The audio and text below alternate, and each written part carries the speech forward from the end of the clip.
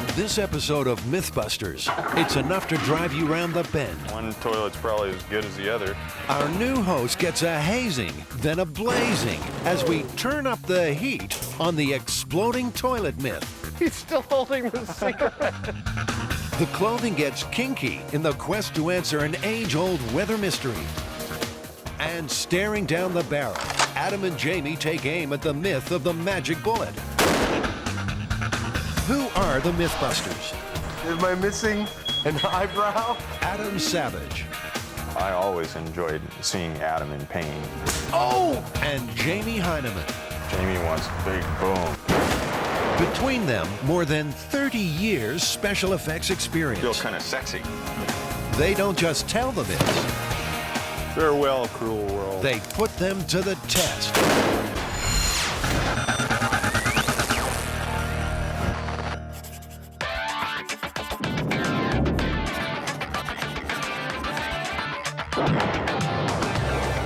Now, apparently somebody dumped some combustibles down a toilet. You know, bug spray, gasoline. There's a number of different variations on this myth. At which point, her husband comes into the bathroom, sits down, has a cigarette, puts the cigarette out between his legs into the toilet, and it explodes, burning his sensitive parts. Good, that sounds like a perfect job for the blast chamber.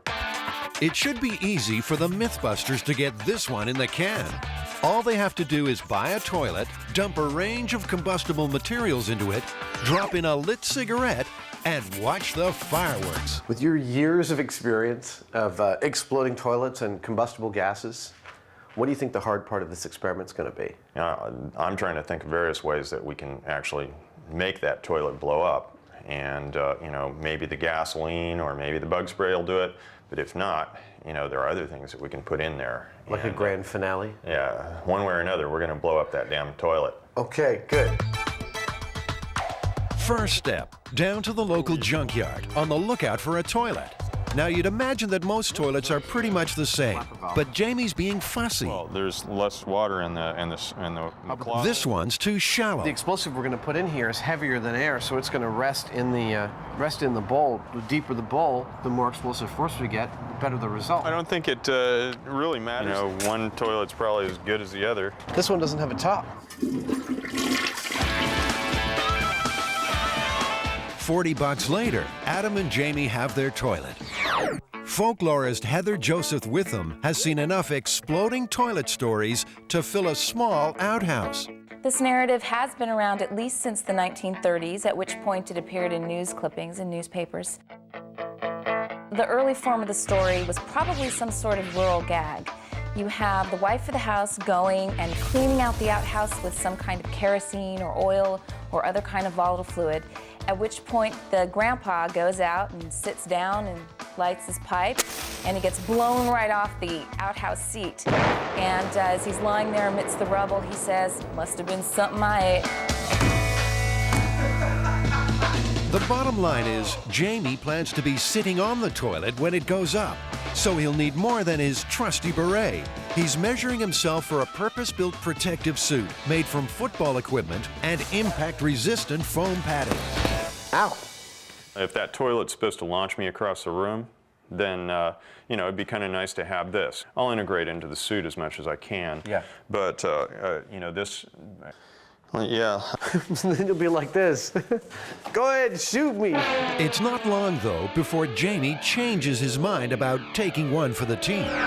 After all this armor and your big costume, you don't want to sit on the toilet anymore. Why not? Well, that foam, you know, that impact foam burned kind of like napalm. And after a lot of thought about it, I'm more concerned about getting torched than I am about getting blown across the room. I had a suspicion you might wuss out on this armor thing, so I've actually been making some calls, and I might have a very, very acceptable plan B. Ding, we got it. Ah, what a touch.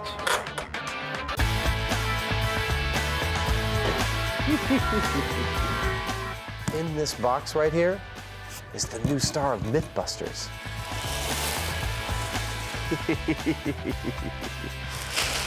Oh, look at that. That's all I need is another dummy around this place. Weighing in at 180 pounds, this Series 2 crash test dummy retired in 1998 after making quite an impact in his chosen profession. Oh, this is pretty cool. What part of the body is that this? That would be the, goes into the torso. Oh, that's the stomach, okay.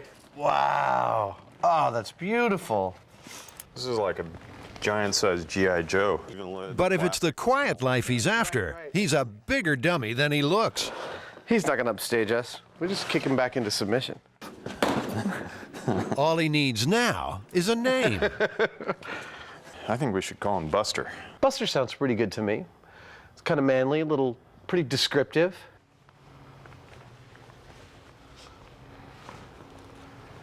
He doesn't have any ears. The next step, Jamie has to build a remote-controlled hand to drop the cigarette.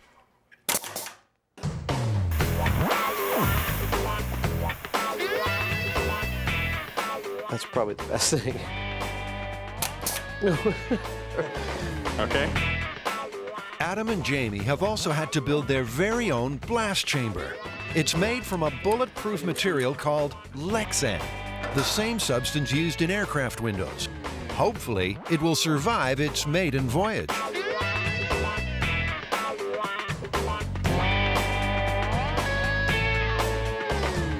On its first outing, the blast chamber is doubling as the world's most public bathroom. Like an hourglass, the sands of time. Moving inexorably towards toilet explosion. Inside, a high-speed camera has its beady eye trained on the bowl. It's running at 1,000 frames per second, 40 times faster than the average camcorder. The more frames exposed, the slower the picture. Normal camera, high-speed camera. Perfectly. That ought to work. That ought to work. The temperature inside the chamber is already climbing. The hotter it is, the easier it should be to ignite the fuel. While the chamber should easily contain any explosion, the MythBusters have called for backup, just in case. Have you never heard this myth before? No, actually I haven't heard this one. Found a few people on the toilet, but never because of a toilet explosion. Falling off the toilet, a lot of Something like bathroom that, yeah. problems. Falling but off the toilet? Never actually exploding. The local fire marshal's on hand to oversee proceedings. So we've designed this with, it's covered with polycarbonate that won't shatter or go anywhere. It's securely bolted, as well as it's made in 2 separate halves so that if there is any kind of general explosion in there, it'll just open like a flower. So there's nothing holding it together, in other words? No. The first product you're going to test? We've got. If we have an order. You start with your cleanest. Yeah. You'll have your best progression. Is there that much of a difference between, like a coal or an ember dropping into a propellant and an actual lit flame? It depends on how much surface area you have on that coal. So a coal can light like a cigarette Absolutely, butt? yeah, can smoldering, yes. Combustible number 1. MythBusters hairspray. It's what I use to keep my dew in line. How much of this stuff am I supposed to put in there? The myth said that the can of propellant got stuck open. So not knowing what to do with it, she emptied it out in the toilet. So I'd put a whole bunch in there. Oh, yeah? Yeah. Okay. You know, when you start to get dizzy, it's probably time to leave. Okay. A sensor measures the level of flammable vapor inside the chamber. Would seem we have some combustible gases in here. We're loaded and ready for ignition. Come on, say something cool. Release mechanism dropping by. That's it. Okay, 3, 2, 1, go.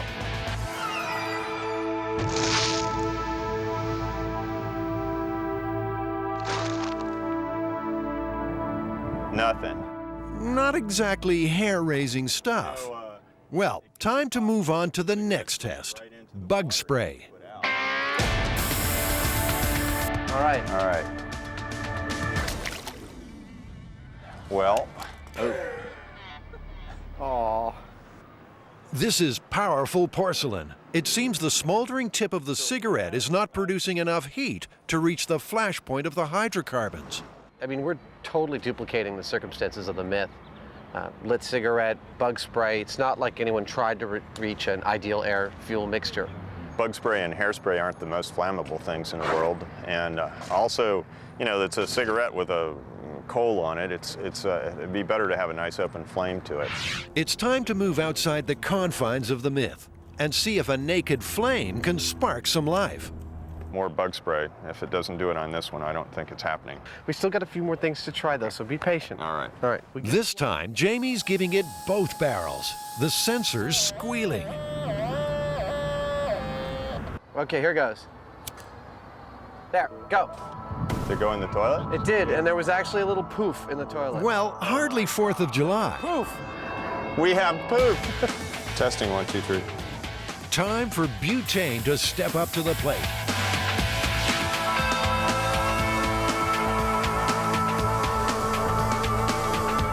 Did it go in? It went right in, nothing happened. All right, match. Lighting. Go. There's a poof. Finally. That is not enough to blast somebody off the seat. You don't think so? No. I don't think so either.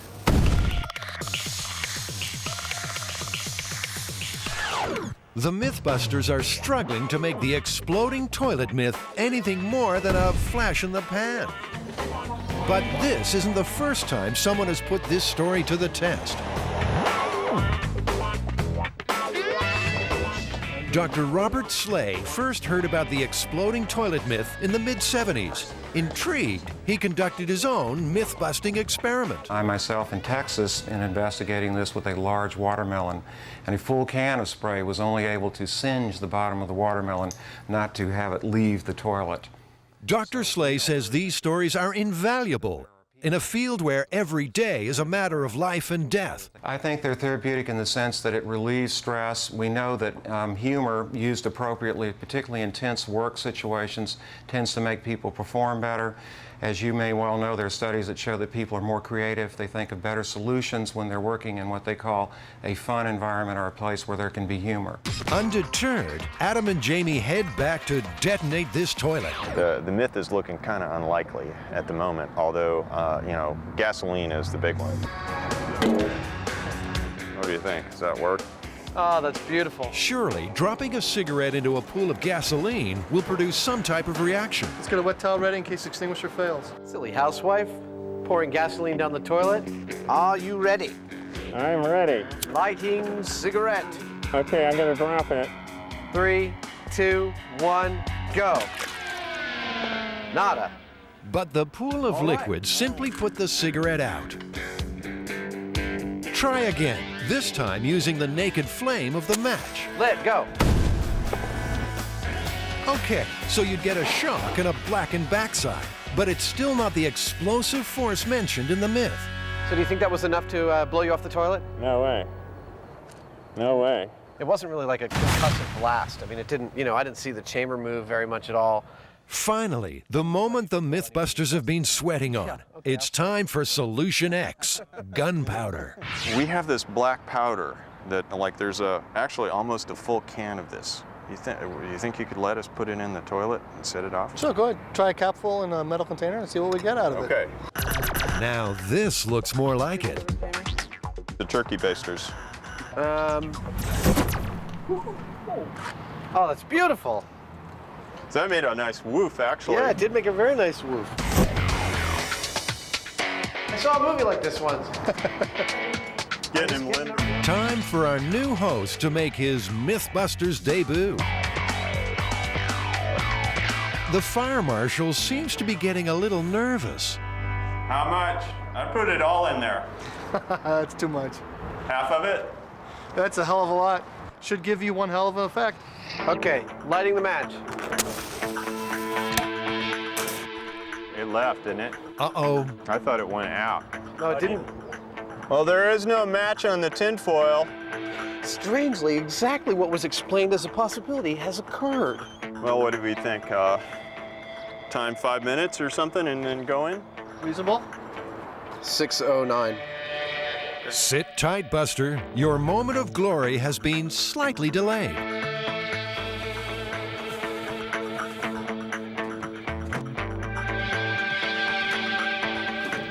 Chamber is sealed. Are we good to go? Yep. Ready. Go.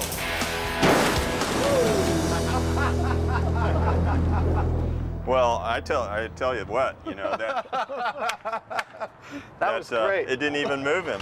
No, he didn't even move. It did blow his pants up, though. He's still holding the cigarette. That was fun. Congratulations. Not even half a tin of gunpowder could unseat our new star. If anything, it just enhanced his smoldering good looks.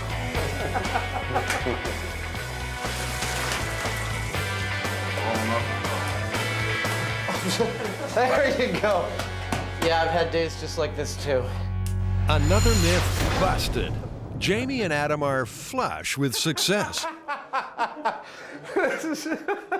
This is perfect amount of carnage.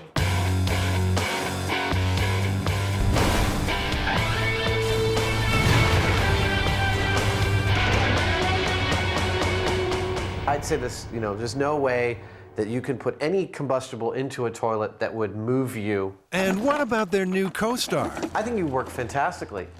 In fact, we were able to set fire to his clothes, and he doesn't seem any the worse for wear. I mean, he smells a little bit, but I think he did fantastically.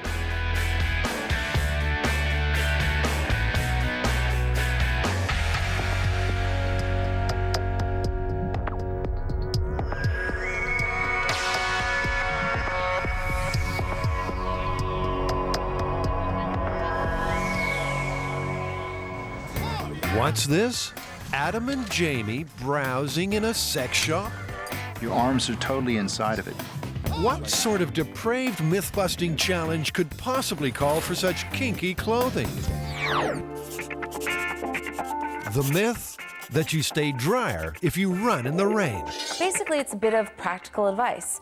Run if it's raining, and you won't get as wet than if you're walking. Seems to make sense to me. Common sense? Since when have the Mythbusters let that get in the way of a challenge? The idea is someone walking through the rain will stay in the rain longer, but the rain's only falling on their head and shoulders. Whereas someone running through the rain is actually picking up rain on their entire front. So what? We just wait for the next rainy day and go for a stroll? No siree. The Mythbusters will need controlled conditions. We're going to have to be really careful about this. It seems like a simple thing. It seems pretty straightforward. Yeah, but there are actually a lot of factors to consider. You've got, you know, the velocity of the rain. You've got the speed that you're running. You've got all these different things to factor in there. The setup, an indoor course 100 feet long, which Adam and Jamie will walk, then run through in a downpour of homemade rain. They'll wear identical cotton coveralls, which will be weighed after each test to see how much rain they've soaked up. Now, all that means they'll have to manufacture some very precise precipitation. I think the hardest part's going to be getting really reliable, consistent rain, something that's realistic. So, you know, it's got to be the right velocity, the right drop size, nice even spread over a big distance like this for us to get a good, consistent run. At this early stage, what do Adam and Jamie think will happen? If you walk, you spend more time in the rain. That's your idea? Mm-hmm. I'm going to disagree with you just for the hell of it, and I'm going to say the person who runs through the rain gets wetter. When it comes time to run the test, Adam and Jamie will have to make sure their perspiration doesn't mix with the rain. So they'll have to wear something underneath their coveralls, something snug and form-fitting. Ah, so that explains the visit to the land of latex. Have you ever worn latex before? I've never worn latex before. Okay. I've heard it takes a lot of powder. This one, you get in through the neck. This one, you open up the Your shoulders. whole body fits to the neck. This is called, a neck entry, and all you do is stretch. It doesn't tear. I mean, it's built very strong, and you just step inside of it. This is kind of a cool feeling because it completely closes up around you. Do you want to try them on right now? I'm not attached to trying them on right now. It seems like a lot of work. But apparently, we're going to try it on right now. That's enough of that. How do you feel? Feel kind of sexy. It's funny because you bend your legs, you can feel them spring back again. You can? It's like, boink, boink. Though a little unsure at first, Jamie seems quite taken. The next step, buy some piping for their homemade downpour.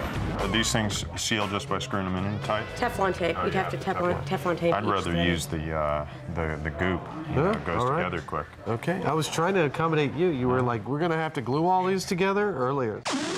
And when you've done special effects for as many sci-fi movies as Adam, you see irrigation equipment in a completely different light. Ah, yeah, here you go. This I've seen in more than one movie as the business end of some kind of big gun. So we need like 40 feet of half-inch pipe and 150 feet of the 2-inch pipe. Right here.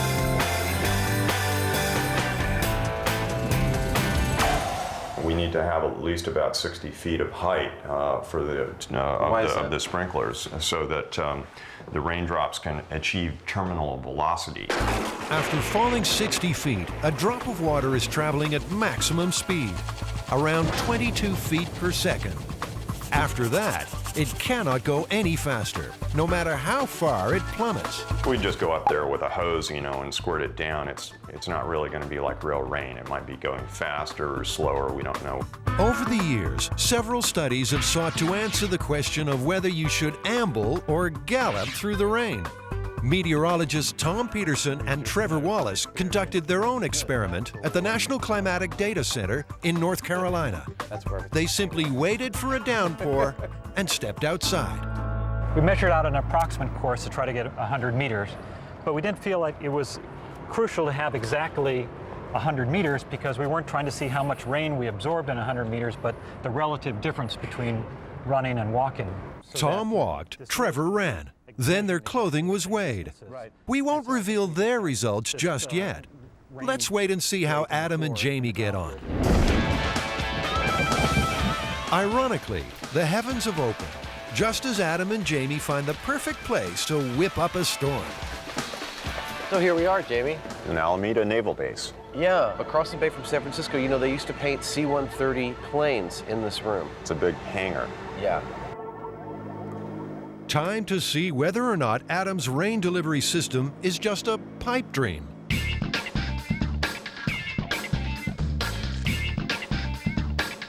"150 feet of pipe with sprinkler heads every 6 feet. I'm actually really pleased with the way things are going. We've got half up already. I'm going to do the other half right now. And I got plenty of high points. It looks really stable. And as long as Jamie holds up on his end, we shouldn't be here too long. Jamie's working on getting water for the challenge. Not as easy as you might think on a rainy day.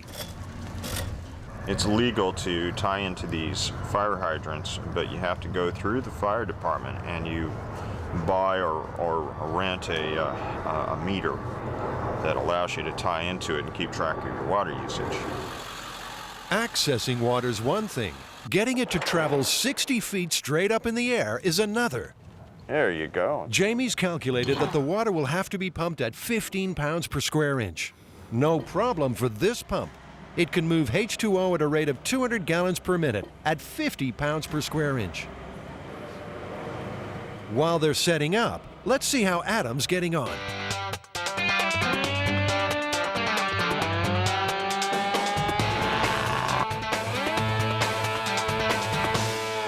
That might be enough, but you know what? I don't think so. Guess that means he's finished the rain rig. With the pipes in place and the water pumping, the MythBusters are keen to give the rain a dry run.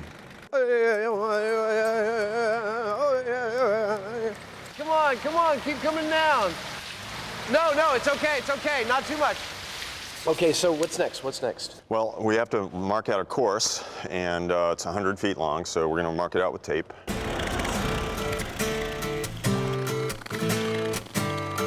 We need to get another roll and attach it to this so we can make it to the other piece of tape.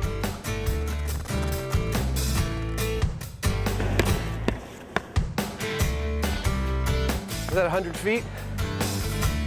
Are we too long? Just a hair.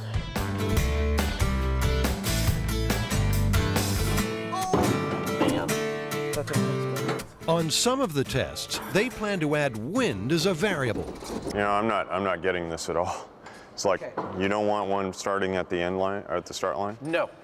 No, here, come over here. I'll draw it out for you, what I'm thinking. Probably here, blowing like this, or going like Looks this. like they can't agree on a fan We plan. want to get the fans as close to the course as we can anyway. Not necessarily. Consistency is more important than the highest wind speed. Let's set it up my way first. Okay. Of course I want to set it up my way first. Do you want to set it up your way first? I don't care, Yes. actually, Adam. For this experiment, they're looking to duplicate average rainfall, between 2 and 3 inches per hour. Digital gauges are set out along the course. Oh, these are fabulous. It's almost like whoever invented these didn't want to get wet when they were measuring the rain. We're going to run it for 5 minutes.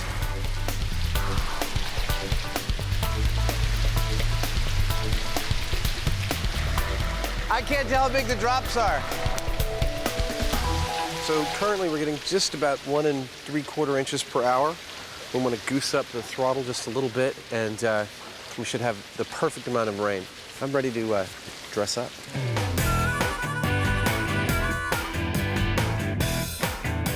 You ready?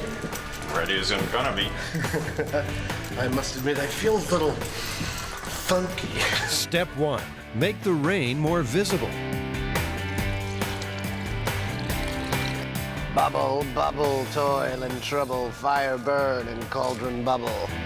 Step 2, put on the coveralls. Each pair weighs 757 grams. Step 3, it's time to walk the line and find an answer to this age-old mystery. Walking.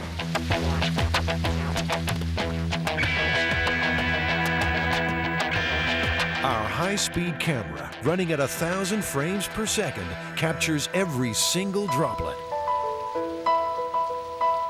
Adam and Jamie will walk the course twice, once with wind, once without. And stop.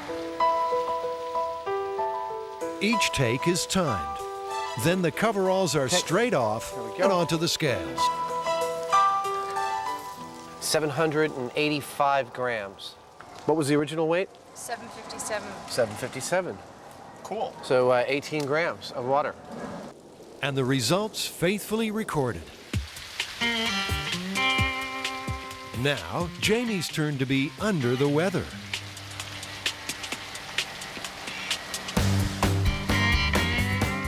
Both walks clock in at around 18 seconds, and the coveralls have soaked up almost the same amount of water.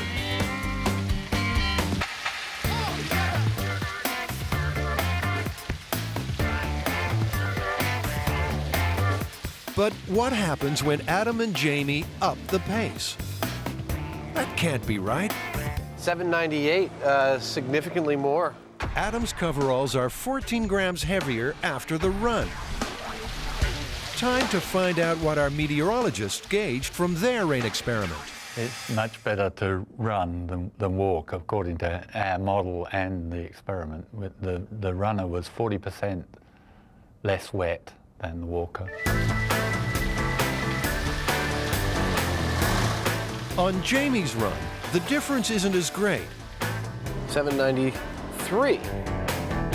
But the raw data is still pointing to an answer that flies in the face of science. The results aren't what I expected at all, actually. The numbers are really close. We're only talking about a matter of a dozen grams here and there.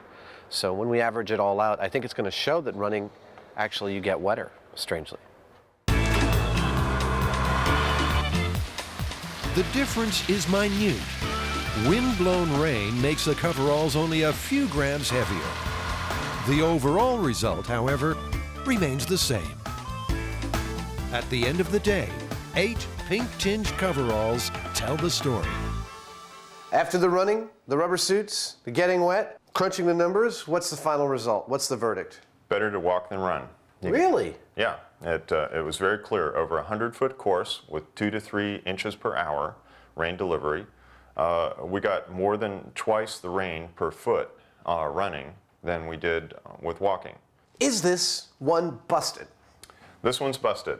Fact is that it's better to walk than to run in the rain.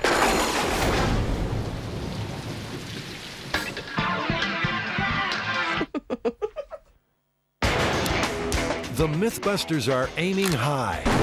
Adam and Jamie are unraveling the myth of the magic bullet. The bullet that delivers a deadly payload, then disappears.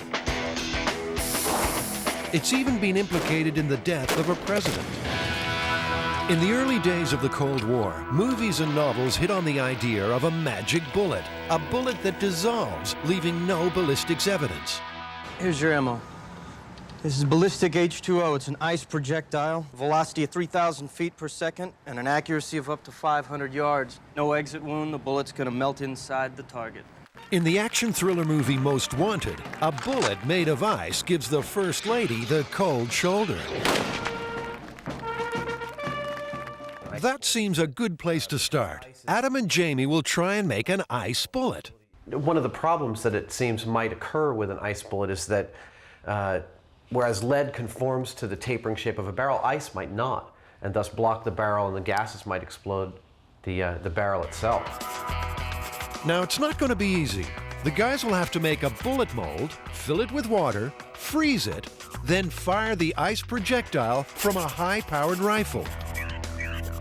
Step 1. Adam fires off a letter to the CIA requesting details on the existence of magic bullets. Then it's off to the local gun store.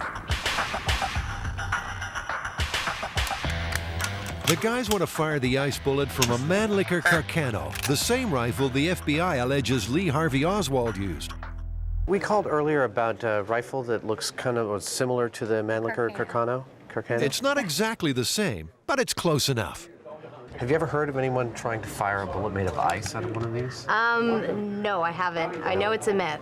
You know it's a, you've I know heard it's the a myth. myth, but I've never actually heard of anybody trying it. I don't think it's feasible. So why don't you think it's feasible? Because ice melts. When buying a weapon in California, there's a 10-day waiting period, so it's back to base.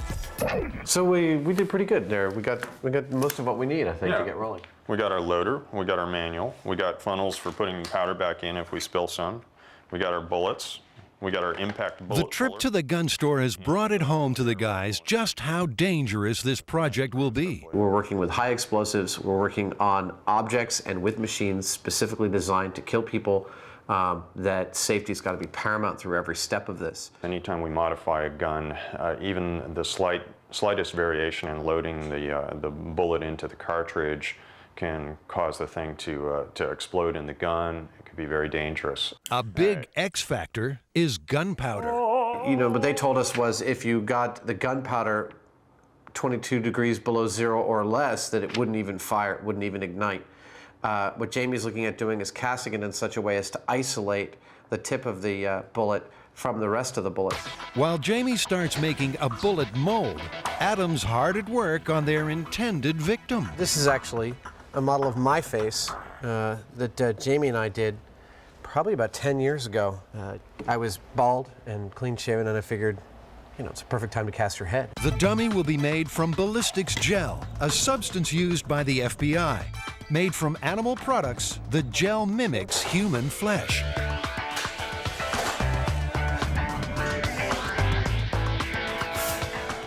Time to get sculpting.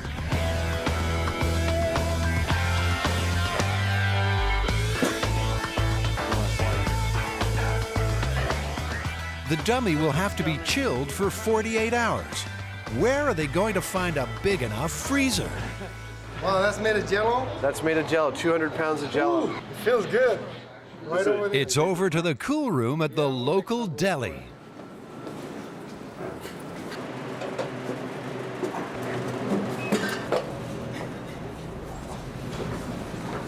Thank you very much, Suhail. Sure, no problem. You guys coming for lunch? We got Jell-O on special. How's the bullet mold coming along?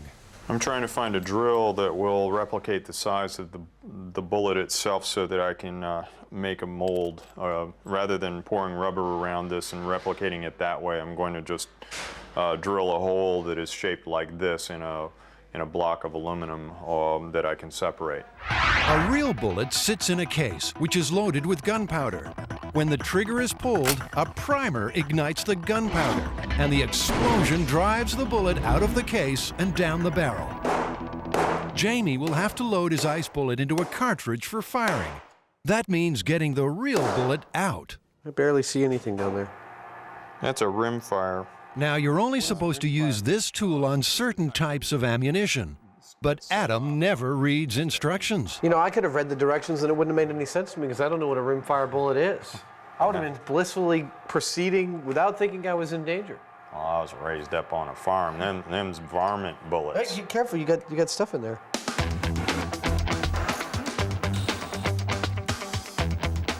The ice bullet mold is ready to go.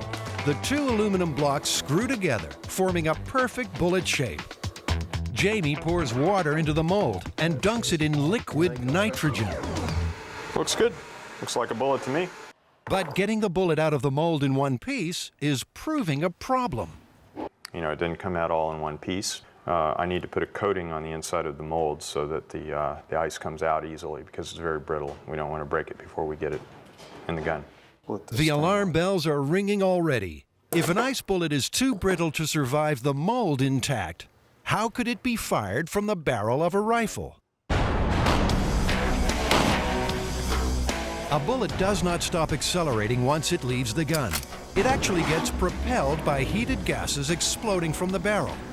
Is it really possible that a simple ice projectile, no matter how cold, could withstand such forces and reach its target intact? This man says no.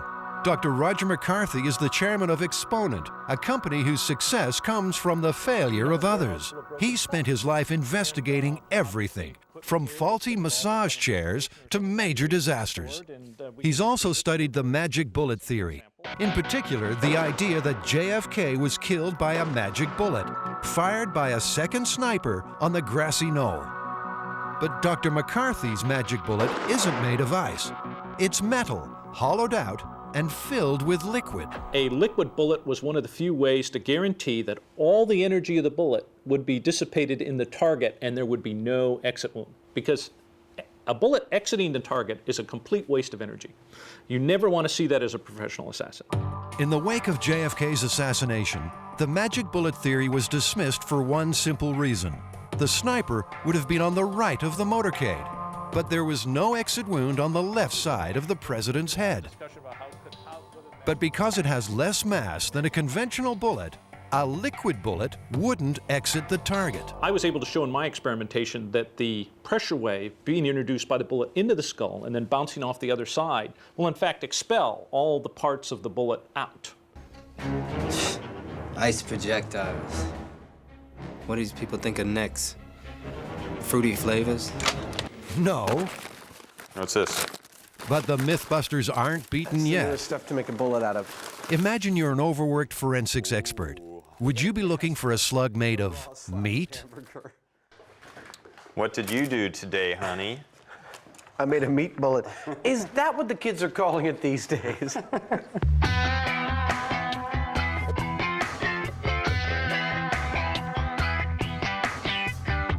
That's a hard little steak.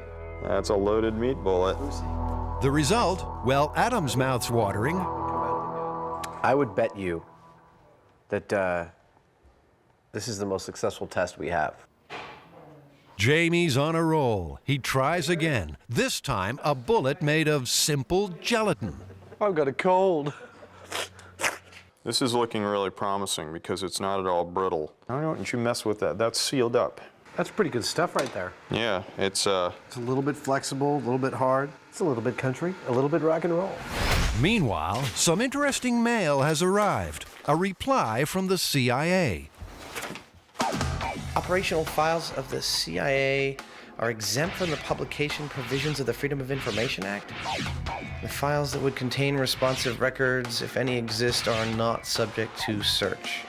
What that seems to say is there's almost definitely something like this, but because it's being used, they can't tell us about it. It's not subject to a Freedom of Information Act request.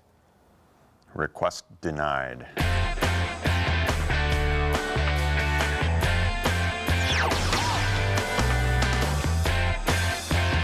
Jamie, let's put up a dummy. Time to see if the MythBusters' magic bullets are at home on the range. How you doing there, buddy? How you doing? Yeah, you're doing so good. We're gonna shoot you. To make sure everything's above board, we've had to call in one of San Francisco's finest to oversee this shoot. I have a concern about what we do if the rifle doesn't fire, actually. If we get the round too cold and when we pull the trigger it doesn't fire, is it in danger of actually going off if it warms up? Yes, it can. That's why just wait a few minutes before trying to take it out. Wait a few minutes, don't approach it, just go back. Okay. Just in case, the guys will fire the rifle using a remote rig. In this case, a piece of string tied to the trigger.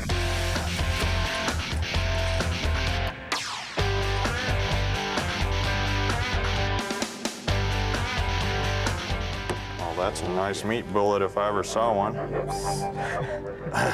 Which I never have. Back in the Army? But will it make mincemeat of the dummy? 3, 2, 1. Let's go take a look. The beef bullet exploded. Specks of meat are embedded in the torso. Unfortunately, there's also plenty of ballistics evidence left behind. It looks like half of the cordite didn't even explode, didn't even ignite. Yeah, I It guess was less loud than before. Needs a certain amount of, stay in there-ness. Like needs to plug the cartridge. Stay in there-ness? Yeah. Is that scientific? Maybe a gelatin bullet will have that elusive stay in there-ness. The gel is colored with food dye, so it'll show up in the dummy. Here we go. Ready to fire, guys. Everybody ready? We're all ready. Let's go. There we go. Good. Grab the cord. And 3, 2, 1. Bullseye. That was a bigger boom. But there's still a problem. The gel bullet struck the dummy at 3 times the speed of sound and with a force of more than 2,000 pounds per square inch. But even so, It went in about an inch. that's not much penetration. If you compare the gel bullet with the effects of a real Carcano or a 6.65 millimeter round fired from the same rifle, you can see that the frozen gel just won't work if firing over a distance.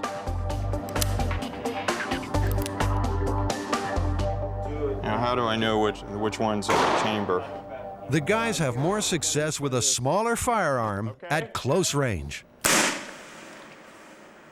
Judging by this, it's the best of all of them. That it stayed intact and went all the way to the bone there. Yeah, point blank range. But if you have to be that close to the target, then you have to fire your magic bullet from something that doesn't look like a weapon. So, Jamie, what are your thoughts about turning one of these into a gun?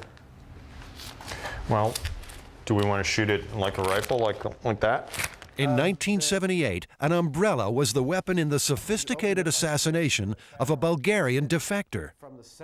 Georgy Markov was the victim of the most bizarre murder of modern technology, a sophisticated metal pellet fired from an umbrella into his thigh. Analysis showed the poison to be ricin, 70 times more lethal than the cyanide on the right.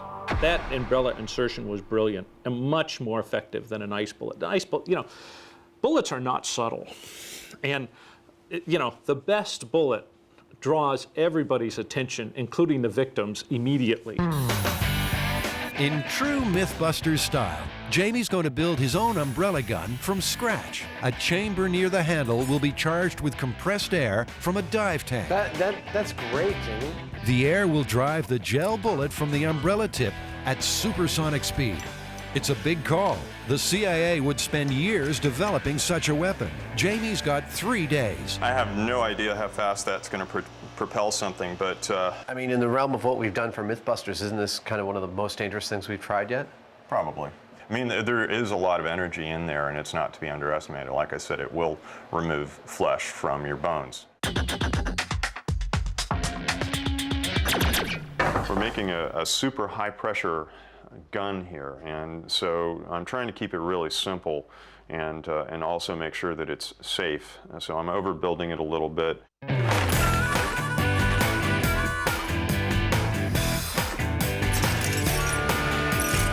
So much stuff and it's still not enough. Just can't get there from here. Gotta make everything from scratch. Pain in the butt. I'm gonna try one more thing. It should hold a little better than that, shouldn't it? One would think so. Jamie's getting frustrated. Air from the scuba tank is getting into the chamber. Unfortunately, it's getting out again almost as fast. I'm a little pissed off. This thing's taking way too long. What's going on with it? One stupid little seal. I have to walk away from it. Yeah. I've been doing this all day, wasting way too much time on it. And when the troublesome gunbrella is finally tested with a BB, and watch out, watch out. Adam's far from impressed. Yeah, it's only like 3/4 of an inch in there. Here, we can, okay. About like that? Yeah.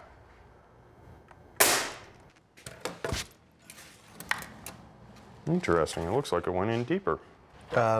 Say 7 inches. That's interesting. What, did you waste your time? Did you just waste 3 days on this? Could be.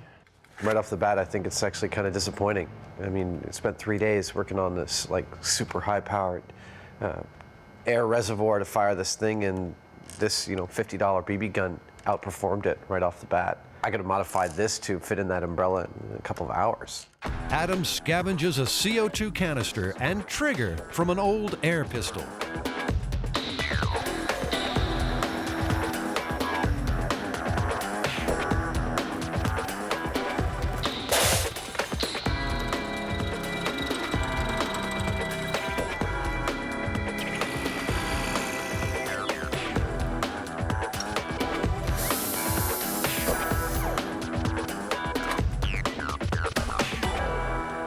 We're loaded and ready to go. CO2 cartridge from the pistol. Yeah. Loaded into the barrel, which goes up the center of the umbrella's chamber and comes out the tip. And the trigger mechanism will be like a ball bearing on a leaf spring going, because that gun fires the same way the other one does, just a weight against that thing. Okay. That pretty cool? Yeah. So umbrella's at 30 paces. Looks like we're going to be pitting your umbrella against my umbrella. My umbrella's going to take you down. We'll see about that. Absolutely. You won't even know it's an umbrella. I mean, you won't even know it's not an umbrella. In California, a weapon like this is illegal, but we have police permission and supervision. Umbrella guns loaded, point blank, in 3, 2, 1. Wow. That was really effective. That went all the way into the sternum. I mean, that went all the way in. The projectile is tiny, but could easily carry a lethal dose of poison. Both umbrellas worked better than the real guns. Looking at this 22 hole, Jamie, I see burn marks around the edge, whereas our 2 umbrella guns left absolutely no evidence at all that it was even a ballistic hit. It's just a hole. Yeah, and they did just as much damage. Absolutely. I mean, I think they're the cleanest things we got today. I'd go with the air gun. I'd go with the air gun myself. And the magic bullet? It seems any substance that would melt inside a human body is too fragile to be successfully fired from a high-powered weapon. So, myth busted? Absolutely. Does Roger McCarthy believe JFK was killed by a liquid bullet fired by a second sniper on the grassy knoll? And the answer is, we'll never know until the National Archives finds President Kennedy's brain. Because President Kennedy's brain was not buried with his body. It was put in a specially sealed container and given to the National Archives for safekeeping. They have subsequently lost the president's brain.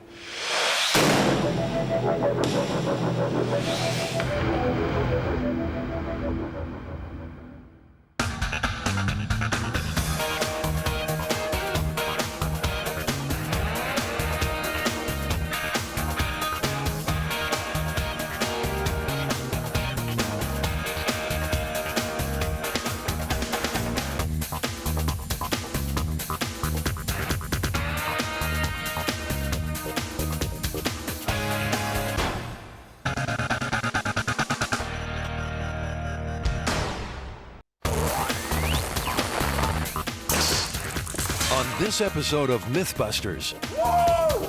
Like that. Sparks are flying. Totally me. We finally get a reasonable experiment here, and he's like, and trouble's brewing. I would say that the rig is not safe at all. Adam finds out that the falling penny myth can really be a pain in the... Oh! We'll see why these guys don't have their own cooking show. And find out the link between Japanese spies and Lucille Ball's teeth. The Morse code, right? Who are the MythBusters? Am I missing an eyebrow? Adam Savage. I always enjoyed seeing Adam in pain. Oh! And Jamie Hyneman. Jamie wants a big boom. More than 30 years special effects experience. Feel kind of sexy. They don't just tell the myths, they put them to the test.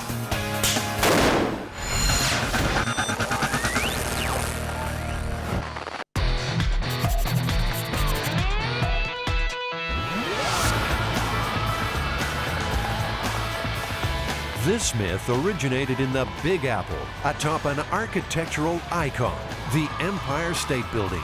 The myth is that if you throw a penny off of a building this height, that it'll either get going so fast that it'll embed itself in the concrete at the base of the building, or it'll hit somebody in the head and kill them.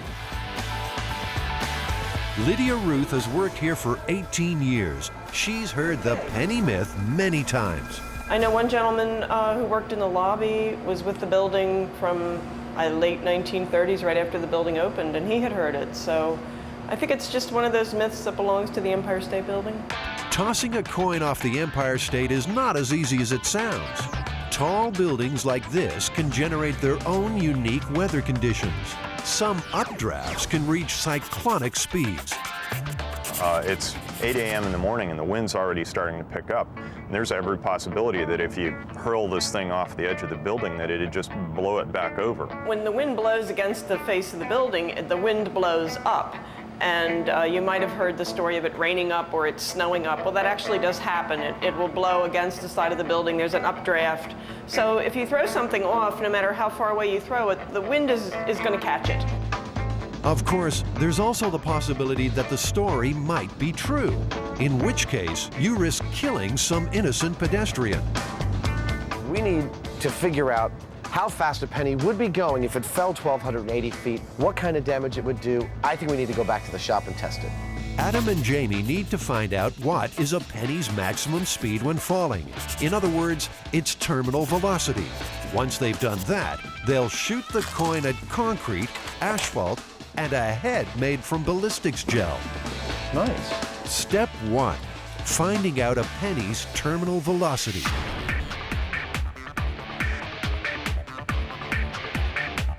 Now, we know a person's terminal velocity is about 120 miles per hour. But is a penny's the same? In his quest to find out, Adam's willing to jump out of a perfectly good plane for the first time. As he plummets, he releases handfuls of pennies.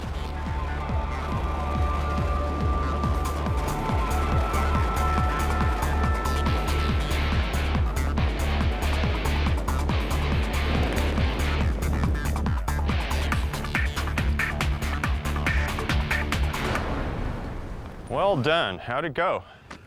That was amazing. I mean, it's unlike anything I've ever tried before. You really should have done it. What'd the pennies do when you let them go? The pennies flew right out of my hands. I opened one hand and then the other, and the pennies just like shot out towards the sky. Out of one hand, they hovered for a second in like the burble above my hand, you know, the air bubble vortex, and other than that, I was traveling way faster than they were. I want to do it again. That was awesome. The guys have seen complex equations that put a penny's top speed at somewhere between 35 and 65 miles per hour. I used to be able to juggle them. But Adam's not taking those figures at face value. He wants to test them in his own penny wind tunnel. At the bottom, wind speed is clocked at 65 miles per hour. Holes in the tube allow the air to dissipate, so the speed at the top drops to 35 miles per hour. If the penny stays in the tube, then the equations are correct. Bingo! Adam's one happy MythBuster. If only Jamie were as excited. This matches the math, the complex equations that we have showing the velocity. I think we should go for a worst case scenario, like 65 miles an hour. Okay, works for me. This is excited, Jamie? Yeah, this is We got a world first. It's going out on television that we did the experiment that showed exactly how fast a penny goes. No math, no ideas, no timing off a building. We got it right here in the lab. That's great. Good job. Totally me. We finally get a reasonable experiment here, and he's like, well, that's great. You know, it's like, what are you gonna do? How are you gonna please the guy? I don't consider it an enormous feat to be able to, you know, elevate a penny in a wind chamber. On that note, the MythBusters go their separate ways. Jamie's looking for a way to fire a penny at 65 miles per hour, while Adam begins work on the dummy head. I decided to use the staple gun because, you know, when we're experimenting with things here in the shop, a lot of times I don't like to go through a whole elaborate process and days of machining something only to find that it was the wrong approach or didn't have the right speed. I like to kind of find something that will allow me to move into it quickly. To make the penny fit in the staple gun, Jamie lops a little off each side.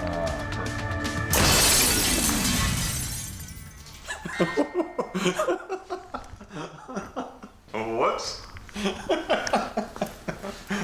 We should get out of here. That's mercury vapor there. Okay. Well, the good news is it works. I guess I should look up before I shoot those things. Well, that worked. Next, Jamie has to measure how fast the penny is going. We've taken a staple gun, like what you would have in a normal wood shop. We put it in front of a chart that we can track the speed of the penny with. We've got a concrete block and a high-speed camera. So we've modified this staple gun to accept the penny. We're firing it and tracking it, recording how fast it goes based on this information. It's time to see if Jamie's penny can achieve terminal velocity. Okay, firing. The modified staple gun blasts the coin from 3 feet at the concrete block. Look, you can see the penny imprint. The penny traveled the 3 feet in 16/500ths of a second. The rig has shown that we can fire this penny at about 65 miles an hour, which is at the upper level of what studies have shown that the terminal velocity of a penny would be. Jamie's strong points are that he'll try a solution that seems ridiculous, chewing gum and, chewing gum and nails to do something, and it will seem really inelegant, but he'll have grasped by trying that a central thing about the mechanics of what he's doing. And his solution, therefore, it won't be too clever. It'll be very unadorned, very simple, but it'll work. But the staple gun's not perfect. It has to fire a whole penny. Obviously, it was really easy to nip the corners off of this penny to make it fit in the gun, and it's not that much different in mass than what a real penny is. So I'm pretty sure, based on that if I widen the channel or the throat of this staple gun, that I should be able to make it fire a full-size penny just as well and with the same kind of speed.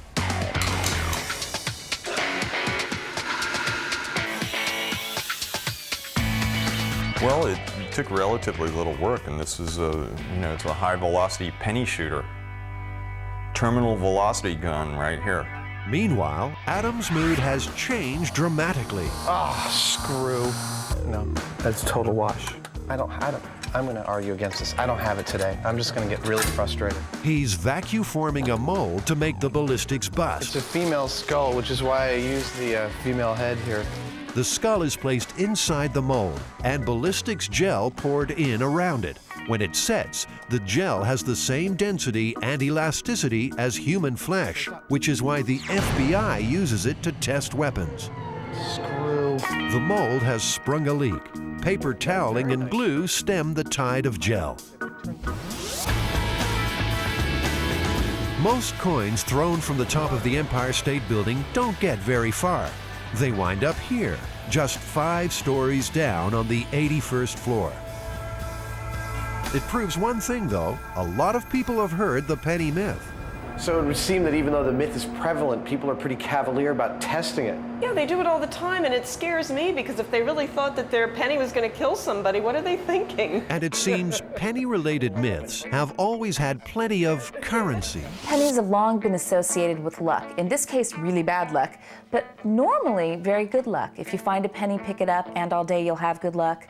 If you pass up a penny, you'll lose $1. If you find a penny that's heads up, it's particularly good luck, and you should carry it with you as a charm. A bride should always have a penny in her shoe, and following the wedding, she should take that penny and get it made into a piece of jewelry, a pendant or a bracelet or something like that. Back in the workshop, Jamie's showing off his penny gun. Adam can't hide his approval. Oh my God. Damn, that is some serious impact there. I mean, are you sure this is 64 miles an hour? 64.4. Of course, now he wants to have a turn. He also apparently wants to do his own narration. Adam loads a penny into the lethal penny shooting device. This time, the penny is launched at a block of asphalt. The penny bounces right off. So the test shows that a coin traveling at terminal velocity cannot penetrate concrete or asphalt. But what about flesh and bone? Remember, the penny myth talks about a penny shattering someone's skull. Enter Norma, Adam's ballistics dummy.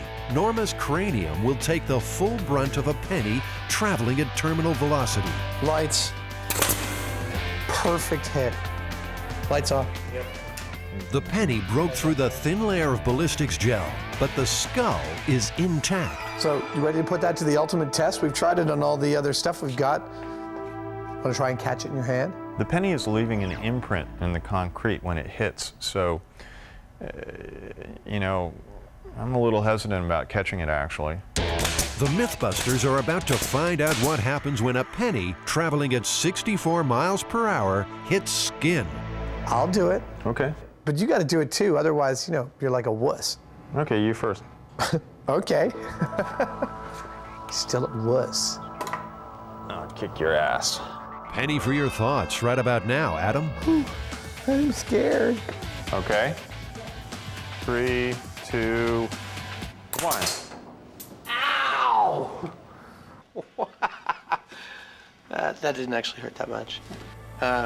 We can try again. Okay. Looks pretty good. Are we ready? Ready, Adam?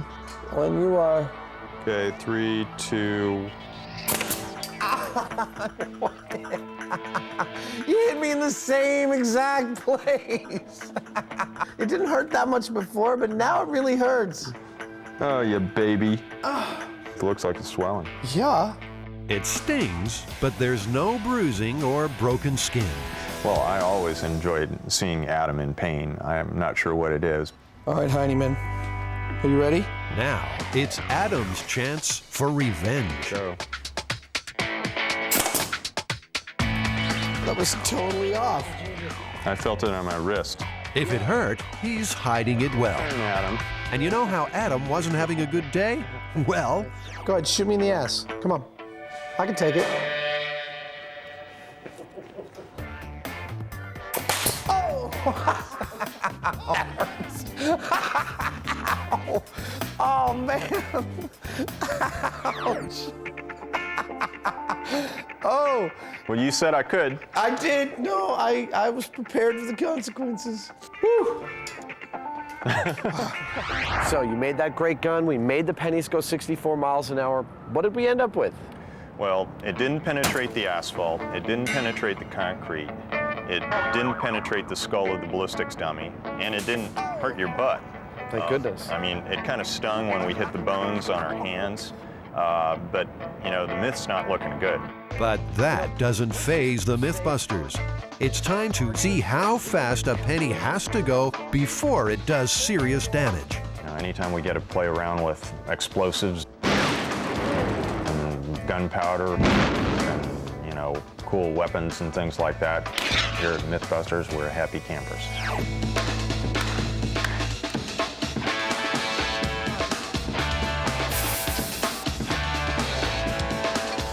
Adam's modifying a high-powered rifle so that it will expend a penny. That's not chambering around, I'm just test firing. The coin will be fired from a special aluminum barrel attached to the rifle like a silencer. The rifle itself will be loaded with a blank round. When it's fired, the expanding gases from the cartridge will explode along the barrel, propelling the coin from the slot with bullet-like speed. It's a bold plan and a potentially deadly one. Jamie's far from convinced. I would say that the rig is not safe at all. There's a significant chance that there will be an explosion and either the breech of the rifle will blow out, or what may well be likely is that the whole head of the rifle, the device that Adam has constructed on here, may just shoot off the end of the rifle. Well, Jamie, take cover, because Adam's taking aim. All right. Firing. And 3, 2, 1. Well, that seemed to work like a charm. Look at that imprint. You can clearly see where it hit. The penny is shot from the slot at almost 3 times the speed of sound. The high-speed camera result apparently is 3,000 feet per second. That's like a bullet. That's the speed of a bullet. The coin still did not end up embedded in the block. Where's the penny? This is one penny, however, that has been well and truly spent. The detail on the face of it is flattened. Work like a charm. And Jamie's forced to eat his words. Yeah, congratulations, Adam. Thank you. I wouldn't want to get hit by that thing. 1 penny down. 1 to go. Even at supersonic speed, a penny weighing just 2.5 grams simply doesn't have enough mass to break through concrete or bone. Unlike, say, a real bullet, which in this case is 6.65 millimeters of solid lead. The penny drop myth isn't worth a dime. Oh man. I hate when that happens. Eliminating all the things that are in the penny's way from just reaching the ground. 64 miles an hour just wasn't enough to cause any kind of damage to a person. And then when we made it go almost 3 times the speed of sound, it still wasn't enough to break the bones. Yeah, I mean, the worst thing I can come up with is if you were looking straight up in the sky and you got hit in the eye, it probably wouldn't be very good for you. But even then, I don't know whether it'd take your eye out. I think we busted the heck out of this one. Myth busted. Yeah.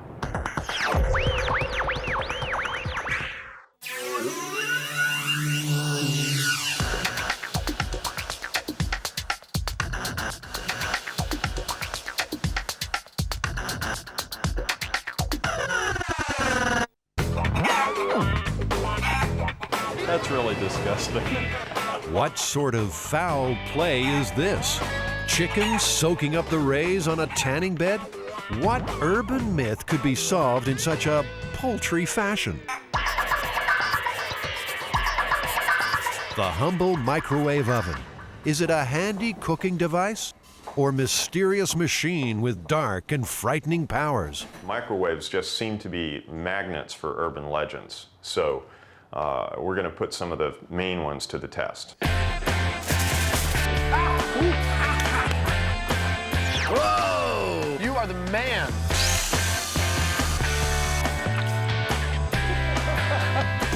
Of all the myths surrounding the microwave oven, none is more famous than the story of the poodle, sent for a spin in a microwave to dry its fur. The result? One hot dog. Well, meet Jazzy, a 2-year-old show poodle. Jazzy's being groomed for her MythBusters guest appearance, so we'll come back later to check how she's doing. Meanwhile, it's time to turn up the heat on microwave myth number 1. 30 million Americans tan indoors at salons like this. And in recent years, one microwave myth has caught on and spread like good quality tanning lotion. Have you actually heard the myth of the tanning bed cooking the insides of the bride-to-be? Oh, yes. There's a woman who's getting ready for a special occasion, and she decides she'll look fabulous in her dress if she's very tan. So she goes to a tanning salon, and she's very annoyed that they have this half-hour daily limit on tanning. So she goes there, and then she goes to several other places, and basically is tanning for hours a day. After a few days of this, her husband says, "Honey, you smell kind of funny." So she showers, you still smell kind of funny. So she goes to the doctor, and the doctor does numerous tests, upon which he finds that she's microwaved her internal organs and only has 2 weeks to live. Rick Mattoon is director of the National Tanning Training Institute. How many different versions of the story have you heard over the years? We have a tendency of getting a different version about every month for about the past 4 years that I've been involved in the indoor tanning industry. Do you keep an archive of all the stories that you've gotten? I do, and it's very interesting. It's picked up typically anywhere, or it grows anywhere from the local level to a national level. And bottom line is, it always has a tendency to go back to the microwaving theory or story. Can a tanning bed act like a microwave oven? Will overexposure result in a baked bladder as well as a golden glow? How are Adam and Jamie going to test this myth? The simplest way would be to strip off and submit to the simulated sunlight. But they don't look like the tanning types. No, I think it's really quite obvious that I don't tan. Not at all. Which is why I've got to wear these glasses in the sun. So that explains why these chickens have been plucked from the local deli. They'll give the birds 4 straight sessions on the bed and see whether or not the result is lunch. This is right up there with one of the weirder things that we've had to do. Trying to put a dead chicken in a tanning booth? Hello?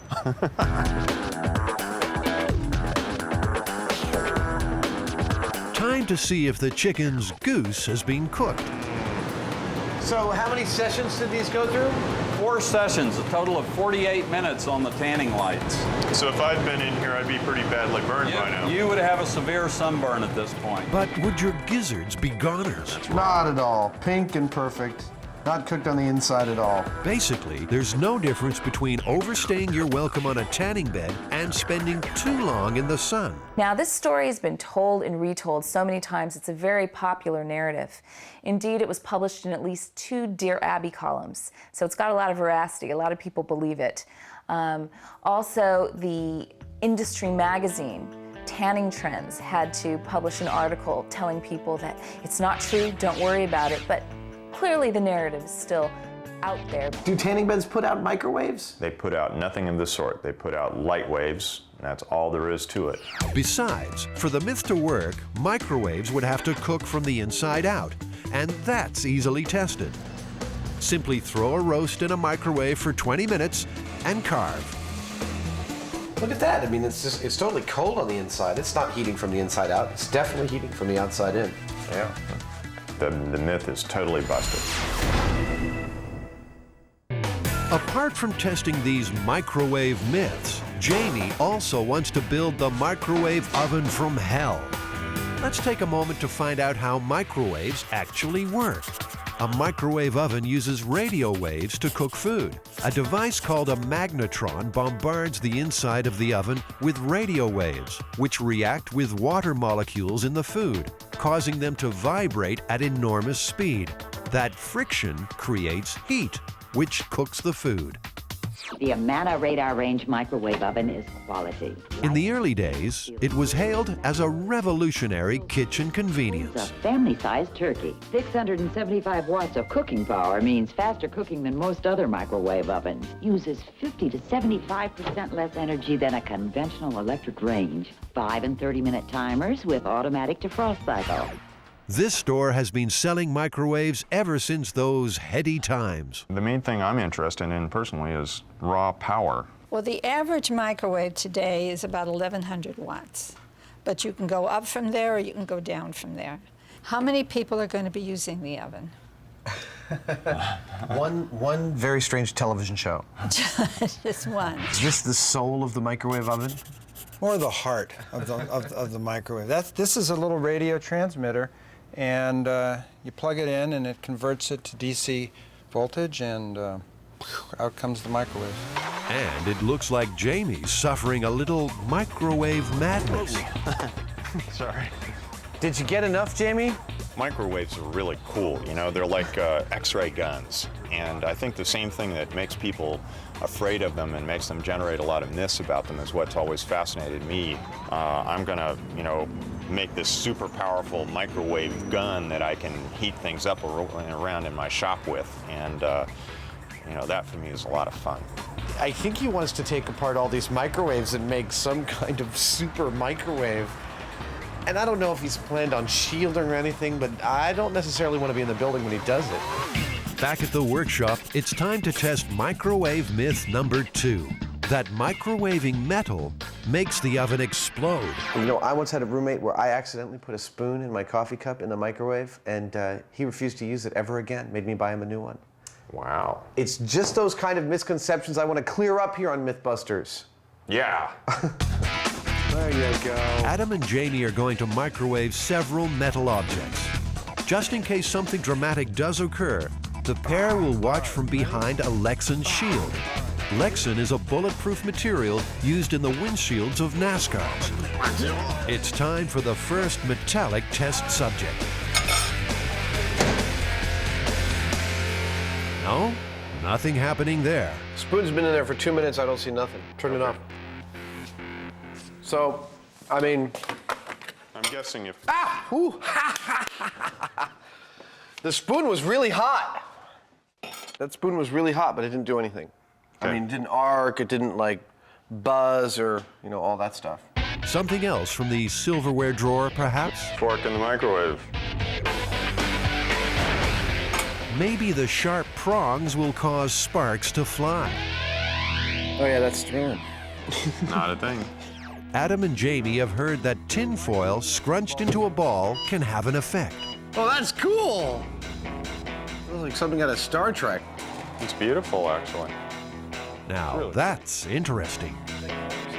The microwaves are causing an electric charge to build up in the metal. Scrunching the foil allows the charge to jump the gaps.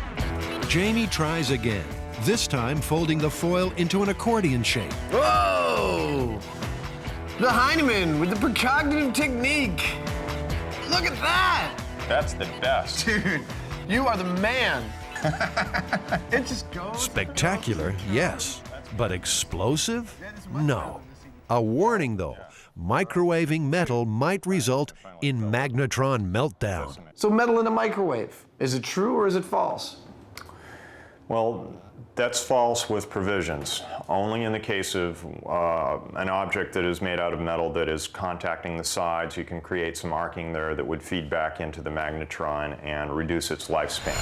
That's 2 myths done and busted. Meanwhile, what's Jamie up to? Does he have a screw loose? Jamie's harvested the magnetrons from 4 microwaves. Looks like he's serious about building that super microwave machine. Scary stuff. Microwave oven. So we know metal won't turn your microwave into a bomb. It's time now for Adam and Jamie to investigate a microwave myth that is potentially lethal. If you overheat water in a microwave, you may take the cup out of the bowl and then the water is going to explode in your face, injuring you or burning you in some horrific way. We're gonna time how long it takes to bubble. After a little research, Adam and Jamie know that the only way water could explode is if it's being superheated, that is, heated beyond boiling point, without actually boiling. Tap water always boils because it has impurities.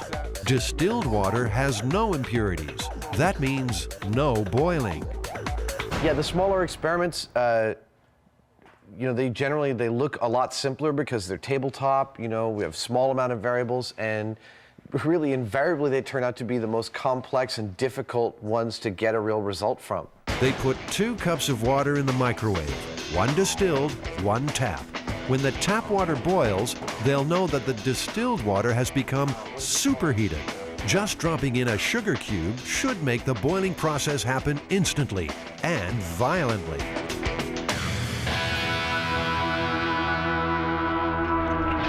Hey! Spectacular. That would suffice. That was exploding water? It erupted, it left the container. Yeah. Quite a bit of it. If someone were holding the cup, they would definitely have severe burns. But if straight tap water can't explode, how likely is it that people will be scalded by exploding beverages? On your average day in your average house, it's not very likely. However, with the hundreds of millions of people using microwaves every day to boil water, reboil water, I'd say it could happen a few times a year around, around the world. Myth, absolutely true. Finally, Jamie's finished playing Dr. Frankenstein. What we have here is a super duper microwave oven. I've taken the guts out of 4 microwaves, the magnetrons, and I've put them in a box, all aiming at a single glass of water. So in theory, this should heat up that glass of water about 4 times as fast as a regular microwave would. Maybe it'll just go, we'll find out. Jamie, I'm ready to test this infernal machine of yours, but could you wrap me up a little more? I don't feel quite safe yet. What are you, a turkey?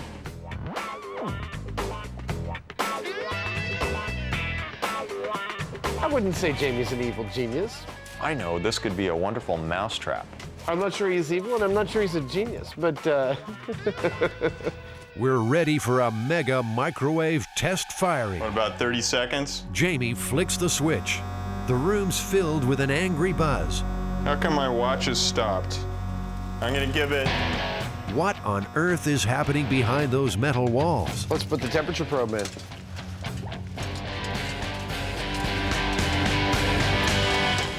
That doesn't look like it's boiling.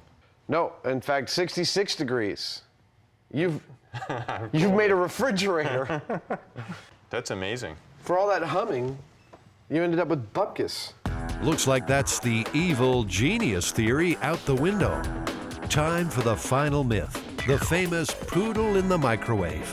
It's the moment of truth for our guest star Jazzy, who's been primped and preened to perfection. Or is it? There's some things that even we on MythBusters can't do, and I think this is one of them. There's just no way that we could put a poodle in a microwave. It might dry her hair, but it'd kill the dog. Fortunately for the viewers, this one's just going to have to remain a legend.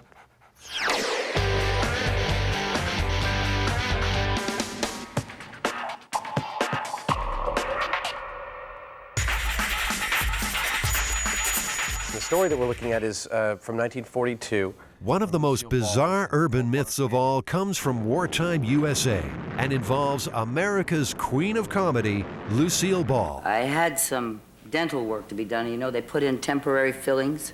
I was just driving along, and a road that I'd taken many times, and all of a sudden, I heard music. But I mean, with a great beat, you know, and I looked down to turn off my radio, and it wasn't on. And the music was getting louder and louder and louder, and I realized it was in my mouth. And it was beating in my ears. I could hear the tune and everything. I recognized the tune. The following morning at work, comedy legend Buster Keaton offered this explanation for the ghostly tune. And he said, what street were you on, Moore Park? And I said, yes. He said, you went by the radio station. You picked it up. Well, you got any fillings? I said, yes. He said, you picked it up in your teeth. Well, I could hardly wait to go by there again.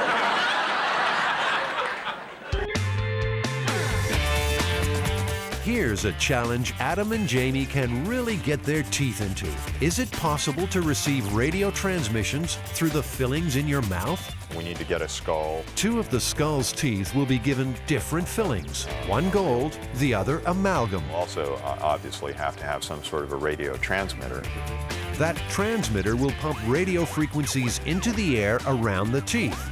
A voltmeter will monitor any change in electrical activity across the fillings. Well, let's do it. Okay. First question, where are you most likely to come across a spare cranium? The number 4, the bone room. The number 4, UCSF School of Anatomy. The number 4, UCSF Dental School. I'm looking for a human skull. Do you guys have any skulls? A wrinkle? Yes.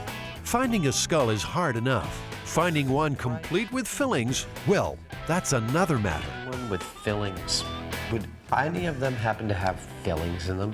So you don't have any with fillings right now? There's a dental charity. Eventually, Adam tracks down a skull. It's his father's. Well, his father owns it, that is. Next step, a little dental work. Hi, doctor. That's a grody-looking skull. Okay. Is that of a real dead person? Yes. You bet. not got much teeth left. He has trouble eating his steak these days.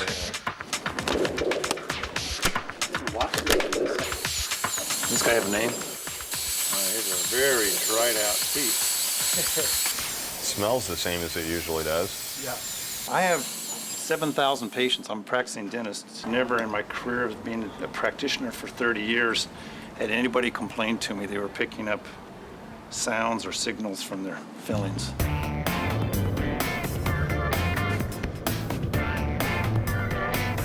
Lucy, even in her later years, she was always at the dentist. She was always having some kind of dental work. I don't think she was blessed with great teeth. If anyone should know about the state of Lucille Ball's teeth, it's Jim Brochu. He was her close friend, unofficial biographer, and one of the last people to see Lucy alive. I spent every day with Lucy from, I would think, the middle of April of 1988 until the next year, April of 1989, when she died. And her name is Lucille Ball. Come on! And although the star mightn't have had great teeth, Jim's positive she was always of sound mind. Lucy had no kind of psychosis. She didn't hear voices. She didn't put her faith in the supernatural. Okay, Kay, don't be ridiculous. Well, you just met me. Hey, listen, a chowhound doesn't have to wait for dinner to be hungry, you know. Phase 2, Adam's on the trail of a radio transmitter. A little bit of equipment, and I was wondering if you had... Now, this has to be easier than getting hold of a skull, right? Two-channel oscilloscope, like a sweep generator, with an oscillator and an amplifier. Seems these radio guys just aren't operating on Adam's wavelength. He had no idea what a sweep generator even was. This one had you kind of stressed out, didn't you? Yeah, this one was a real bear, actually. It turns out that it's very difficult, number one, to get the equipment to generate a very powerful AM frequency because that's been cracked down a lot, pirate radio stations and such. Like all great stories, the Lucy legend has plenty of details that lend it credence. Then there was the radio station, which is a 50,000 watt radio station that we understand now that there was some kind of clay in the ground that aided the transmission, that amplified the 50,000 watt transmission. So I associate that radio station as where she heard the music coming from that night as she passed by.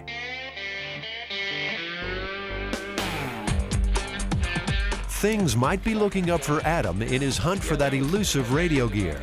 The Foothill Swap Meet is a Bay Area institution. Its stalls are a paradise for electronics enthusiasts. If he can't find what he needs here, he never will. Back at the workshop, this brass screen will shield the skull from outside interference during the tests. The Faraday cage is, it's like a ground. It eliminates any radio waves from getting to the testing equipment, which makes our test, makes us know that our test is happening in a, experimentally clean space. Of course, it works better if you can get into it.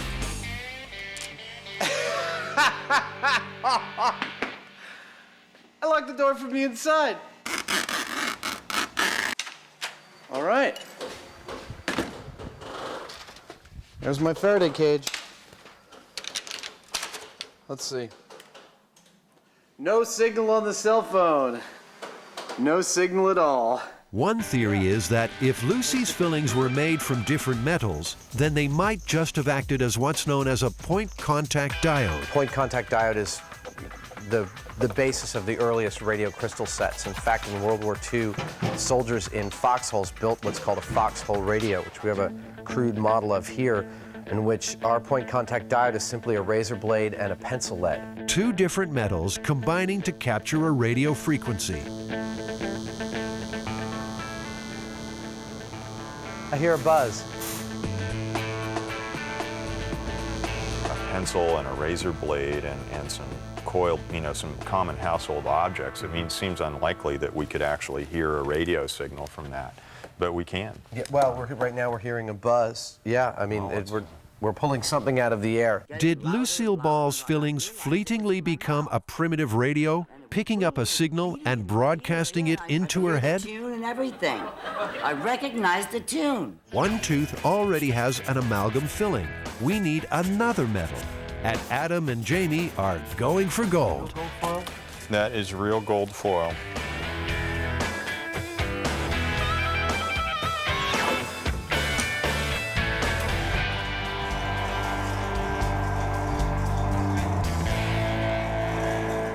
The teeth are placed inside the Faraday cage, along with a crude antenna made from a cardboard cylinder and insulated copper wire. 2 probes placed on the fillings will register any change in voltage. So we're going to inject a modulated AM radio signal and see what the teeth generate on this voltmeter. Okay. Frank Hausman has more than 20 years' experience in electronics and computer network engineering. He's agreed to become an honorary MythBuster now, as I sweep just for one day. The RF field in that chamber, there's no change in the teeth. Several radio frequencies are channeled into the Faraday cage, but the voltmeter doesn't flicker. So if the teeth were acting as a diode, which is one of the theories about how they might pick up radio, we would see a change in voltage, but we didn't. So, in this test, the fillings did not become a simple radio receiver. But even if Lucy's did, does it automatically follow that she'd have been able to hear the signal? Could our nerves transmit the frequency to the brain? Time to get wired for sound. You should theoretically hear an audio tone. Just like that. All in the name of science. All right, I'm ready to take the juice. Are you ready? It's going to you. You can, you've got 0.4 millivolts. Okay. Are you on there? Uh-huh. Do you feel anything? Okay. Take one off.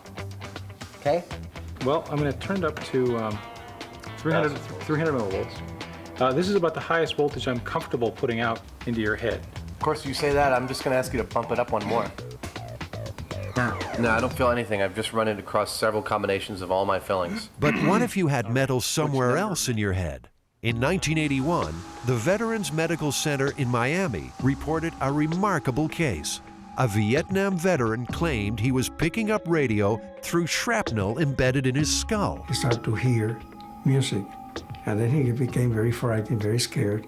He thought that he may be going psychotic, being delusional. The man was successfully treated for post-traumatic stress disorder, but still, the band played on. It's the only case of this kind in the last half-century to be published by a medical journal. For Lucille Ball, the radio filling story didn't end when the music stopped. In fact, it got even zanier. I was going up another street, almost home, and I was passing 4 vacant lots. And as I went by there, I heard, and I'm picking it up with my teeth. I stopped the car. Then I looked around, in the Morse code, like. And I couldn't wait to get back to MGM the next morning and tell the security office, and they found an underground Japanese transmitting radio station. Honest to God. Is that a great story? A great story, without a doubt. But Morse code? Tapped out through tooth fillings? One of the theories is that it could be a galvanic reaction, i.e. that the, let's say you have 2 dissimilar metals in your fillings. You have a gold crown and an amalgam filling, that those in the solution of your saliva might actually be generating a small amount of electric current, like a battery. In that case, the galvanic reaction would be building up a charge that it was discharging. Build up and discharge and build up and discharge. And you might actually think that was Morse code. Jamie and Adam want to recreate what might have happened in Lucy's mouth. It's been a little while since this mouth saw any saliva, so Adam and Jamie are going to sit the teeth in vinegar. Vinegar's level of acidity should make it an excellent conductor. That ought to be enough for a little galvanic resistance. I have the teeth in solution just so that they're, the metal of the teeth is both in the bath of vinegar and slightly above. Okay, we'll set some probes next. All right. We have positive contact on everything here. Great. Adam and Jamie have heard the Japanese bombing of Pearl Harbor had just forced the United States to join the Second World War. It was after they had taken the Japanese out of California and unfortunately put them in the camps. With people fearing a full-scale Japanese invasion, panic and paranoia raged. Professor Rusty Capps was with the FBI. He now lectures on Japanese espionage during World War II. There were all kinds of rumors after the attack on Pearl Harbor. There was one I'm aware of a Japanese submarine that fired, and I think the number is 20 or less than 20 rounds into a petroleum tank farm.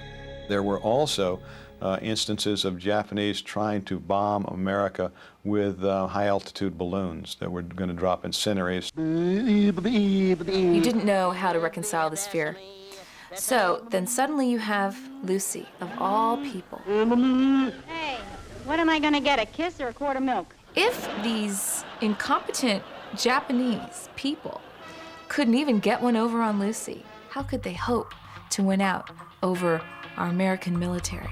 So it's really a comforting tale for people of that time period. It's saying, well, they couldn't possibly win. All in all, I'm quite pleased. Okay. To test for a galvanic reaction, the probes are once again placed on the fillings. But now we're seeing 7 millivolts. Okay, let's see. And if you lift the probe off, Lifting. it should go to 0. And there it is. The fillings, reacting with the acid in the vinegar, are generating their own tiny current. This voltage would probably be similar to what would be if someone had a meal and their pH of their mouth was around this vinegar around 4.5, 5. Right. That's right. This might exist in their mouth. That's right. Was Lucy's spy message nothing more sinister than a reaction between her fillings and her saliva? So it's possible someone could mistake that voltage discharge, if they had a nerve close to a filling, for something like Morse code. That discharge would be an oscillation and they would feel it.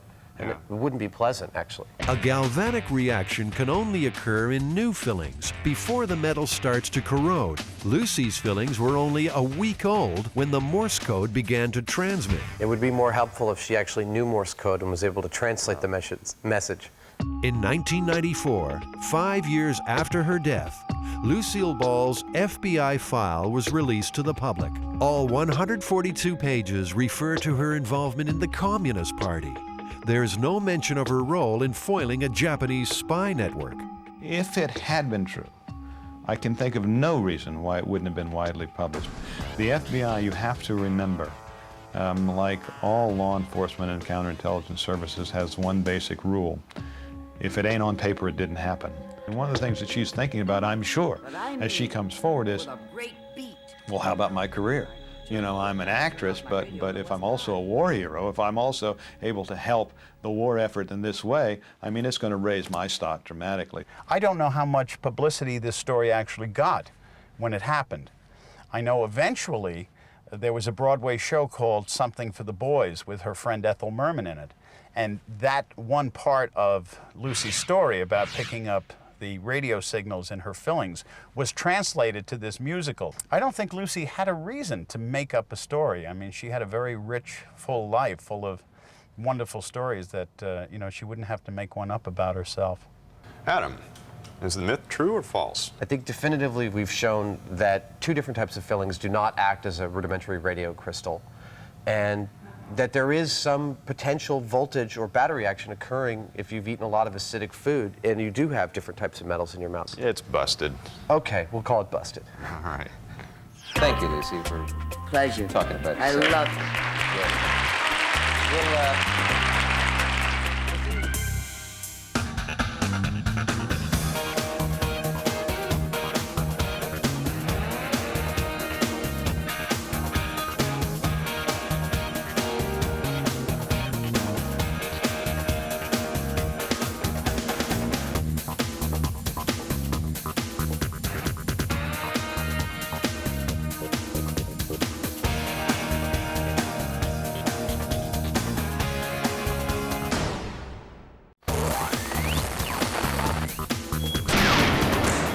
MythBusters. Am I missing an eyebrow? Danger at the gas pump. Are cell phones triggering deadly explosions?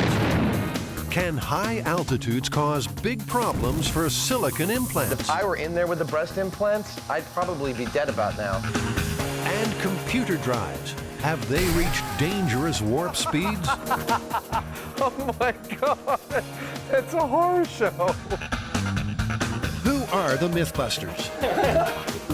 Adam Savage. That's right, you've got some kind of bogus minister thing. It's not a bogus ministry. I performed a dozen weddings already. And Jamie Hyneman. Farewell, cruel world. Between them, more than 30 years special effects experience. Still kind of sexy. They don't just tell the myths. They put them to the test.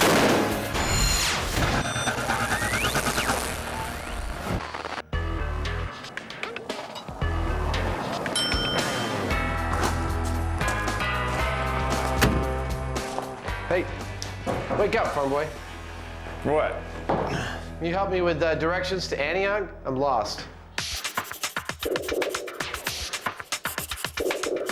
So what are we doing at the Stoke Gas and Oil Memorabilia Town in Santa Rosa, California? Well, we're here to see whether you can accidentally blow up a gas station with a cell phone. And even if we fail, do we still get to blow something up? Oh, yeah. Excellent. So what exactly is this myth? Well, it's an email myth that says that the use of a cell phone near a gas station could cause an accidental explosion. And in fact, people have bought into this, and on some gas stations near the gas pumps, you can see a sign saying, please don't use your cell phone here. But also, it's a very good story, and a very good story is very powerful and promotes belief. Heather Joseph Witham, resident folklorist, has another dramatic cell phone explosion story. Well, the story goes that there's an executive speeding along on the freeway in Los Angeles, and all of a sudden he hears the ding, ding, ding, and looks down and he sees that his car is just about out of gas. So cursing and frustrated, he gets off the freeway. He drives up to a gas station, gets out, starts pumping the gas, takes out his cell phone, and calls the office. At which point, there's a tremendous fireball that engulfs the executive, and then the entire gas station explodes. There have been more than 150 gas station fires across the United States since the early 90s. Could cell phones be the culprit? The Stoke Gas and Oil Memorabilia Town is an ideal location for road testing the cell phone myth. What are you doing? It's kind of a lowrider. Fred Stoke used to collect tractor parts until oil cans proved to be more rewarding. Wow. Oh, that's amazing. This is the largest one-quart oil can collection in the world. There's over 10,000 different cans here. I'm going to do my house like this. Well, we're going to need a big blast chamber, something large enough to contain a large explosion and protect us, and also to control environmental conditions like humidity and temperature and that kind of thing. We're going to need gas and a way to get it in there in a vapor form, and we're going to put a cell phone in there and call it and see what happens. The chamber will be constructed from Lexan, a polycarbonate product favored by race car drivers and jet pilots. I find this very appealing. Polycarbonate is a plastic that is extremely tough. You can about fold it in half and it won't break. It'll stop a bullet, it'll stop all sorts of shrapnel, and I just love this stuff. I love it. Anticipating a big bang, the guys are constructing the chamber with a failure point, the center of the two halves of the box. So that if the blast is too big, instead of the Lexan failing or the aluminum welds failing, the box itself will just poof, separate into two halves. Like a clamp. Yeah. The blast we might deal with might be a lot larger than we think, and so, you know, building in a failure point for this so that it can fail safe seems like a good idea. Plus it'll look really cool. Oh yeah, it'll definitely look really cool. Considering Americans pump gas around 12 billion times a year, there are plenty of opportunities for disaster. Electrical sparks and gasoline vapors are a potent mix, and it seems there is much more to this story. You know, I think it's highly unlikely that a cell phone is going to do this. You know, it seems like a dumb idea to me. Well, actually, it turns out that there's another part to this myth. It seems that women are largely responsible for the gas station explosions. specifically because they get in and out of their cars while filling up. And so they'll build up a static charge on their body, and then when they touch either the gas tank lip or the filler nozzle, that will ignite the gas and cause an explosion. That seems more likely. I think so. Over 50% of the accidents occur when a person re-enters her car while refueling. Bob Renkus of the Petroleum Equipment Institute has studied the hard data. 10 years of statistics place women in the most danger. We've had 152 cases now that we've confirmed. 78% are women, 22% are men. The problem comes from getting back into the car while refueling. Electrostatic charges are generated on the seat and clothing due to movement. Getting out takes the charge with you. So if your first touch is near the open fuel tank, the resulting discharge spark could be deadly. So, silver car, not getting in, he's done. A MythBusters stakeout showed very clearly that women were more likely to get back into the car while the gas was pumping. When you broke it down to percentages, women were actually 6 times more likely to get back in their cars than men were. To investigate this second theory, static electricity, they'll also need to build a device that generates body-to-clothing friction and hopefully create a big spark. So the MythBusters are shopping for something shocking. So do you ever have customers come in and say, could you sell me something different? This one causes too much static shock when I wear it? No, but they've said this causes too much shock. All right. Yeah, we have to define our terms here, I guess. Right. Yeah. Should we get 2? 2 of each? Why do we need 2? Well, 1 for each of us to wear. Well, if we're going to get 2 of them, we might as well get... Yeah, why don't we get one of those and one of the regular ones? Sure. Yeah. The experiment is now focused on creating and storing a strong spark. No one will be allowed inside the blast chamber, so the spark has to be discharged remotely. So this is called a Leyden jar, and it's actually just Tupperware with foil on the inside and foil on the outside. And it's an early capacitor, which is basically an energy storage device. Around 1750, in the Dutch city of Leiden, scientists discovered that 2 conductors separated by an insulator could store an electrical charge. Benjamin Franklin used it to shock his party guests, who stood in a circle while the current surged through them. Not a stunt for people with weak hearts. So the electrons are leaping off the PVC and being stored in the Leyden jar. Ooh, all right, good. Oh. Wow, I got like 3 shocks from there.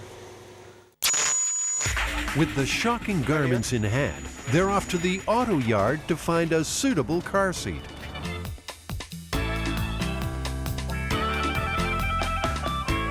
You think we could build some panty friction in the bed here? Well, that's what it's for, isn't it? Well, we won't be the first. Oh, ugh. These panties had no idea what they were in for. This is like where panties go when they've been very, very bad.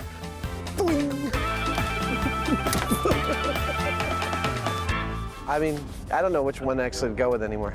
At this point, it's just like a sea of rubbing and vinyl and wet car seats. It's like high school. That's actually good. I got more of a charge off of this than anything yet. They have the seat of choice, but will it provide the necessary charge? I don't see any sparks. Watch this. Ooh. Back at Fred Stokes Gas Museum, the fire department has arrived to supervise the experiment. So, is it cell phones or static sparks that cause gas station fires? Well, let me see. We've got a crash test dummy with his legs removed. We've got a panty-static generator with leopard fur and panties wrapped around it. It's not exactly hard science. Nonetheless, the firemen want a much smaller bang. Too much gasoline vapor inside the chamber, and it becomes a very large bomb. What's the potential? What could go wrong? Break all the windows around here. You know, that'd probably be the worst case. I don't want to see that happen. Jamie wants big boom. Down, boy. Down, boy. He's being a little conservative, which is his job, and I appreciate that. we will still try to get the biggest explosion we can. Time for the fire protection suit. Delivering the gasoline to the chamber is Jamie's responsibility. He will use an aerosol device to spray high concentrations of flammable fuel vapor directly inside the blast chamber. So I rigged up the cell phone in there. Okay. When I call it, it says detonate. Very cute. Okay, we're gonna start the fuel. You guys ready? For gas to explode, you need the right mix of fuel and air. As the concentration edges towards the flammable level, their gas meter emits a warning. Okay. Go behind the thing. The chamber is primed and ready for the cell phone blast test. Calling now. Hello, explosion. Hello? Hello?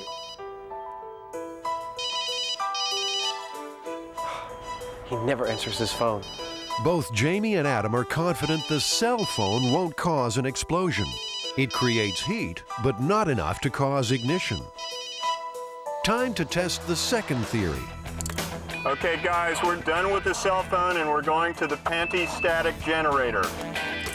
Keep as many unnecessary people back. Okay. I really have some concerns about that thing. I really do. Okay. All right, I will tell everybody. Thank you. You know, you'll notice the firemen are all kind of standing a lot further back than we are. Yeah. So this is not to be toyed around with. It is a bomb. Okay? Okay. With the chamber saturated in gasoline, it's time now for Adam's panty-static generator to spark an explosion.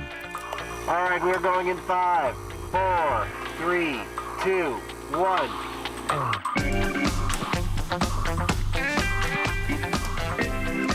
We should have had a spark right about then. Come on, baby. Okay, I've gone through what should have been like at least 3 sparks so far. Okay. Even with sparks and the heavy fuel load, the gas will only blow if conditions are absolutely optimal. So far, nothing is happening. How hard can it be to blow up a room full of gasoline? My guess is just wrong mixture. Just that simple. Wrong mixture. That's it. We're packing up and we're going to go home. With our tail between our legs. So it's back to the drawing board to see if cell phones or static sparks can cause gas pump fires. Ignition is still proving to be difficult, but the personal flashpoint is rising. Oh, wait, hold on, Adam, before you break up all afternoon's work. Give me just a sec. I thought all 4 sides were taped. You're a nice guy and all, but sometimes you're a bull in a china shop. I'm not going to respond to that. Working with a smaller blast box should help them figure out the right fuel-air mix to achieve ignition. You know, all of that spray presents a lot of surface area, and I think it's probably sinking down and collecting right at the ground. My guess is that one of our mistakes with the big chamber was that we had the ignition source too far above the ground. So let's just see whether this works. To get a bigger spark, Jamie connects a device called a Jacob's ladder. You'll be familiar with its climbing arc from those old science fiction movies. But this is no toy. It's high voltage and potentially lethal. Now be careful on this metal. You know, we've got some pretty heavy-duty currents here, so. All right, shall we lose this spark and get some gasoline going and blow some stuff up in miniature?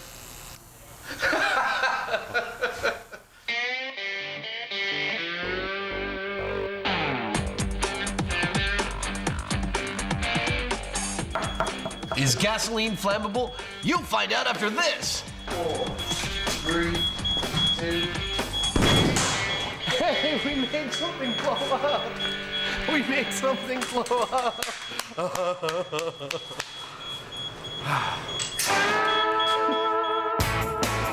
Adam has improved his Leyden jar. The heavy-duty version will provide a potent spark. And finally, they are getting an ideal blend of fuel and air. Well, I lost a lot of hair on my arm. How about that? It definitely works. Okay, now I'm afraid. adding more gasoline won't guarantee a bigger You blast. watch yourself there, hombre. The critical mix needs more air. That's probably it. That's probably all that it takes. Do you think there's anything left of a fume in there? Go, go, go.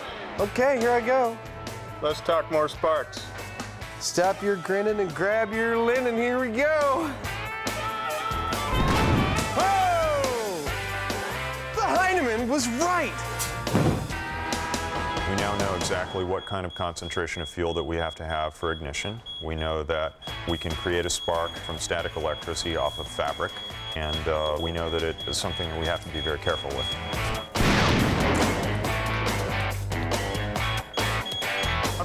I'm fine. Am I missing an eyebrow? I am missing an eyebrow, aren't I? You lost a lot of air up there. You're kidding me. No. You're all right. It's not gonna, it won't look weird after a day or two. I think it took him about 5 seconds to worry about whether he's gonna look funny for his date. I have a date tomorrow.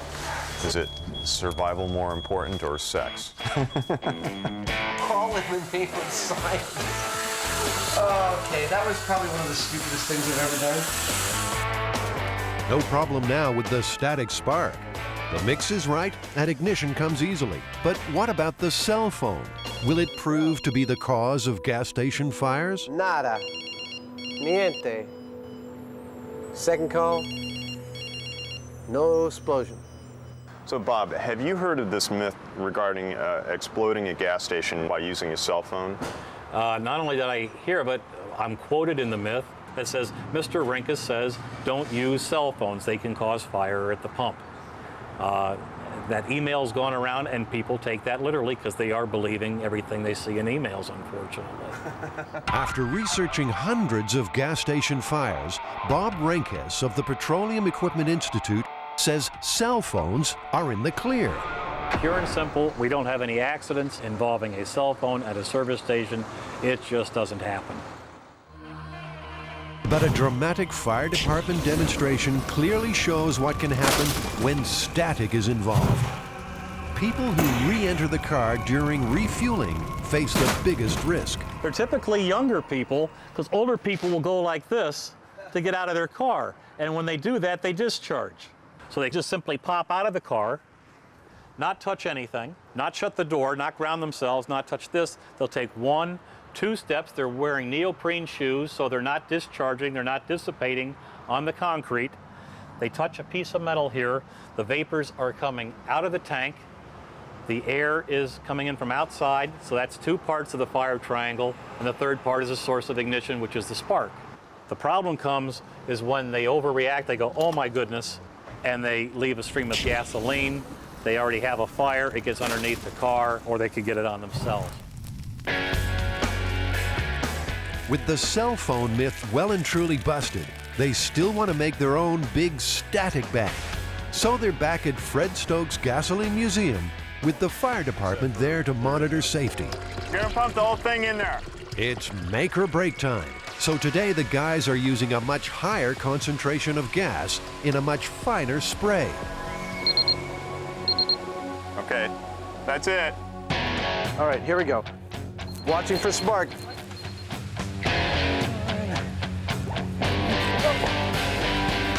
Despite a heavy saturation of gasoline vapors, still no blast. This is a pain in the butt. You know, we got the darn thing so it's foggy with gas fumes in there, and no boom. What are you gonna do? Leyden jar, I am finished with you. Desperate to get their big bang, the boys decide to use extra juice. Good spark. That good? Yeah. We're using a spark that's actually a smaller spark in terms of the kilovolts, but it's longer. We're using neon transformer to generate it, but it lasts as long as we want. So I feel totally confident we're gonna get the concussive boom that we want right now. Okay, Adam, let's get ready. Come on, okay, here we go. Stand by. I feel like something's gonna happen this time. In 3, 2, 1.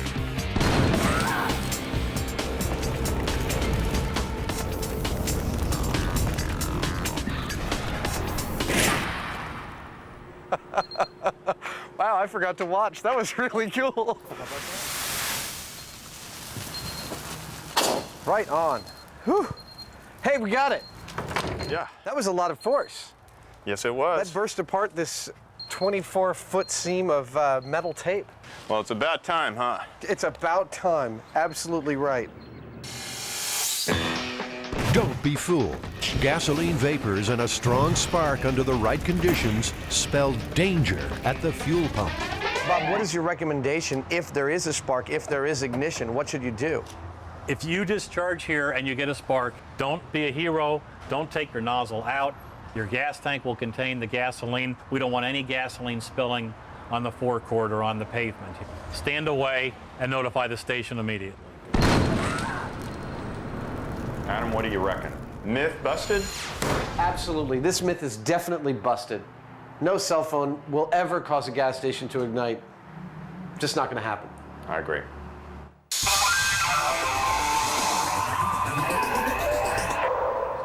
Jamie. Yo. I got breasts. Check this out.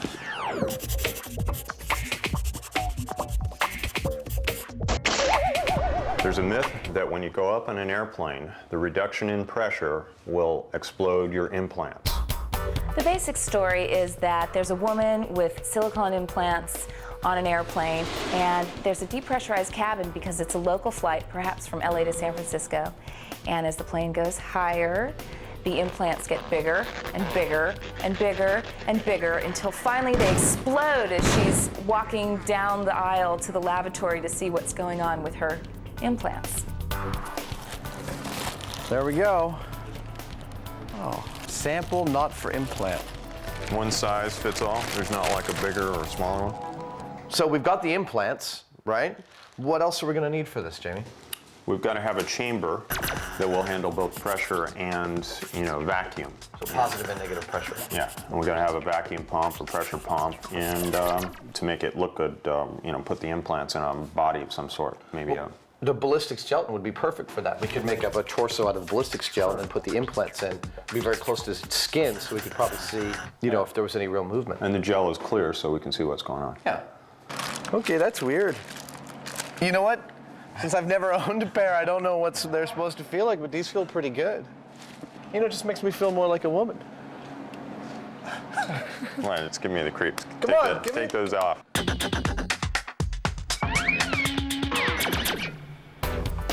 When you do it for cosmetic purposes, probably over 100,000 patients a year have breast augmentation. For that group, Plastic surgeon Dr. Gregory Georgiade knows his implants. He's performed thousands of procedures over 25 years. I have heard the myth, and you'd be not infrequently asked by patients, who had active lifestyles if they were going to skin dive, what would happen in their implants or what would happen in decompression in an airplane. And that was a common question. Have you ever heard any fantastic stories about this actually occurring? No, I never really have heard any fantastic stories. I have no first-hand experience with a patient that had a, quote, blowout at altitude along the way. But lots of people were worried about it, shall we say. Adam and Jamie are back in familiar territory, surrounded by scrap metal and high-tech surplus. I love this place. I spend every Saturday that I get a chance down here. They have coffee and donuts, cryo containers, beer kegs. What else we got? They're looking for a tank to convert to a chamber. They want to reproduce the altitude pressures that may cause an implant to expand or explode. Looks like the world's most expensive garbage can. Yeah. Now there's a tank. Unfortunately, it feels like it's maybe 2,000 pounds or so. I see one back here that's starting to look like... Oh my Lord! You have to come here and look at this. By the looks of this is, not ultra high pressure, but it's pretty good. Look at the thickness on those. I love it when I find this kind of stuff. I mean, this is so cool. This is like sci-fi right here. Probably cost somebody maybe 30 or 50 grand new, I don't know. But it's just a beautiful piece of hardware. I get such a kick out of this stuff. How much does he want for it? It's going to be by the weight of the aluminum, I'm sure. God bless them. I don't care what it was. Just tell me how much it weighs.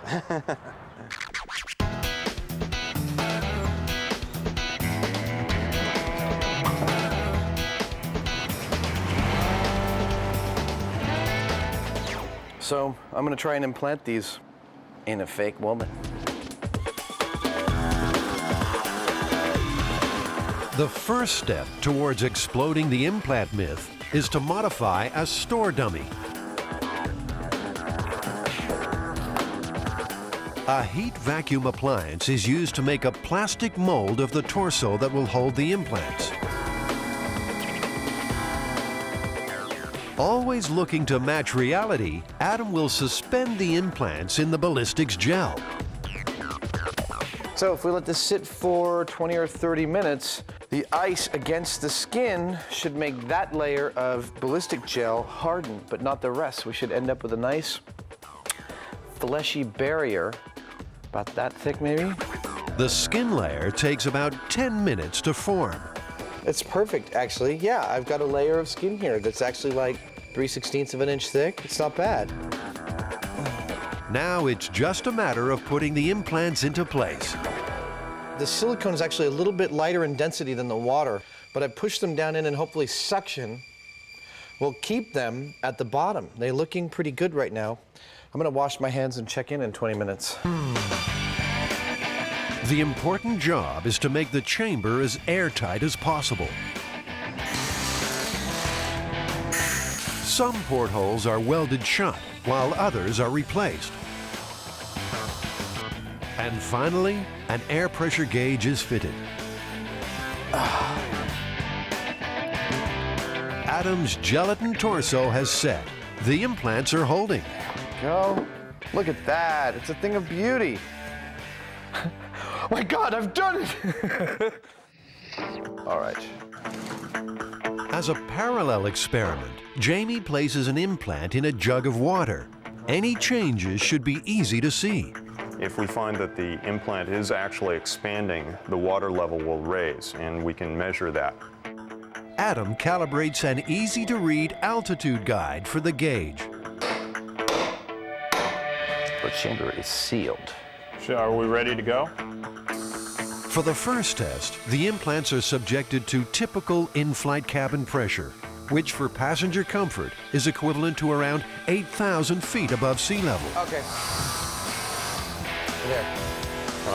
What I see is the bubbles that were on the surface of the implant have gotten larger, and it's maybe raised the water level a minuscule amount as a result of that. Right. But I don't see any expansion of the breast itself.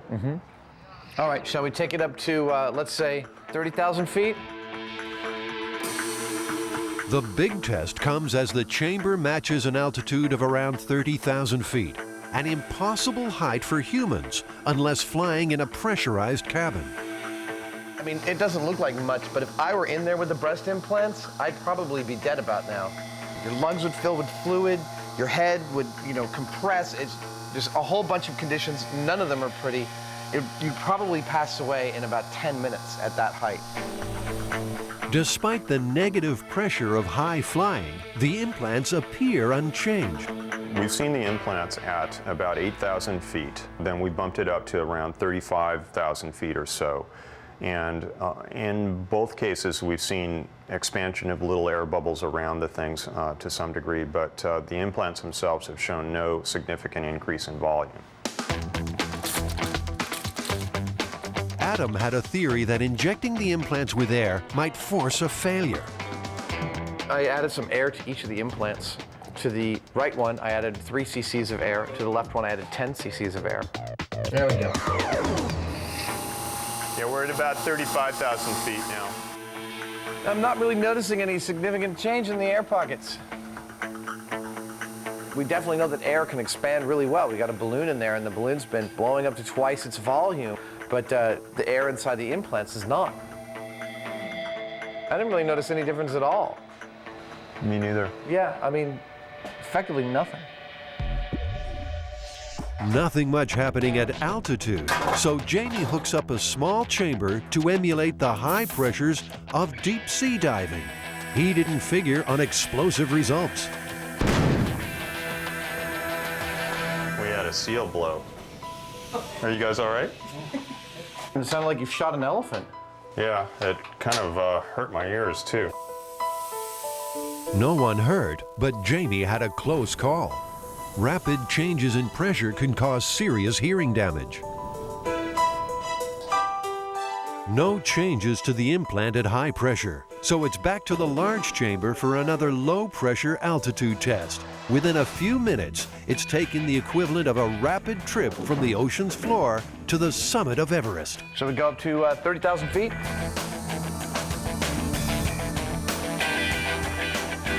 Okay.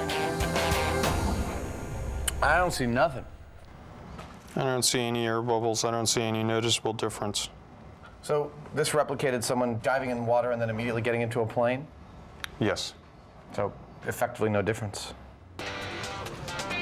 Scientists at Duke University have been studying the rigors of pressure on the human body for many years.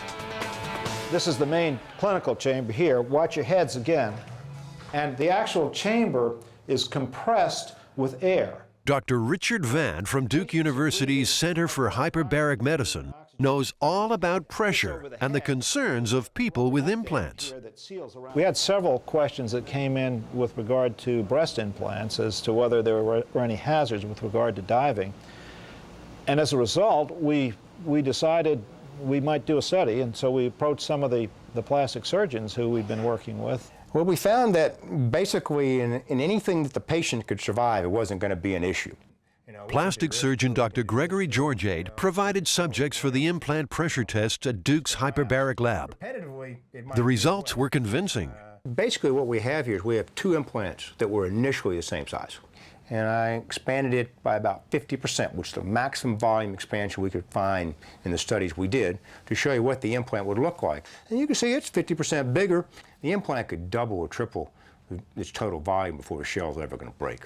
So it isn't going to be an issue. And a patient that had this happen would have been dead because of the nitrogen bubbles that ended up in their brain with the bends long before the implant got to this size. So why do you think people were worried about this to begin with? Well, I think they were worried about it because the supermarket tabloids had got their attention. And that it's another good story along with Bigfoot and the Loch Ness Monster. The myth of the exploding implant appears to be well and truly busted. I got to do it really hard, right? No, you can't. Oh, God, God. But the story has one more chapter. Adam now tries an inflatable brassiere. Jamie, you want to tie me up? An earlier version of this narrative that took place in the 1950s dealt with a national sales manager for the inflatable bra, was on, again, a flight in a depressurized plane. She was wearing her product, as any good salesperson would.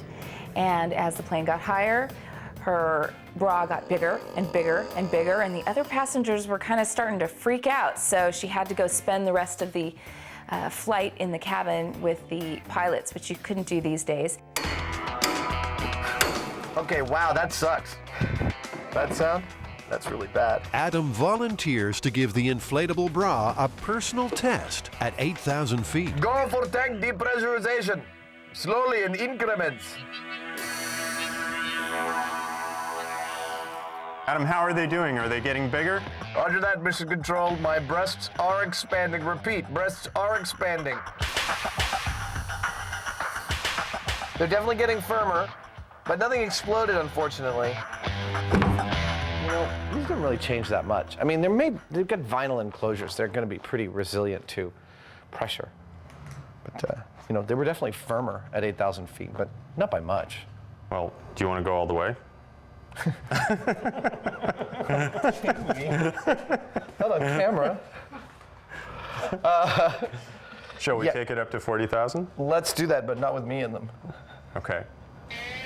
Jamie is keen to push the inflatable inserts to the limit. There should be obvious changes at 40,000 feet. Those puppies are looking pretty taut. Looks like they're about twice the volume that they started out with or so. These things are quite resilient. I'm not sure they're gonna blow. Even at an intolerable 40,000 feet, these inflatable inserts are in no danger of exploding. What do you think? We can see them all expanding individually. Always looking for a novel twist, the MythBusters loaded food items into the tank for some frivolous science. Hey, the marshmallows are definitely expanding. They're lethal. Oh, hey, we have a rupture in one of our cream-filled cakes. Look at that. Oh, my Lord. Yeah. I'd say the snowballs are much larger now. They're coming off the plate. I think this just goes to show that if you're a paratrooper and you got one of these cream-filled confections in your pocket of your uniform, you better be careful.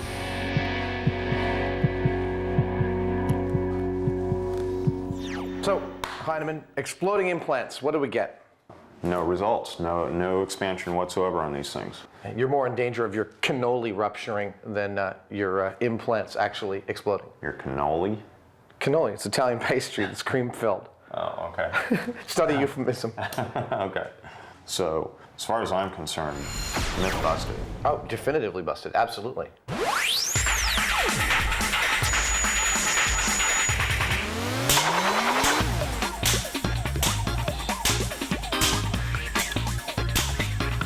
Oh, must test CD-ROM.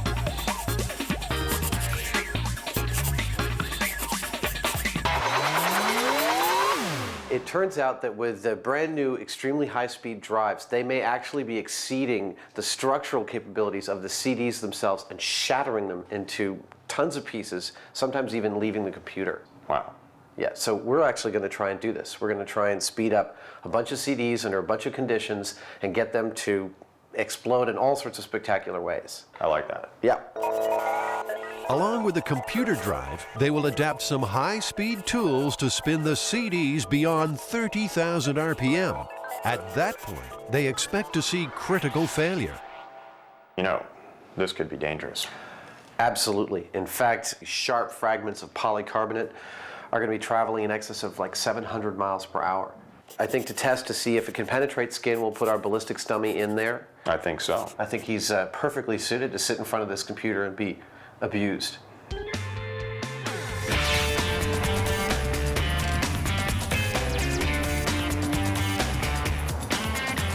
We are driving through Silicon Valley on our way to one of the largest computer recyclers in the Bay Area, and if anyone's going to have a high-speed, like 52-speed CD-ROM drive for us to test, it's going to be them.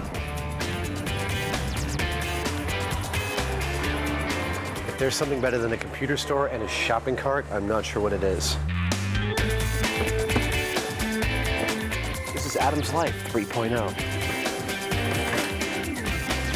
I need to get a couple towers to put these in. What I'm trying to test is the idea that, you know, these ultra-fast drives have actually exceeded the physical limitations of the CDs and shattered them inside the case. Have you guys ever had that happen? There has been a couple cases. One customer in particular did bring back a CD-ROM drive, had some contents rattling inside. As we opened it up, we discovered that the CD itself is shattered completely into many, many pieces. That's the one I remember notably. Yeah. That sticks out in my mind. Yeah. Mm-hmm. So, yeah, let's get this one. 145. 145. Hey, how about that? Okay. Good enough? That's good enough. Right. Yeah. We'll take it back to the lab and destroy it. CD manufacturers are aware of developments. David Bunzel from the Optical Storage Association has been tracking the stories. And it seems that much of it relates back to an article that was generated by a PC journalist based in Sweden. And he was able to do some testing that he suggested at 30,000 RPM, which would approximate a 52x CD-ROM drive, that they would explode. Over time, we've talked to various people in the industry, and it seems to be very difficult to replicate.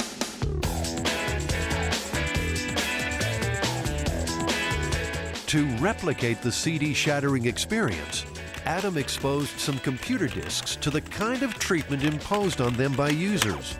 CDs that blew apart in computer drives may have been damaged by sunlight, corrosive spills, or normal wear and tear.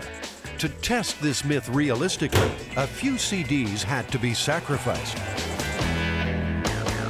Cracked, exposed to sunlight, 24 hours. Rubbing alcohol, microwave, off-center label.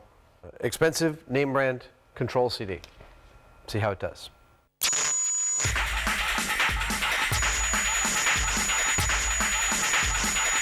I've just installed Windows on this computer so that I can install this drive externally, and hopefully we'll be able to operate it while being able to view the CD spinning.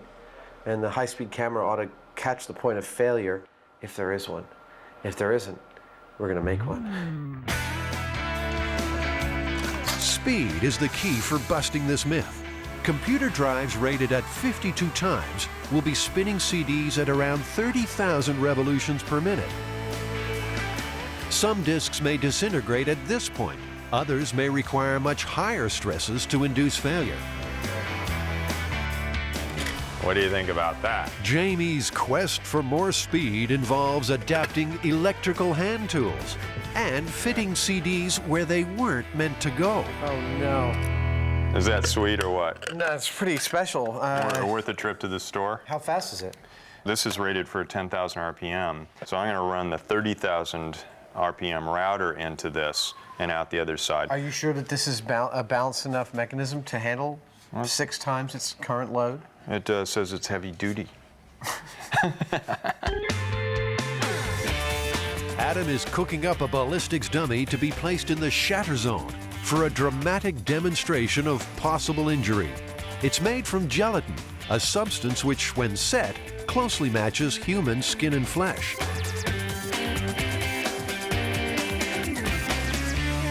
Wish I could understand why we can't get this to spin up to its full speed. We've done everything we can to get it to max out, and it may just be that the computer's not fast enough to read it as fast as 56 speed. The budget computer failed with the latest 56 times drive, achieving only 20,000 RPM, nowhere near fast enough. It should be pushing at least 30,000. Jamie has another plan. Frankly, I'm terrified of Jamie's drive. He's built the equivalent of a 300-speed drive in there. I don't want to be anywhere near it, and I'm really glad we have it contained in the blast chamber because the drive itself may fail catastrophically. Jamie is adding more power to the equation. He's adapted a super fast motor and plugged it into a variable speed controller. And this motor is set up to go maybe 90,000 RPM if not for the drag on it. I'm guessing it might go like 80. Ought to go faster than it's supposed to though. Oh, this is cool. Wow. Look at me, I'm a god. Doesn't look much like you, Adam. Looks exactly like me. Look at that. You know, I've always wanted a 6-pack. Closer to the center. Okay, there we go. All right. Doctor, the patient is ready. Revving CDs up to demolition speed is the aim. Jamie's customized drive is about to get its chance. Contact.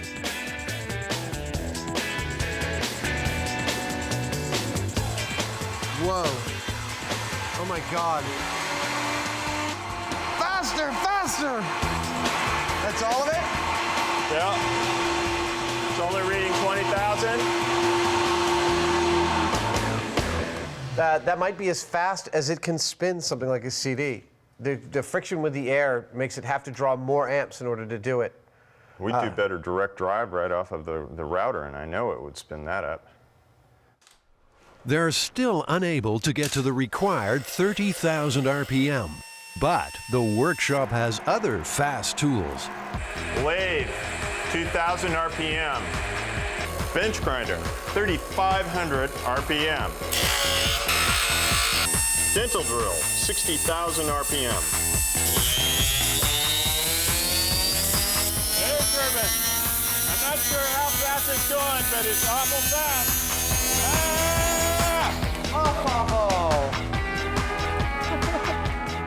I mean, there it is. None of those tools were suitable, so they purchased a tougher, faster router to direct drive some of the damaged CDs. Really need to see some explosions now. We've got the microwave CD. Okay. That one's been severely stressed.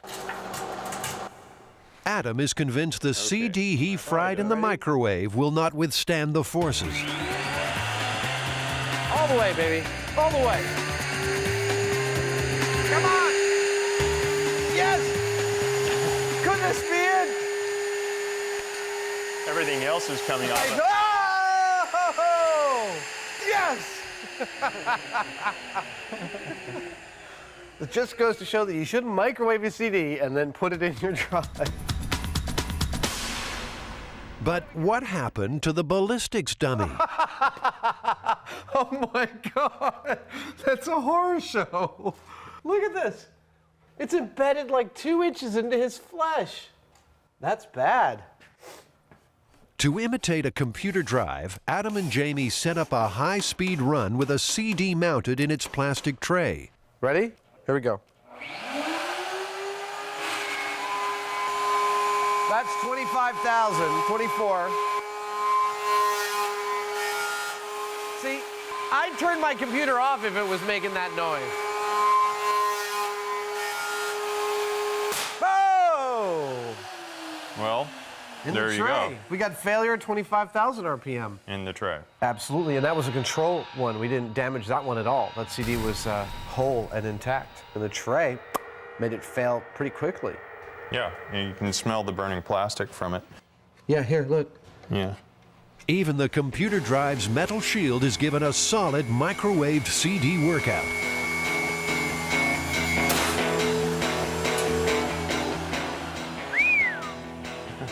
That's spectacular.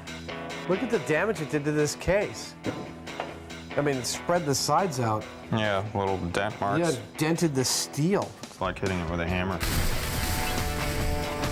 If the high-speed 52 and 56 times drives are already causing some disks to shatter, what does the future hold?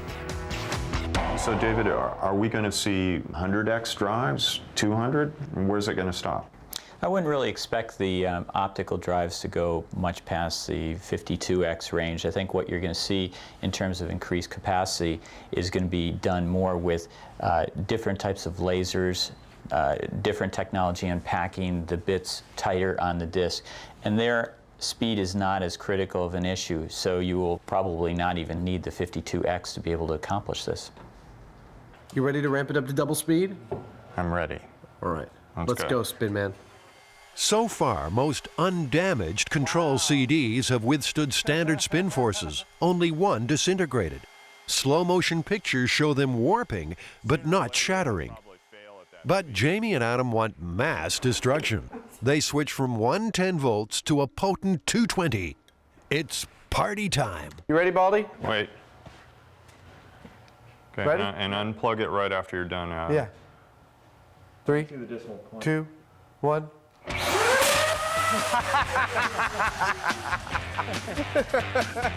Next one. It's like lighting a match under the thing.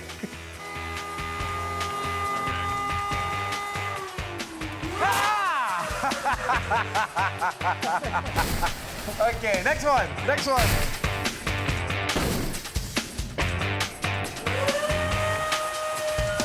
Oh, couldn't take it. Plug it. I think it actually blew the router, though. We're done, I guess. I think we've done a good day's work here. Any day we create that much shrapnel is a good day. That's astounding.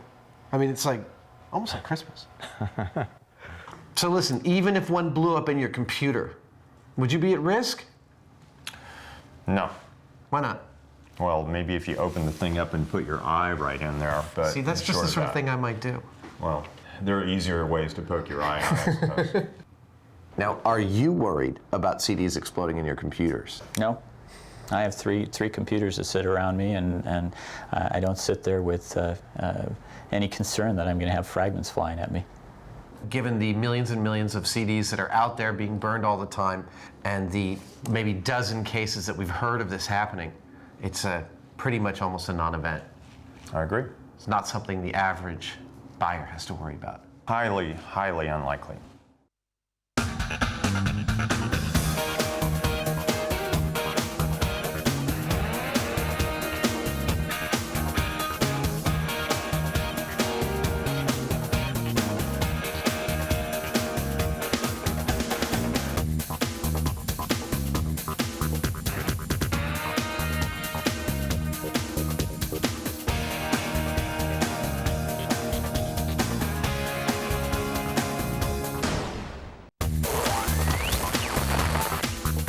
In this episode of MythBusters, There may be bricks everywhere. a barrel of bricks and the world's unluckiest builder. We gotta go now.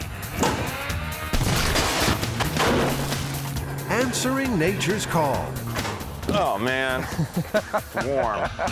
on an electrified third rail.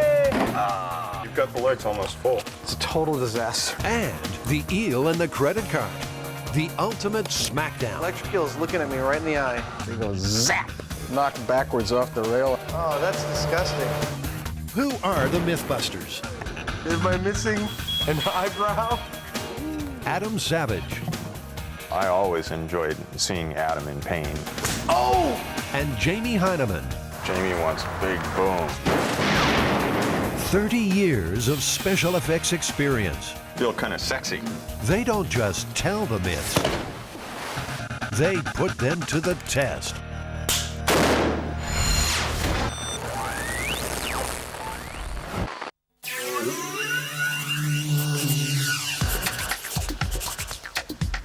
This one is the barrel of bricks myth. Oh, this is the one the guy is trying to take bricks off of a roof and the barrel's too heavy and it drags him up, hits him on the way up. Cracks his skull, injures his collarbone, keeps shooting straight up until he's about 2 knuckles deep into the pulley. Of course, the barrel exploded when it hit the ground, losing the load. Then his weight was obviously heavier than the barrel's weight. The barrel goes back up and this guy goes back down. He hits the barrel about halfway down. And I'd even heard that he then let go of the rope and what was remaining of the barrel came down and hit him. But he survives. Yes. So we're gonna replicate this. Yeah, it's gonna be tricky. This is a study in physics and bad luck. Victim holds rope, heavy barrel pulls him up. The barrel breaks and loses its load, so the victim falls. Victim lets go of the rope, gravity does the rest. To test this myth, the guys will have to create a building site scaffold 30 feet high. They'll run a rope through a pulley at the top with a 500-pound barrel of bricks on one side and the victim on the other.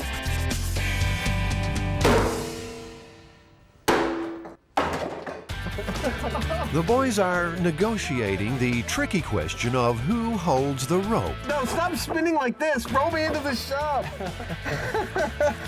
Oh, God. I'm gonna spew. That was evil. Ah. Looks like another job for Buster, the crash test dummy.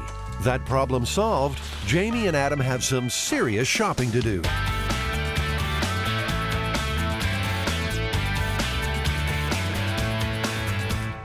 First, they need a rope and pulley capable of lifting 500 pounds. This is a roofer's block. So if you have a 500-pound load of bricks and you're pulling that load of bricks 500 pounds on the opposite side, but with the rope, you'll be putting 1,000 pounds of capacity on the block. This is a more traditional rope. It's manila. It's made out of tree fiber. Of course, it's a little rougher on the hand.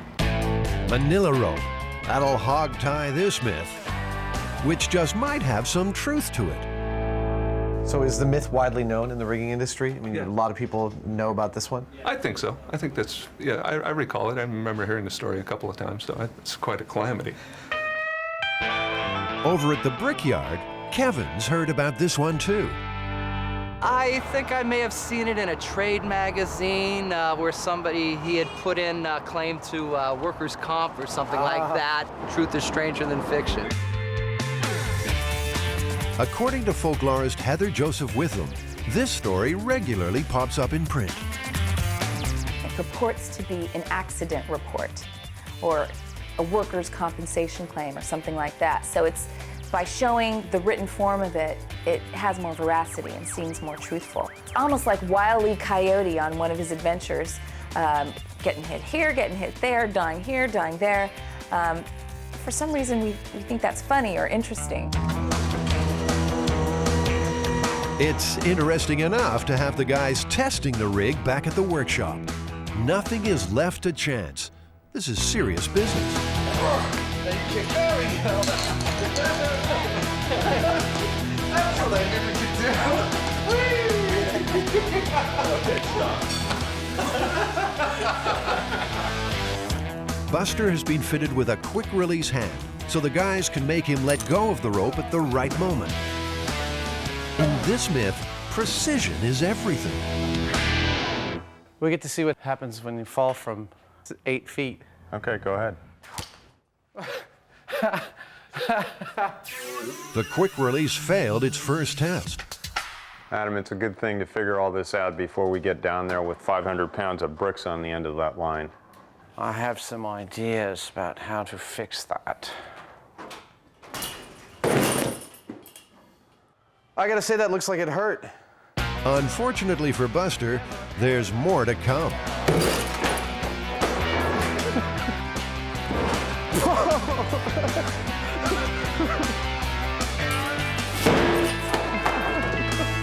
The quick releases are fine. Oh, how's that feel, sport? Oh, huh? It's time to raise the stakes. Raise them by 30 feet.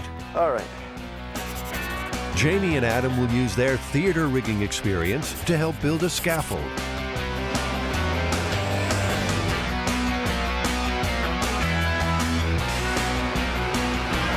You got any idea what these are for?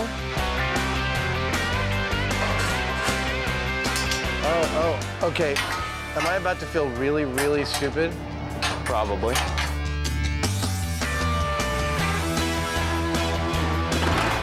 Now that's a floor. Both of them know the risks.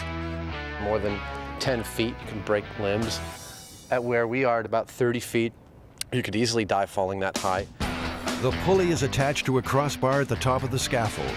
With 500 pounds in the barrel, plus the counterbalance on the other side, there'll be 1,000 pounds of pressure on the rig.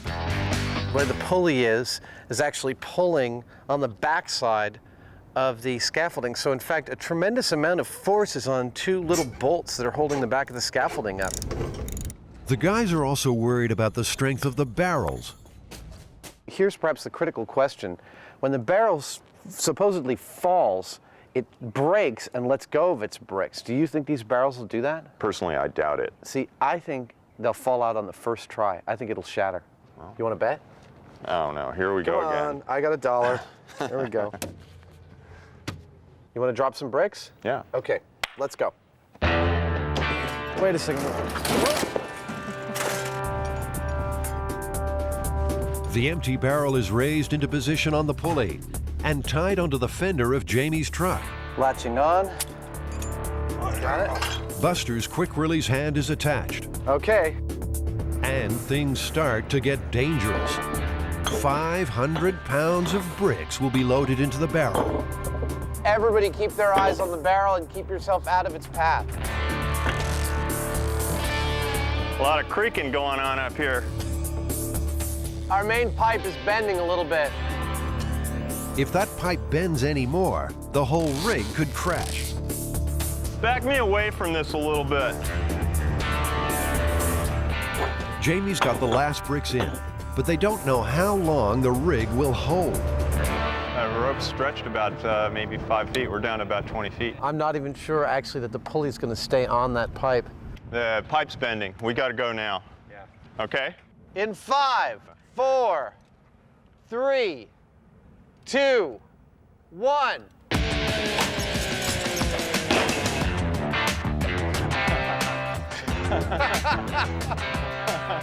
Barrel didn't fail. All right, I owe you $1. There you go. No, that's a 5. I'll take that. Even with 500 pounds of bricks falling from 20 feet, the barrel stays intact. The barrel is supposed to spill the bricks, fly back up to the pulley, then fall when the rope is released. Instead, Buster is left hanging.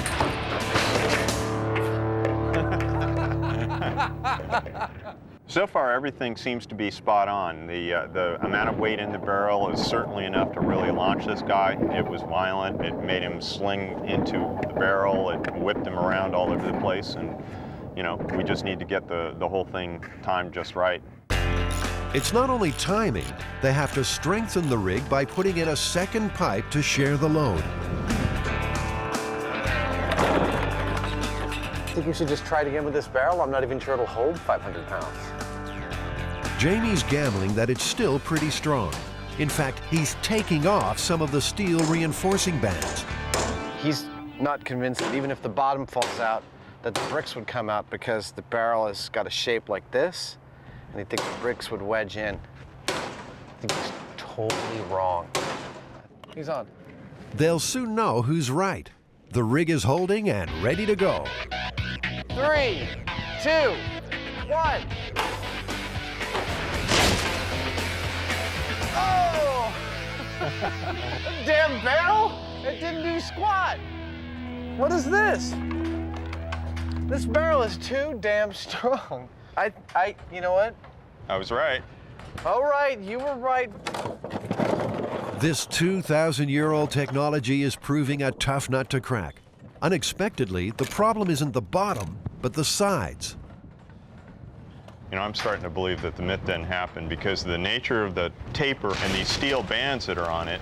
It just doesn't want to let go of those bricks.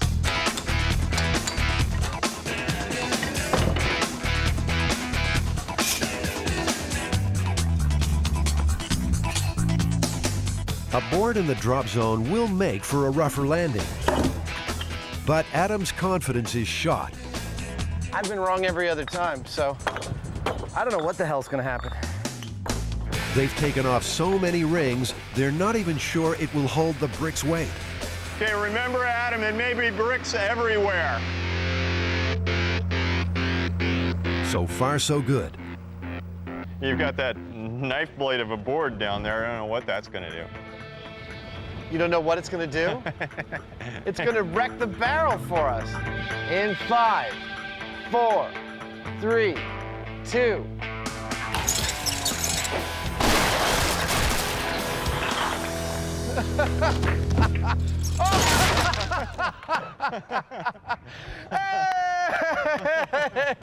It worked perfectly.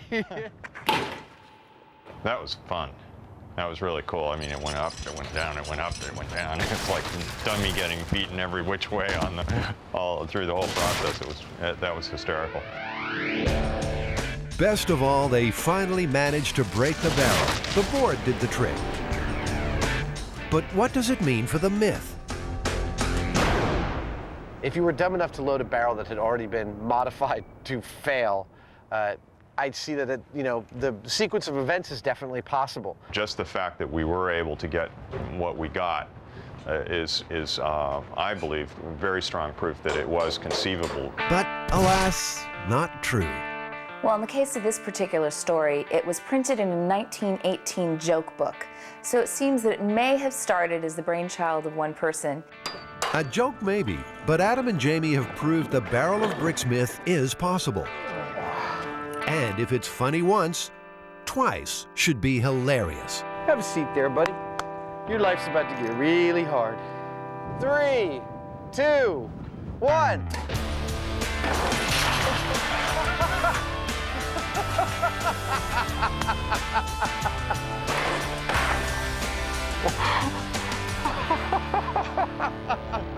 Buster is busted. He was designed for testing inside a car with seat belts. Smashing unprotected into the barrel was just too much. We broke a crash test dummy, man. I think that's a red letter day. Yeah!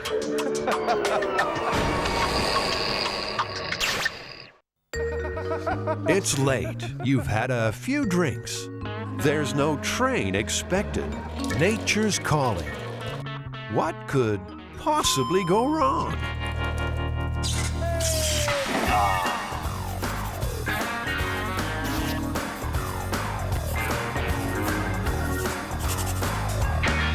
Where are we? We're here at the Golden Gate Railway Museum in San Francisco, and we're testing the myth about peeing on the third rail. Oh, this is the one guy found himself late at night in a train yard, peed on the third rail, the electrified rail, got electrocuted and died? That's the one.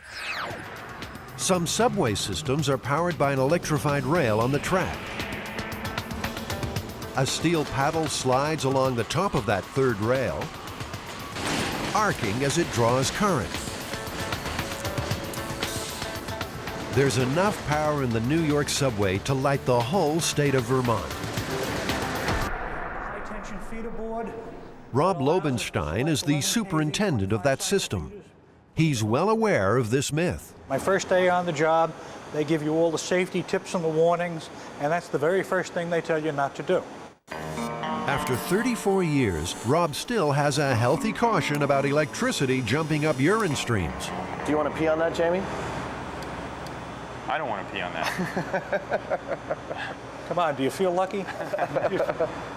To test this myth, they'll need to make a stunt dummy with the same electrical properties as a human body. They'll have to come up with a system to make it pee, electrify a track, and finally, test urine's ability to conduct a charge. So the boys need a dummy that can answer nature's call. They'll start with the skeleton. Okay, this is actually a nice one. Did it come with a body bag? Oh, dang.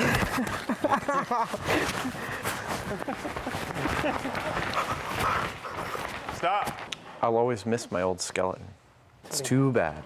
He got his head blown off with a Mannlicher Carcano rifle. In the past, they've encased a skeleton in a product called ballistics gel, which is used to test bullets. The guys think it might work well here, too. It has nearly exactly the same electrical resistance as the human body. They just need to mold it into shape.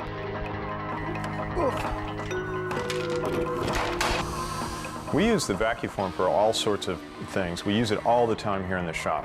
Let's carry this over and cut it out. We use it for toy prototypes when we're, inventing something. The same plastic is used in soda bottles. They'll mold the dummy's front and back and join the shells together. Normally, they'd use glue to do that.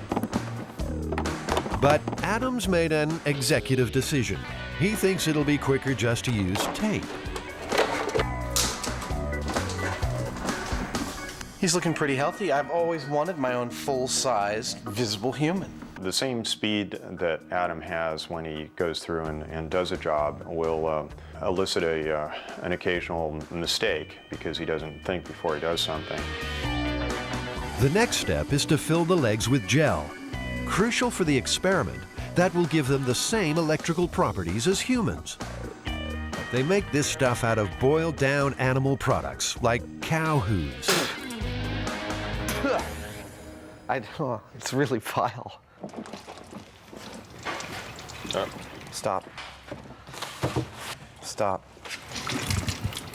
Adam's tape is not holding. Damn it.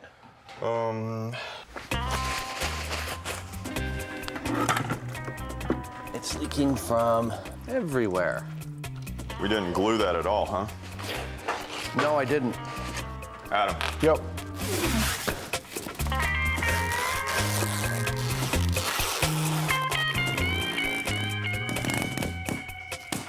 Oh, stop playing. Let's do this.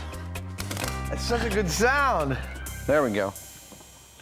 Hey, look at that. It's filling up. Not for long. Now both feet are leaking. Come on. Come on. Oh, slanted, sideways. Oh. If we get lots of ice in here really fast, we'll be okay. Ballistics gel sets solid when cooled, but they only have 4 bags of ice. I kind of think you're... There we go. That's fast enough. Is there a spigot on this garbage can? No.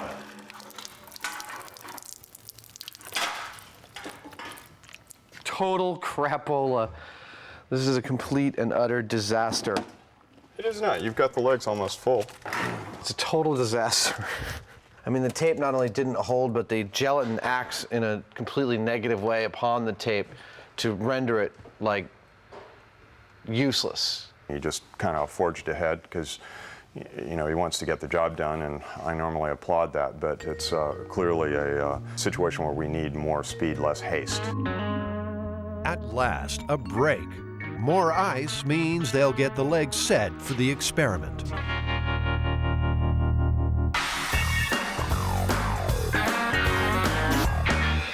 one thing that keeps bothering me about this is that, you know, urine itself is probably not going to conduct all that much. I mean, we don't really know, but I can't imagine that you're going to be able to conduct current like you would with a wire. Yeah. And so the dirty work begins. Oh, it's warm.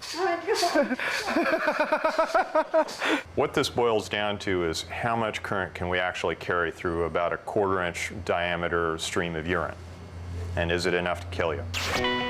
The guys know it's not just the number of volts in a shock that hurts you, but rather the amount of electricity that actually flows through you, called the current. They can work out how much current will zap a third rail victim if they know 2 other facts. They need to find out the electrical resistance of urine. So it's about 10,000 ohms, which is just what we expected. And they know a subway train runs on about 650 volts.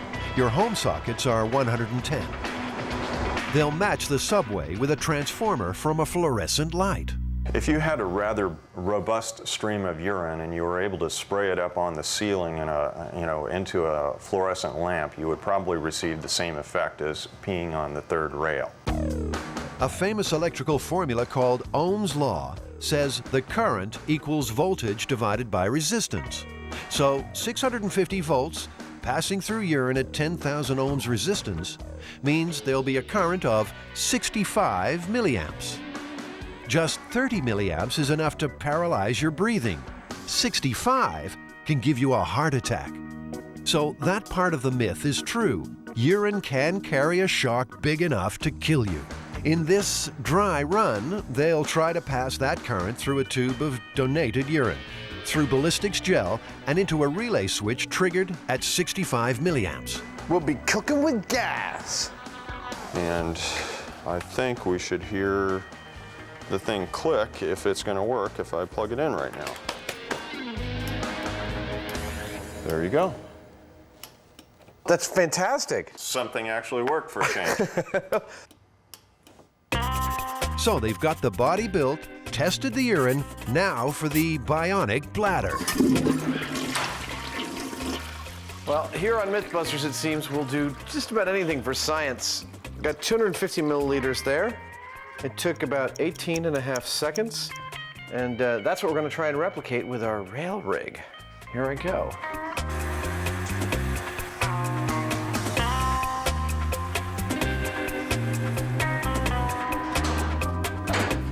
Start in now. 5 seconds. 10 seconds. 19 seconds, that's perfect. That's a relief. But Adam's still got bladder problems. So the question is pressure, I think. Yeah. Personally, I don't let gravity do my trick. You know, there's some pressure involved. So the question is how to add pressure to the system. What better way to pressurize a fake bladder than with a whoopee cushion? Yeah, that's holding pressure. Better still, it fits perfectly. But, of course, that's only half the equipment. If you make the stream really small and narrow, the surface tension is going to tend to make it go into a spray or a droplet. Yeah, I've gone as close as I can to the real thing. You got to fill it up? Yeah. Are you ready? Ready. Commencing wee-wee.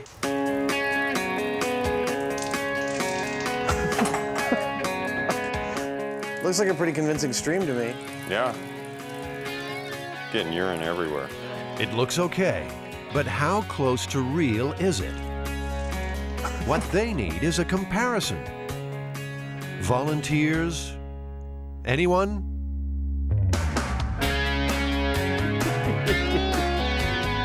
Once more, Adam is forced to offer his bladder and dignity to science. Here on MythBusters, we're prepared to put our pants on the floor for you.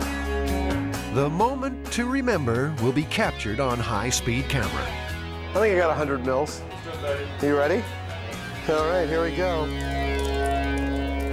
This is not our ballistics dummy that we're looking at here, right? It's a real live dummy, is what it is. All right. We have a match. Finally, Adam has a leak he's happy with. You know, the science is good. We know why things are working and why they're not working, and we're getting some really good results. I'm having a great time, as dirty as the work is. Okay. There we go. The MythBusters are ready to ride the third rail. That's good. Where's the wee bottle I have to go? I guess I can hold it until we're down there. Oh, man.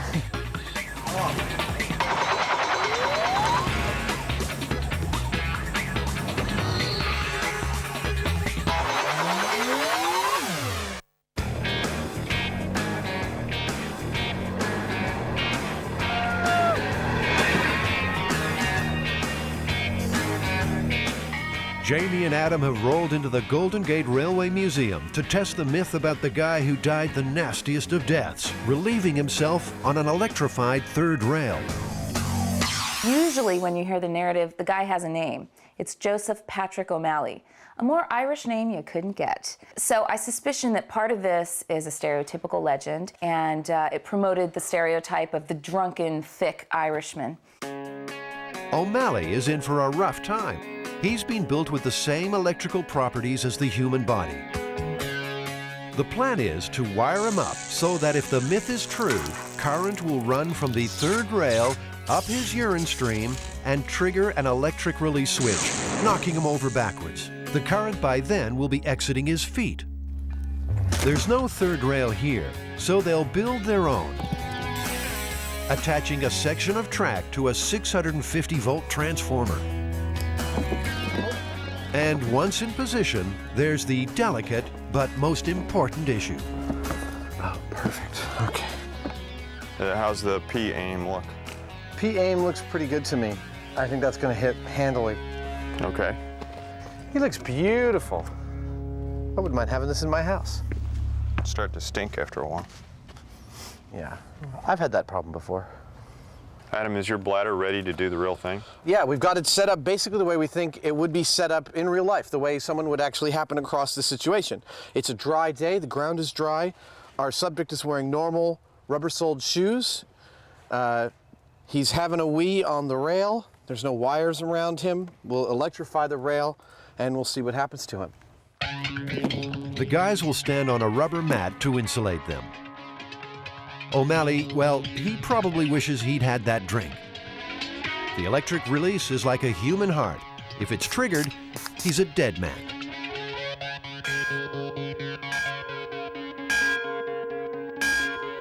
Let's make the set hot. Hot set. 3, 2, 1.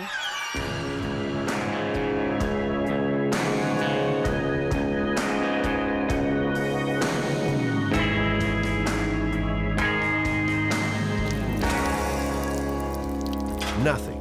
The release wasn't triggered. O'Malley lives another day. Adam's putting on a brave face. That's exactly what I expected. He's got rubber-soled shoes. He's on dry ground. There's no way a mere 600 volts is going to arc through his shoes. But there's life in this myth yet. Maybe it was a rainy night. The guy's shoes were wet. That would help complete the circuit with the ground. Bladder recharging. Hot set. We're electrified. Here we go.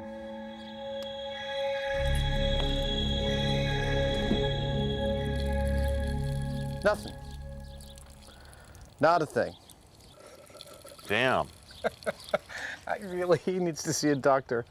Set is cool. Jamie, dry shoes didn't work. Wet shoes, wet ground didn't work. What's next? Well, I guess the only thing left is to take his shoes off, and we'll assume he's barefoot. Okay. Okay, there's 2. Stumbling around a train yard late at night, looking for a place to pee, barefoot. All right, are we good? Hot set. All right, here we go. Nope. Nope, there's no connection going. The guys are starting to suspect the problem isn't in the feet, but the urine stream. Perhaps it's not carrying the current. Yeah, it looks like those are not forming a solid stream. Yeah. But suddenly they've got another, more dangerous issue.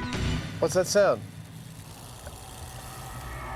The wet ground beneath their mat is live with electricity. Yeah. Off. Turn it off. Again, it just shows what we knew, which is that the urine is highly conductive, and that couldn't have been a continuous stream of urine, because if it was, we would have activated the relay, right? Yeah, we should see that on the high speed. Yeah. Sure enough, by the time the urine reaches the rail, it's broken into separate drops.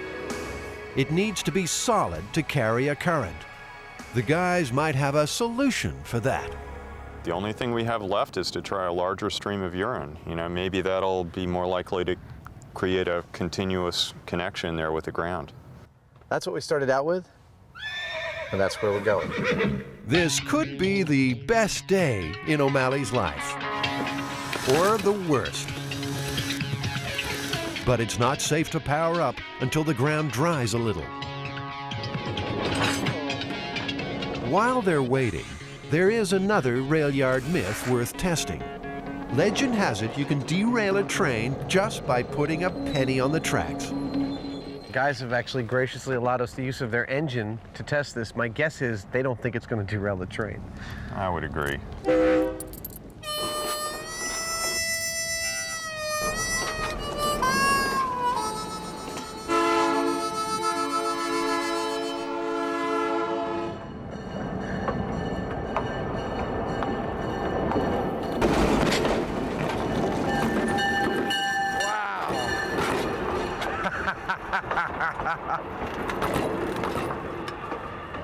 Oh, yeah. Look at this. Oh my God, they're really hot. This myth isn't just busted, it's flattened. Actually, it's very rare that you'll get more. Rob, the engineer, is not too surprised. So, Rob, do you think a penny can derail a train? Absolutely not, unless it's lodged in the engineer's eye. That's good.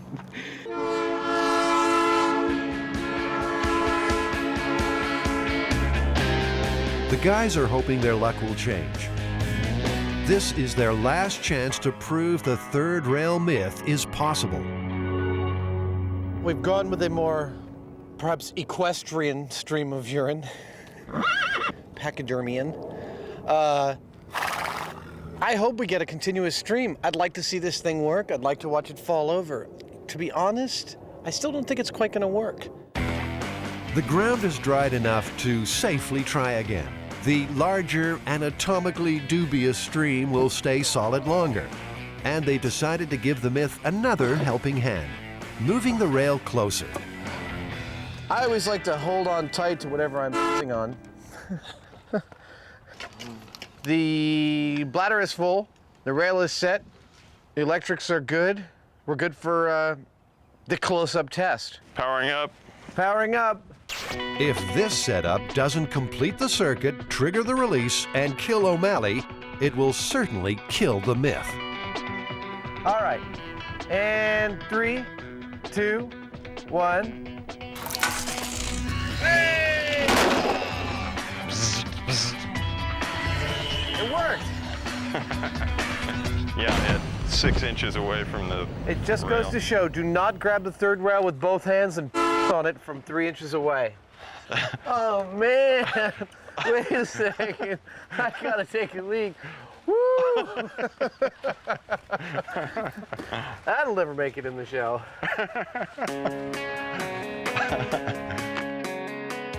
It was tricky, but they've successfully jumped a current from the third rail up a stream of urine with lethal results.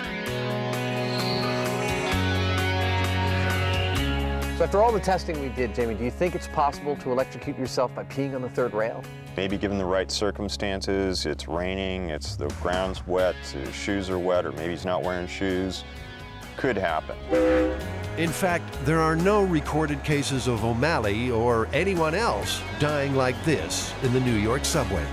Watching it break up in every stream that we've photographed, just doesn't look like you could make a solid connection. I'd say that's a myth busted. Not that I'd be peeing on the third rail anytime soon. Hey! Oh! You're watching MythBusters. Isn't that right? 2 million dead fish, a demagnetized credit card, more slime than the Ghostbusters, and Jamie and Adam have a slippery myth by the gills. Well, that's a sight for sore eyes. Oh my God. Imagine the wallet that you can make out of this one.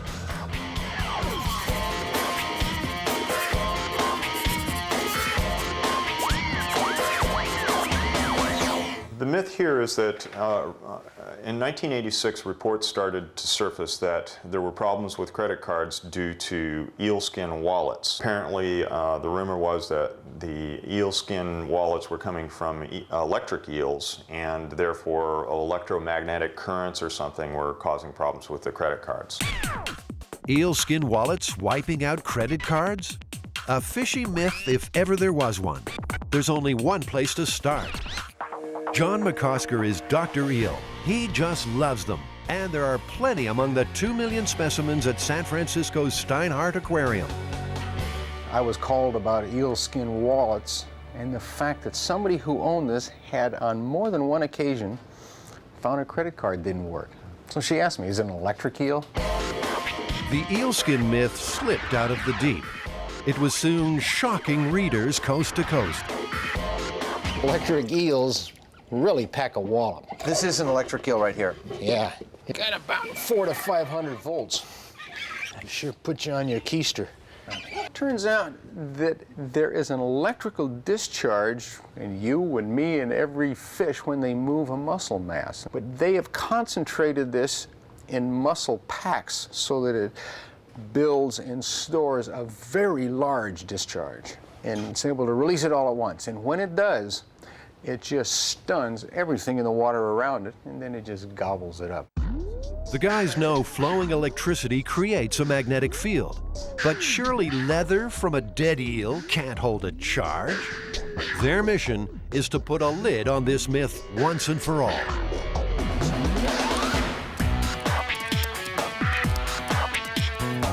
They'll start by making up a bunch of stunt credit cards using a magnetic rider. The strip on credit cards is made of magnetic particles, each about 20 millionths of an inch long. They record information in the same way as audio cassette tape. They all have the same information on them, and now they're ready to be abused in various ways. Let's see if we can take the information off. Where are we going to start? What are we going to test on this one? Well, we've got to put cards in wallets, see what happens. We'll leave them there for a while, we'll measure the wallets, see what they do. It seems our myth is quite widespread. Eelskin has proved to be a natural leather that is harmless to the magnetic strips on credit cards. They'll be the judge of that. First, what happens after just a few seconds contact? Want to swipe them, see if anything happened? Yeah. There it is. All the data. No surprise there. Maybe it needs some wear and tear. There you go. Wallet didn't do anything to it. Let's leave those in there for 24 hours or something and see what happens to them after that. Another theory, actually, is that during the tanning process, residue could get left on the wallet that gives it a small charge that could demagnetize a card. Something like that might have iron particles or something in it that they've impregnated the leather with. Yeah, and if such a thing is possible, we should be able to test for it. I can't help myself. I need some satisfaction.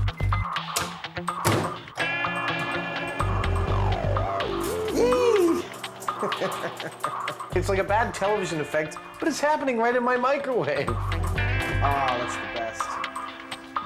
The microwave arced the metal in the disc. If the tanning process leaves metal in the wallet, it should do the same thing. Well, normally we'd see some kind of sparking going on, wouldn't we? Normally we would. You think it's hot? Might be warming up a little bit. No sparks, no metal. The guys need to find another explanation. It's warm. That's about it. You know, Adam, there's a common theme to all this. You're putting it in and out of your pocket, you're creating a static charge maybe that the wallet's retaining, and then it's messing with the credit cards. Yeah. You know, I don't know, but it's a common theme with all of the stories. So, can Adam use eel skin to generate enough static electricity to wipe out a credit card?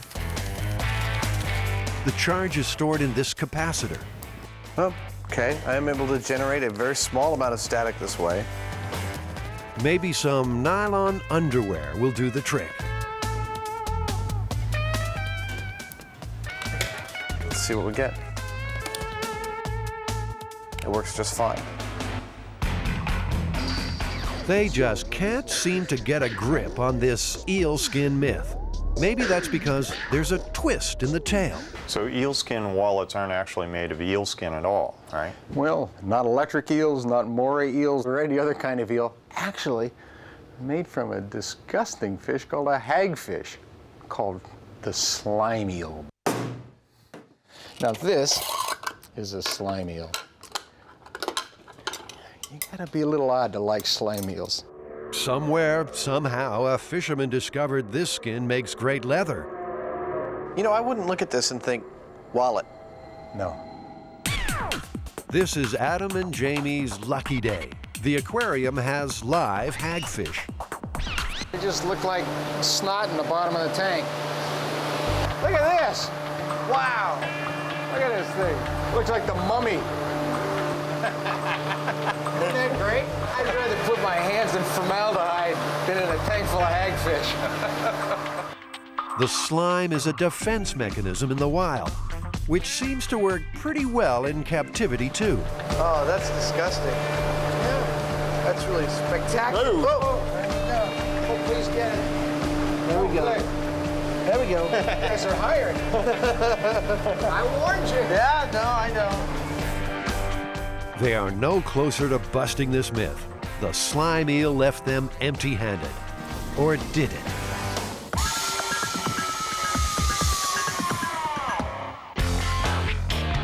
In the eel skin wallet myth, John McCosker did some myth busting of his own. He's convinced the fish have been framed. It wasn't until we finally obtained a wallet that had been used that we then realized what the problem was.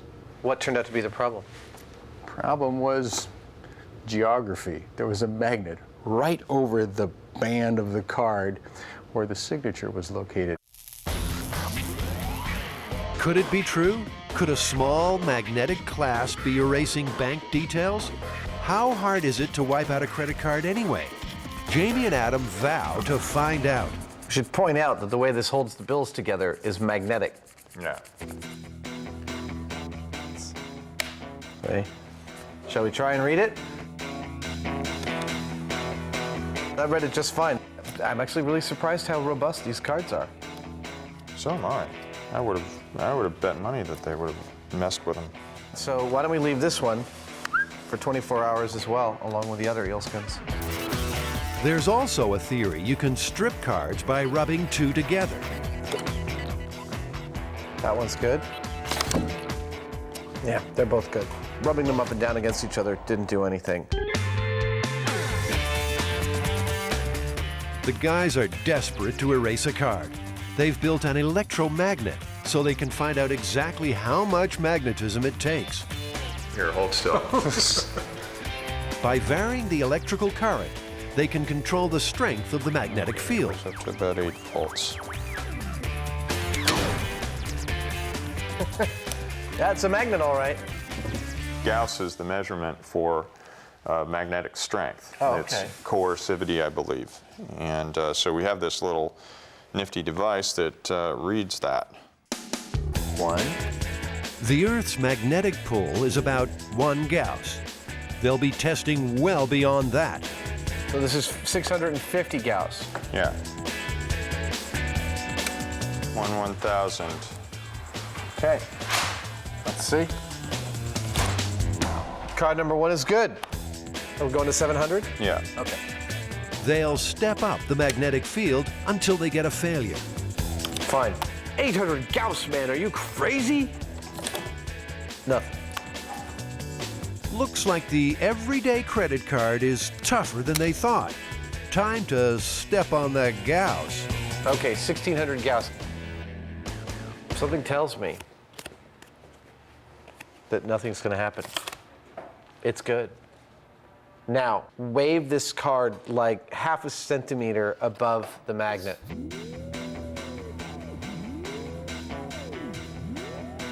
Let's see what that did.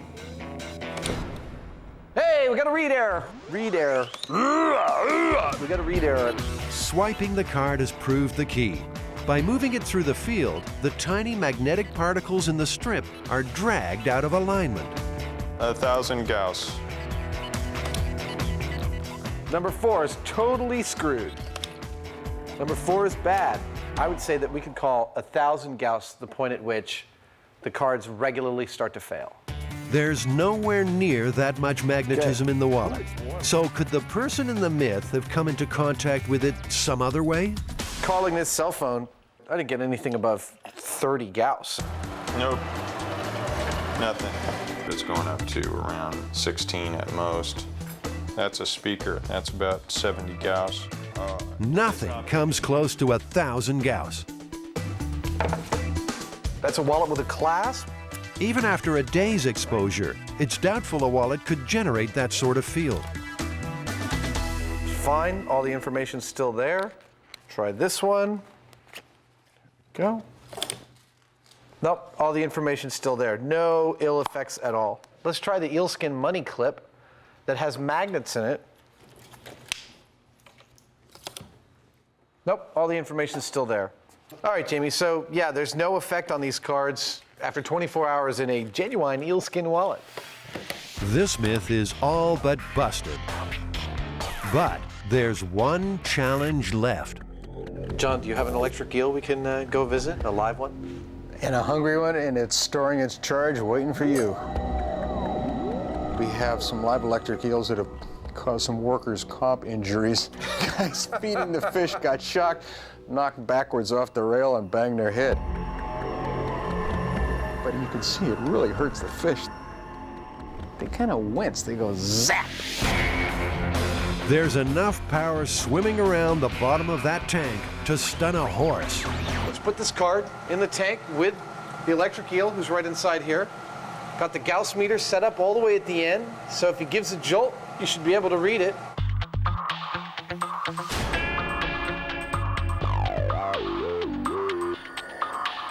An electric eel is looking at me right in the eye. Are you getting any kind of reading at all? No, I'm just getting minuscule variations, nothing at all really.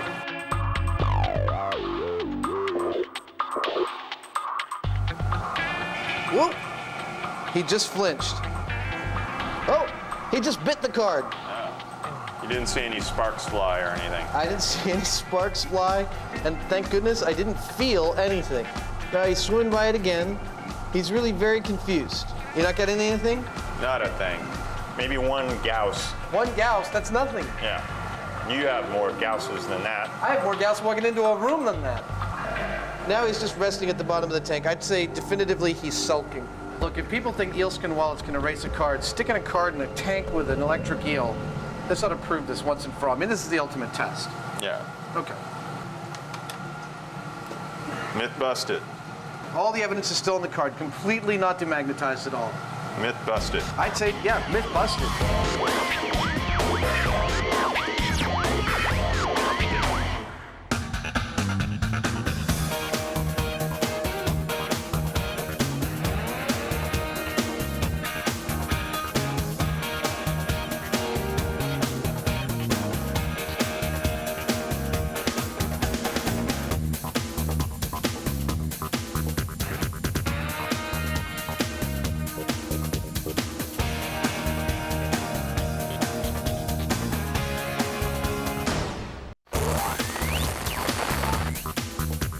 In this episode of MythBusters, get ready to rot. That pig's gonna be one big bag of maggots. Heard about the car with a big smell that won't sell? The smell from over here is horrifying. There's a terrible stink as an experiment goes too far.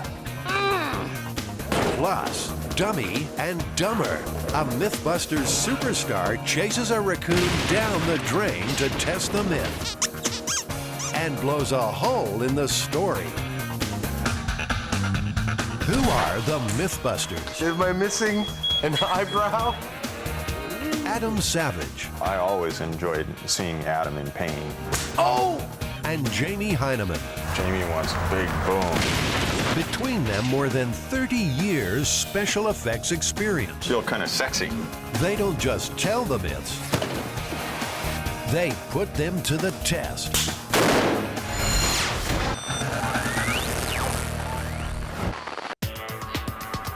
For our myth-busting heroes, testing tall tales is a mix of danger and stupidity.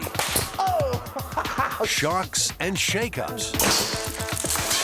And a liberal dose of their old favorite, explosions. Well, I tell you what, you know that. Usually it's a laugh and a test of wits, with the occasional tantrum. I don't care, actually, Adam. But are they about to meet their myth-busting match?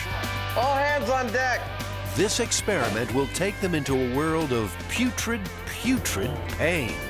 Christ, now I just got a really bad whiff of it. Adam and Jamie want to test the myth of the stinky car.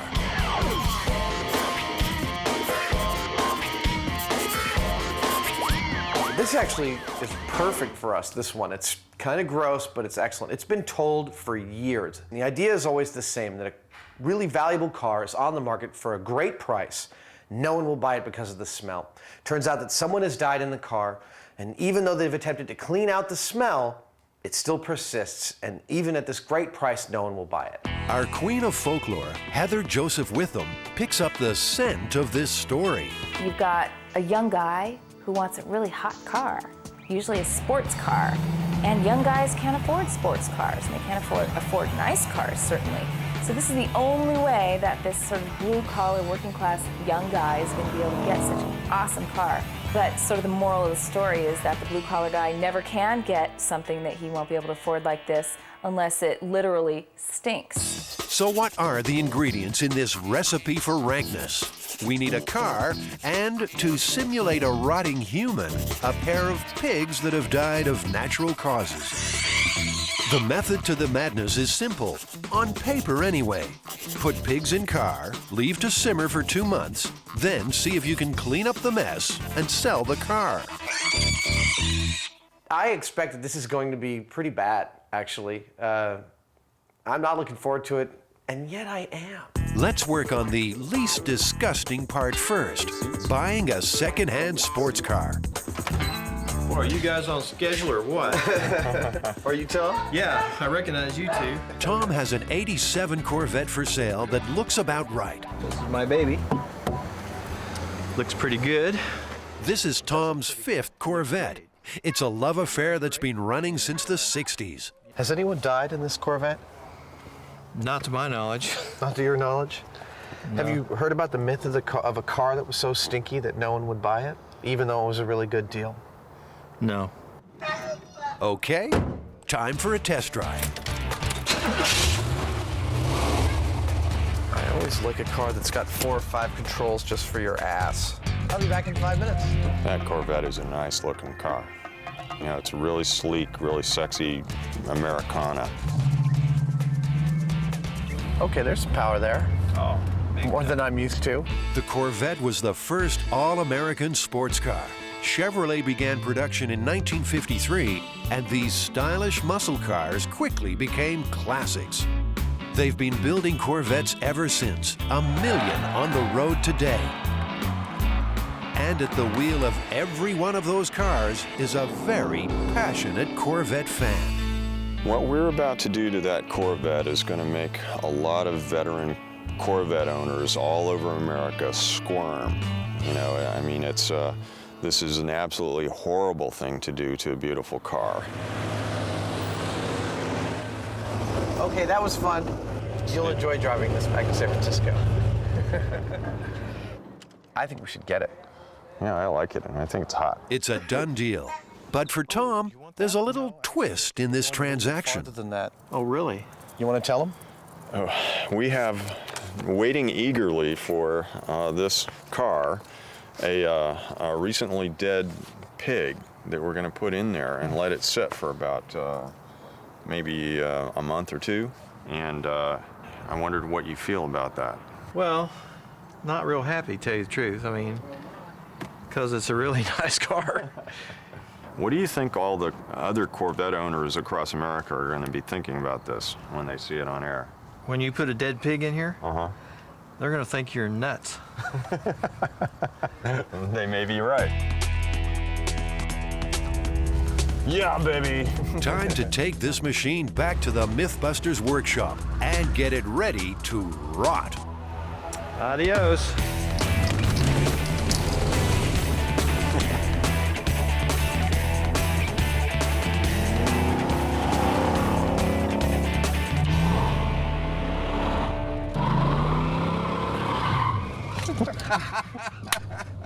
That's the last time this thing's going to be driving for a while. Well, we've got wheels. Now we need squeals. To find a pair of pigs, Jamie and Adam have to go on safari. Welcome to Bischoff's, taxidermists to the stars, supplying stuffed stuff for films and TV. Gary here has an animal for every occasion. Have our jaguars and our leopards here, and our whole bird area. Some of our favorite stuff is our stand-ins, like this little guy over here, one of our stars you might recognize from one of the movies. It's our little pug. This was Men in Black 2. He's been taxidermied and preserved for the movie industry. So these things, by and large, are dying of natural causes, then? Yes, yeah. These animals are all natural causes. We don't go out and get animals and kill them for the movies at all. He's got little pockets in his claws. This is a scary freezer. Do you keep a separate freezer for, like food? Popsicles. Yeah, does anyone have their lunch in here? Ice cream. No sign of the other white meat in there. Maybe it's time to pop the question. We need to get a hold of some pigs for this project that we're doing. Pigs that have died from natural causes. We'll put in a call and say we need 2, 3 pigs, whatever it is, and they'll search and they'll call us when they come up with it. We ask Gary for the whole pig. That means the guts, the animal, everything that a pig naturally dies with. Because as it turns out, it's not all that easy to get a hold of that through like a butcher or other things. We want to replicate what a human would be like if that person died in a car. It's a whole new fashion statement. A week and a half later, the pigs are here. Oh. I've got a dead pig in the truck. They have just died of natural causes on a farm. The funky phase of this experiment is about to begin. No, I'm gonna tape these up, man. I don't want this touching me anywhere. I'm ready to put on a second painter suit.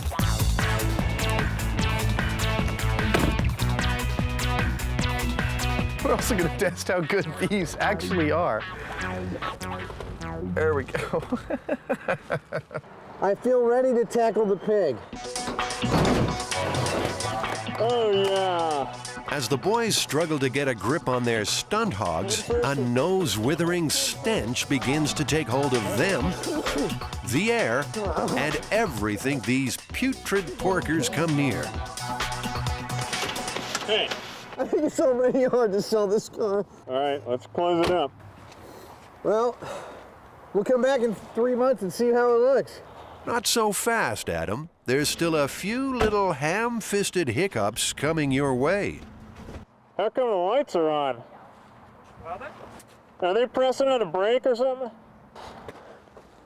Yeah, that's exactly what it is. The pig is pressing on a brake. In fact, I'll say that there's nothing we can do about it. Rather than face the horror of more pig wrestling, Adam decides to disconnect the battery instead of moving the pig off the brake. It's a shortcut that will come back to haunt him. Next step, seal the vehicle.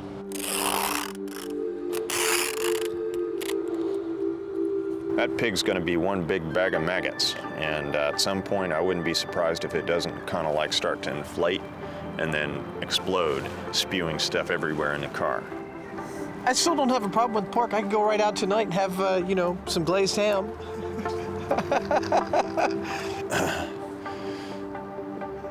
Damn, it still stinks. That guy missed the party. He's all like, yo, let me in, dudes. Yo, I know you got some good snacks in there. And they're all like, yo, dudes, we got all our kids in here. We can't let you in. The Corvette is finally locked and loaded, but there's still a hint of trouble in the air. Yeah, now, Christ, now I just got a really bad whiff of it. My main concern is that the cars seal them up. I really would just as soon not have that horrific odor in front of my shop for the next 6 months. I don't want the smell getting out of the car. And right now, Jamie is convinced that smell has broken out and is making a dash for freedom. He reopens the car and tries to seal it even further. What's going on, hombre? Hop in, you want to take a ride? Thanks, but no. Well, it seems that the car's not as well sealed up as we thought. Someone's sloppy work is a little stinky, too. You didn't really do that good of a job of taping it up. No, I didn't. The smell, well, it's not like really, really powerful. It's just extremely pervasive. So the tiniest bit of it drives everybody nuts. The car also has to be moved, and that turns one of their earlier quick fixes into a big problem. The hardest part about this whole deal is we got to get the little pig off the brake. We got to get the little pig off the brake? Yeah. Oh. Damn. It's going to be kind of like surgery getting that damn thing out of there. And it's not pretty. Ah, yeah. Jamie and Adam thought parking 2 pigs in a car would be easy. We're going to need more people. But it's turned into a marathon with more to come. Hey, all right, that's good. Stop.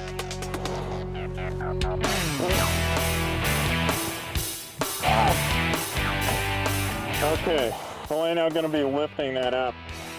You're going to be licking that up? Yeah, that's it. Did he say he's going to be licking that up? Even taping this Corvette into a modern-day sarcophagus isn't going to be enough for Jamie. Next, he calls in a pyramid for its burial, a hopefully smell-proof shipping container.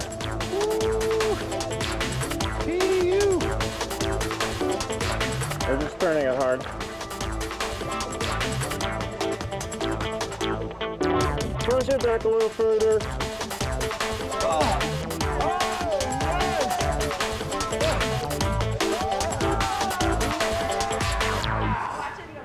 That was incredible, you people. Fabulous. I didn't think it was possible. Ominously crawling around the floor of the container are first maggots, a taste of the trauma to come. For now, the car is sealed and set to stew for 2 months. Will it set a new benchmark for stench? Find out later in the show when the real horror of the stinky car begins. Woo! This is horrifying.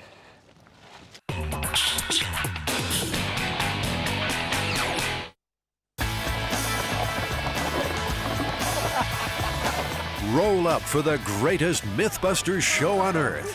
How could a rat up a drain pipe, a roasted toy raccoon, and a sharp-dressed dummy turn into a disaster area? Take your seat as we ride the raccoon rocket. In 1998, in Carbon County, Pennsylvania, apparently some good old boys, from the sounds of it, were hanging out on their porch, drinking beer, and they saw a raccoon go by, and so they all opened fire on it. So they noticed that the raccoon's taken refuge in a drainage pipe. So one of the smart fellows goes over to the drainage pipe and he pours gasoline down there and he tries to light it. Unsuccessful at doing this, one of them decided to go down into the pipe to better light the gasoline and get the raccoon out, at which point the gasoline actually did ignite and it shot this guy. out the tube at a high rate of speed. He goes shooting straight out of this pipe, and he flies about 200 feet right over the house and falls, and manages to get up relatively unharmed. Well, it sounds like we have all the information we need to proceed. What is the plan? Have you got a plan? Well, we need a big-ass pipe, I guess a sewer pipe. It's got to be 20 feet long, 3 feet in diameter. We got to have 5 gallons of gasoline. We have to have some means of igniting it safely from a distance. I have one more question about this. What's that? Which one of us is going to get launched from this pipe? Well, you, of course. You know, much as I'd like to do it, it sounds to me like it's a job for Buster.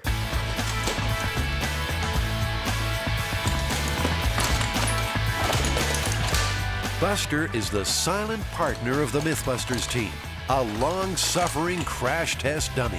I am making a new knee for the crash test dummy. We have busted him up so fully that both of his knees are completely shattered. Weighing in at 180 pounds and standing 5 foot 10 inches tall, Buster represents roughly 95% of the United States adult male population. His role is to behave just like a human would in extreme situations, something he excelled at for many years when he crashed cars for a living. Since joining the MythBusters, he's been through hell and high water, all without a word of complaint. Well, what's next in line for Buster is to put him in a 3-foot pipe with a bunch of gasoline and maybe even gunpowder and see if we can launch him like a cannonball. Before Buster becomes a cannonball, Jamie and Adam need to find the cannon. That means a trip across town in search of some monster drainage pipe. Hi, I'm Jamie. Andy. Adam. Nice to meet you guys. How you doing? Oh, pretty good. I think we're here to pick up some really big pipe. It's a pipe lover's paradise. What's this stuff normally used for? Storm and sewer drain, mostly storm water. Bingo! Storm water drains, 3 feet wide. Exactly the kind of drain a terrified raccoon and its boozy pursuer might stumble down. Adam tries it out for size. Oh, that's pretty cool. You know, it makes me want to like...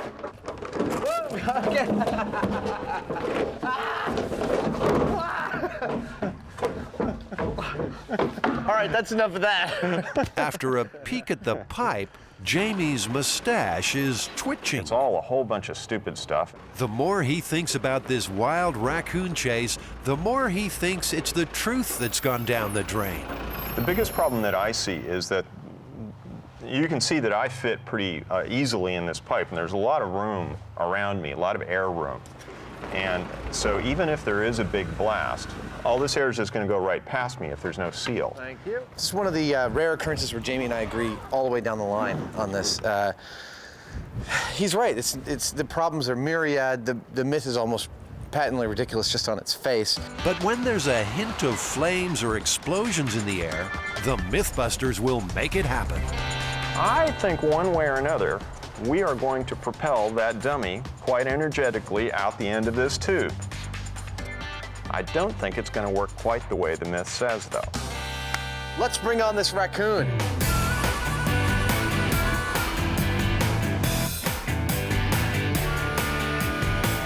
Back in the workshop, Adam creates a remote you won't lose under your couch.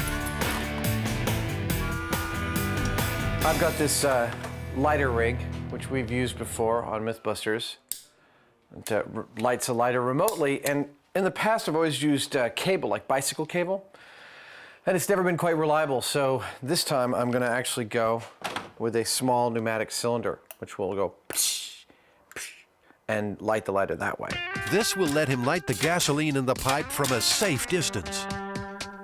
It works. Excellent. So, it is the world's most complicated lighter. Now, fully recovered from knee surgery, Buster needs to be dressed for the occasion. This stylish woolen sweater and slacks outfit will protect our dummy from looking unfashionable and save him from melting.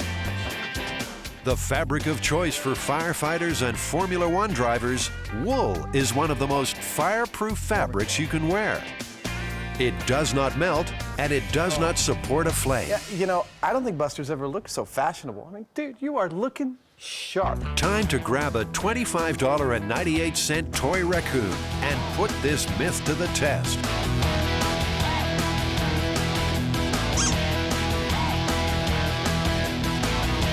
Our firing range is an abandoned airfield on the outskirts of San Francisco. Job number 1, get that pipe into launch position. For this, our boys will need a nice new toy.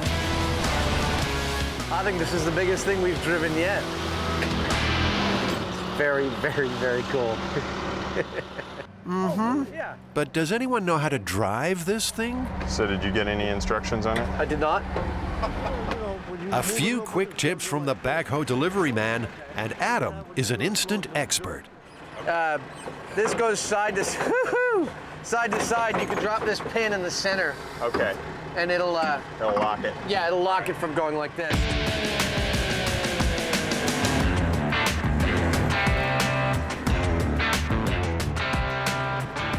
That was fun.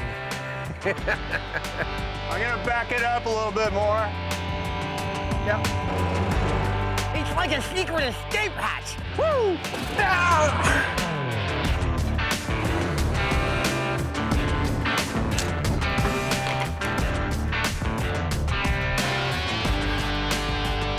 You know, he's taking an awful long time to do this. I think he's having just a bit too much fun. Finally, our cannon is in position. Well, we've just covered the pipe with dirt, and so I guess we're going to pour some gasoline down there and light it with the dummy in the tube. We pretty well know that nothing's going to happen. We'll get a big whoosh of gasoline out of both sides of this tube, but besides that, it's not going to launch this dummy in any way. The stunt is ready. So where's the fall guy?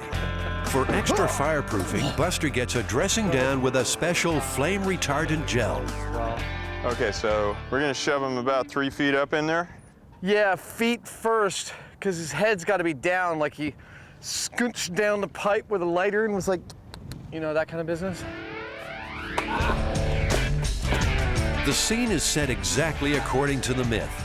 We have one not-so-smart man, Buster, who's crawled down a 3-foot-wide drainage pipe, chasing a raccoon. Like that. There we go. Like this?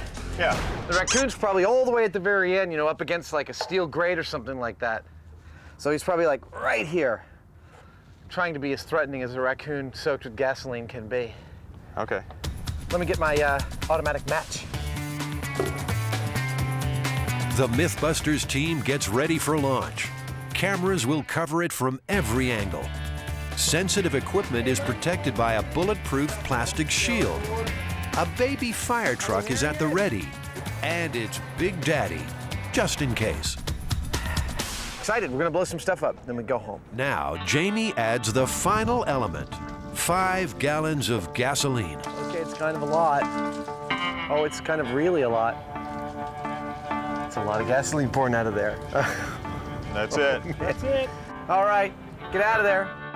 Okay, here we go. Standing over here with me, Jamie? Yeah. In 3, 2, 1. 0. Nothing happens. Tell me if you see it lighting. Yeah, I don't see any flame. Seems that pesky raccoon slipped down onto the lighter. He's repositioned, and we are clear for launch. Okay, here we go.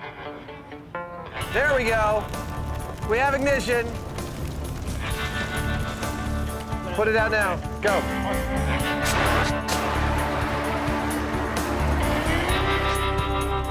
Well, that wasn't nothing at all. Nope. That was like a little campfire. Well, it probably would have set the whole tube on fire after a while. It singed the heck out of our raccoon. Let's see how our raccoon did. That's one piping hot toy raccoon, all right. But not much else, and certainly not enough to satisfy the destructive desires of these 2 strange men. The myth is in fact busted. But there's always 2 parts to a MythBusters story. There's replicating the myth, and then there's duplicating the result. And we replicated the myth, we got nothing. Now it's time to see what it takes to launch him out of that tube.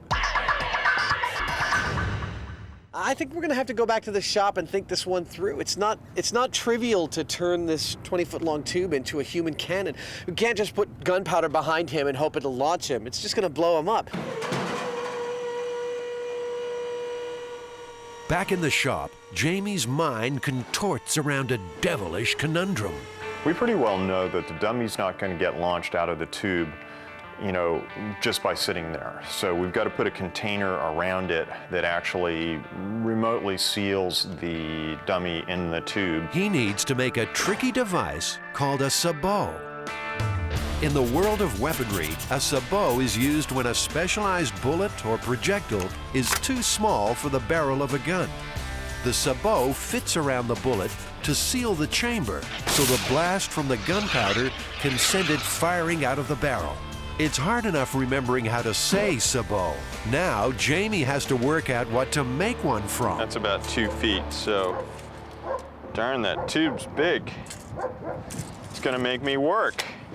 What about stretching a car inner tube around that and inflating that and squeezing that between a couple pieces of ply? These two professional problem solvers go into the MythBusters mind meld. Put two of them around there and then they gasket to each other. We fill them just up enough. Stretch it out onto there. We could probably back it, I'd say, with one piece of ply. Around and around. That would make a very dense thing. Suppose it's just like 4 gaskets of plywood. Out of the brain blender comes a juicy plan. The sabot will be molded from foam. Oh, Jamie, that's beautiful. Easy as pie. But, usually things don't work this easy. 35, geez, you're within a 1/4 inch. Yeah, seems like it should be perfect. So without this thing, gases would just go past the dummy and not propel him. With it, it blocks the chamber, and hopefully it will carry the dummy with it out of the barrel. The sabot will fall away in its 4 parts as we've designed it, and the dummy will continue on his trajectory.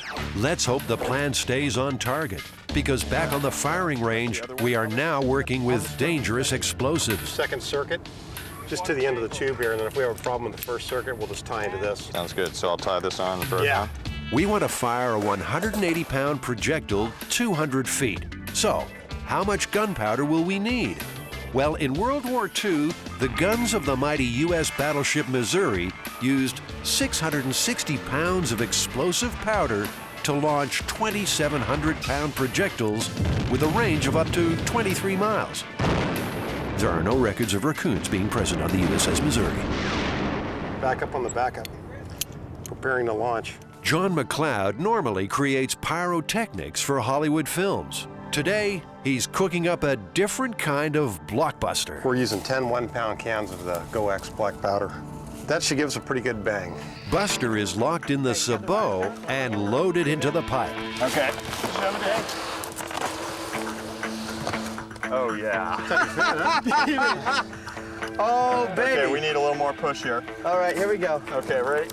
That's good, right? Well, that's tight, huh? That's pretty good. Cue the bomb. So that's the 10-pounder, isn't it? It's a 10-pounder. Don't look like much. Not until it goes off. The local geese are heading south to safety. You think they can tell we're about to blow something up? John will use an electric detonator to ignite the powder. With the wiring all checked, it's time to seal the end of the pipe. Look at that, that's perfect. All right, I'm gonna bury it. The pipe must be plugged to direct the force from the blast towards Buster and send him out the other end of the tube. Will it work?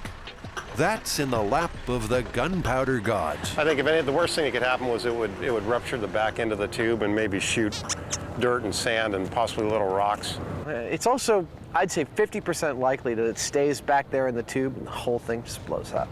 That's totally acceptable to me as well. The whole damn thing could blow up for all we know, but our best shot is that it's going to come out of there, and it's going to come out really fast, and it's going to look really cool. Jamie is so confident, he's parking Buster's wheelchair right where he thinks he'll land. Jamie, you hoping to catch him? Yeah. All right, that's about the most optimistic thing I've ever heard. If you catch him, I'll give you $100. Okay, let's put this Big Bang Theory into practice. You got some? You want to put some protection on there? I think I'm all right. He thinks he's all right. Firing in 3, 2, 1.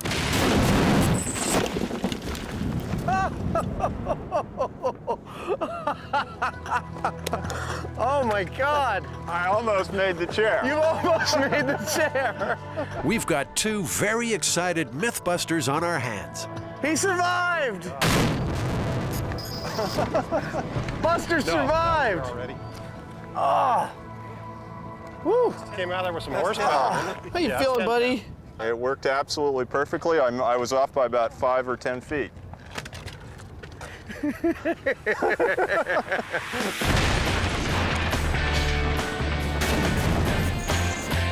Buster heroically executed a textbook superhero-style exit from the cannon. Oh my God!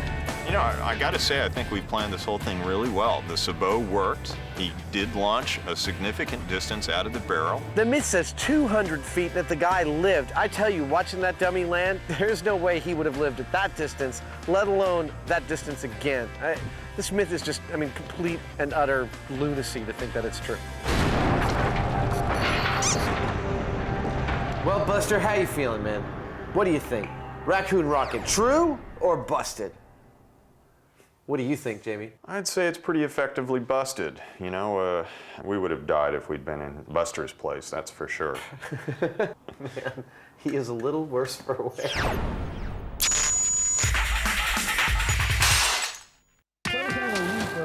You've heard the fairy tale of the 3 little pigs, right? Well, in this myth-busting moral, one got away, and the other 2 have been quietly decomposing in a 1987 Corvette for 2 months. Huffing and puffing? You bet.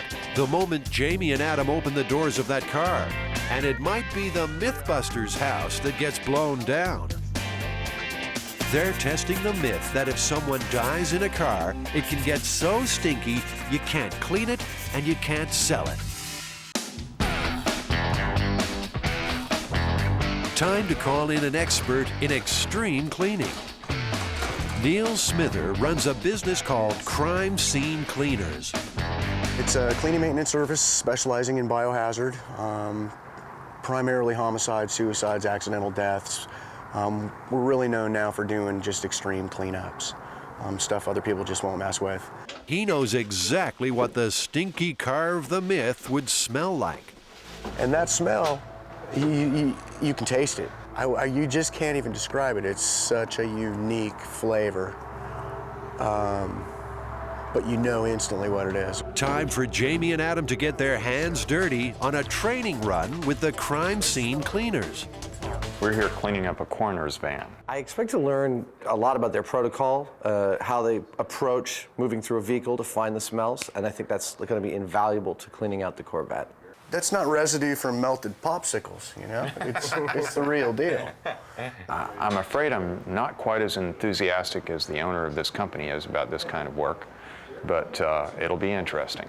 Let's start with cleaning the top of it. Have you heard the myth of the stinky car that can't be sold? I have heard that. It's a fallacy. Totally. What was that? It's a fallacy. You can get the smell out? Wait a minute.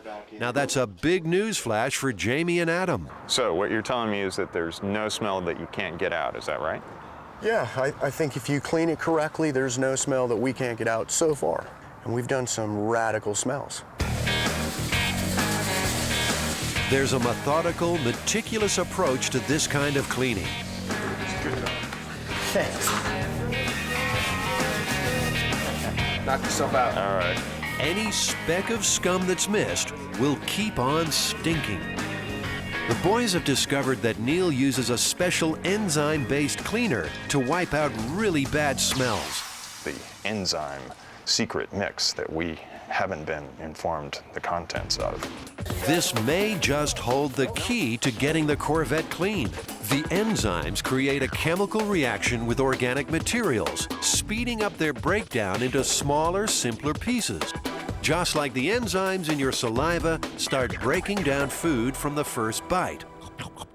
Whew, it's It's hot. This warm-up bout with the crime scene cleaners is a success.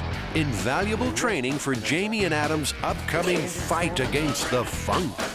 Well, it's really helpful to talk to a professional about this kind of thing. We just kind of go in and start doing it. I thought the myth was entirely possible and plausible when I first heard it, but talking to Neil and seeing how well this stuff works, I think we might be able to clean this car out, and it might not smell at all. Either it is cleanable with the enzyme or it gets ripped out, and we will get that car clean.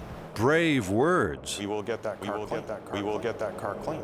So, let's put that confidence to the test.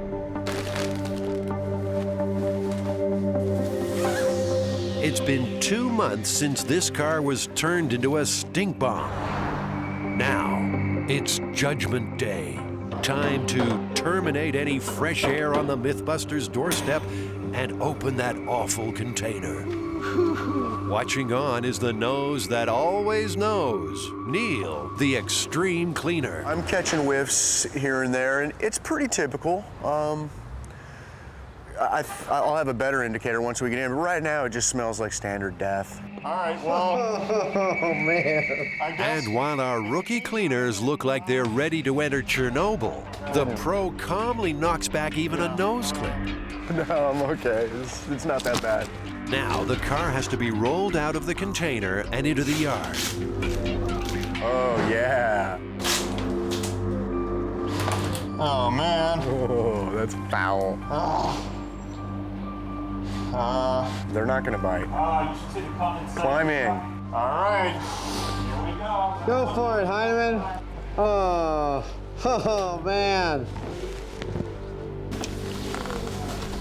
Well, one thing that bothers me is that it's raining in there. Like any place that I move around, I'm like going to get covered with, I hope these things are waterproof. Are these waterproof? Not really. I mean, those are more than anything else. I would just hurry up, just get it done. Oh my God! That is horrible. The pig's sort of like sealing off the whole area. It's like flowed over the parking brake. He's gonna have to think awfully fast, coated with gore. All right, removing the sandbag here. Yeah. Here it comes, here it comes, here it comes.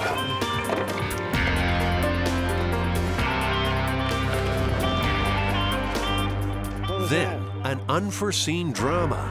The decaying pigs have given off ammonia, a potentially fatal gas that almost overcomes Jamie.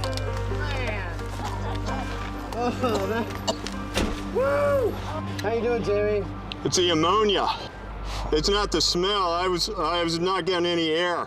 It's not a spew. I was going to pass out. Because the Corvette was sealed so carefully, the gas was trapped and concentrated inside the car. Stop.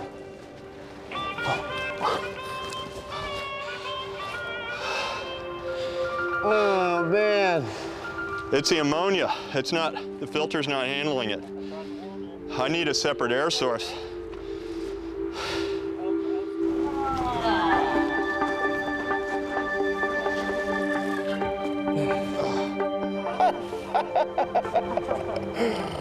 Oh my God. This thing was useless.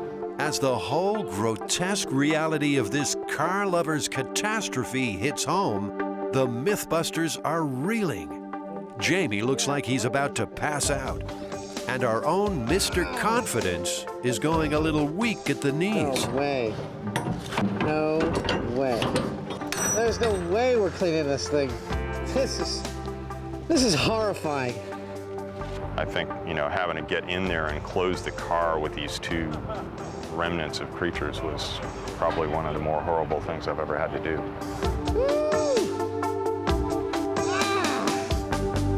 What's the worst thing you can imagine? Hey, Adam. I can't get past this. Oh, it's disintegrating. Oh. The ever-helpful Neil is just glad it's not him. I would just put a bunch of paper towels in and let the paper towels soak up as much of that liquid as you can, because you're gonna have to get in there. Yeah. Literally laying down to get to the bolts. Are you gonna lay in that puddle? I really, I won't be sad when this day is over. This is a severe cleanup, no doubt about it. Oh, man.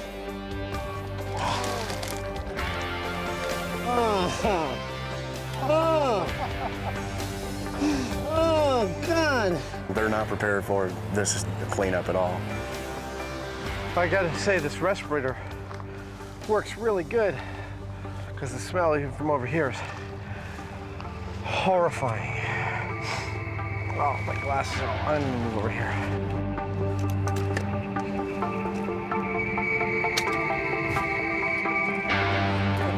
When you pull the seats, you better have something to contain them because they're going to pour liquid. The carpets, the seats, the door panels, all history. And there's a lot of work left. Well, we got all of the wet stuff out of there. There's still little dribbles here and there, but, you know, shoot, we must have removed about 300-400 pounds of wet something. I have to say, I didn't expect that this would happen, but I see myself as a vegetarian for at least the next couple of weeks. Don't want to do that again. Now, Jamie and Adam try out the tip they got from Neil, the crime scene cleaner, using a special bioenzyme fluid to cut through all the organic gunk. They're praying this might give them an edge in the war on stinkiness. The quantity of flies has decreased. We've been doing something. Well, I know we've been doing something. Something the flies don't like.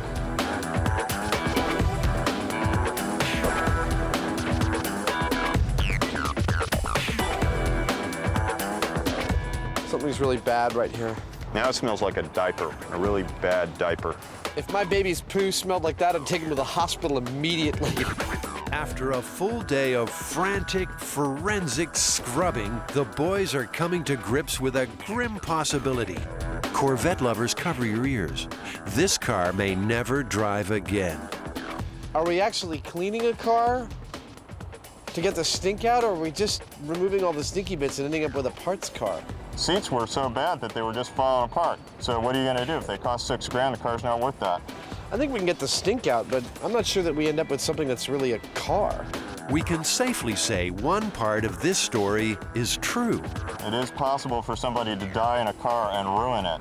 But can it be completely cleaned? Even Neil said it would take his boys several days to get rid of every last thing and put it back together again. There's no doubt in my mind that we could resurrect the car. The only question is whether it's practical or not. I mean, the place where I think you would never get it out is like all the air conditioning system and the ducts and stuff. I know all that stinks. We could clean the car perfectly and be like, it's done. And we turn on the AC and be like, oh, you know. Given the way the car smells now, even selling it for parts is going to be pretty difficult. I tell you, if I took one drop of the juice we cleaned up yesterday and put it in your car, you'd want to sell your car. So what's the final verdict from the MythBusters? Jamie would be quite happy never to see that car again. Oh man, that is nasty.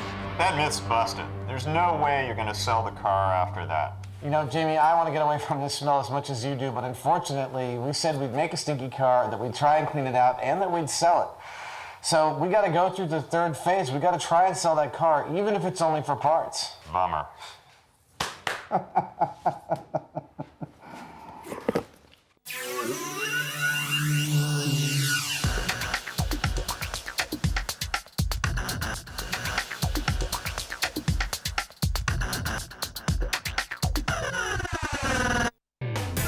1 week after an infernal cleanup, it's time to sell. But will they find a buyer? Knowing how bad it was, it's not nearly that bad. But it's worse than anything anybody else but me and Jamie have ever smelled.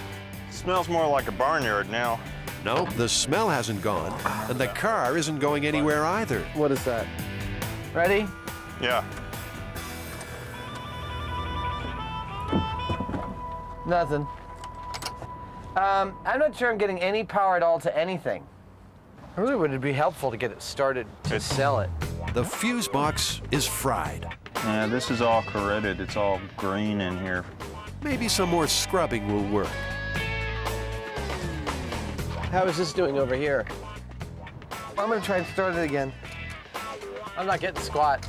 Are you sure it's hooked up? Yep. Positive and all that? You bet. Adam is ready to raise the white flag. Now we push. But Jamie is determined to get this car started.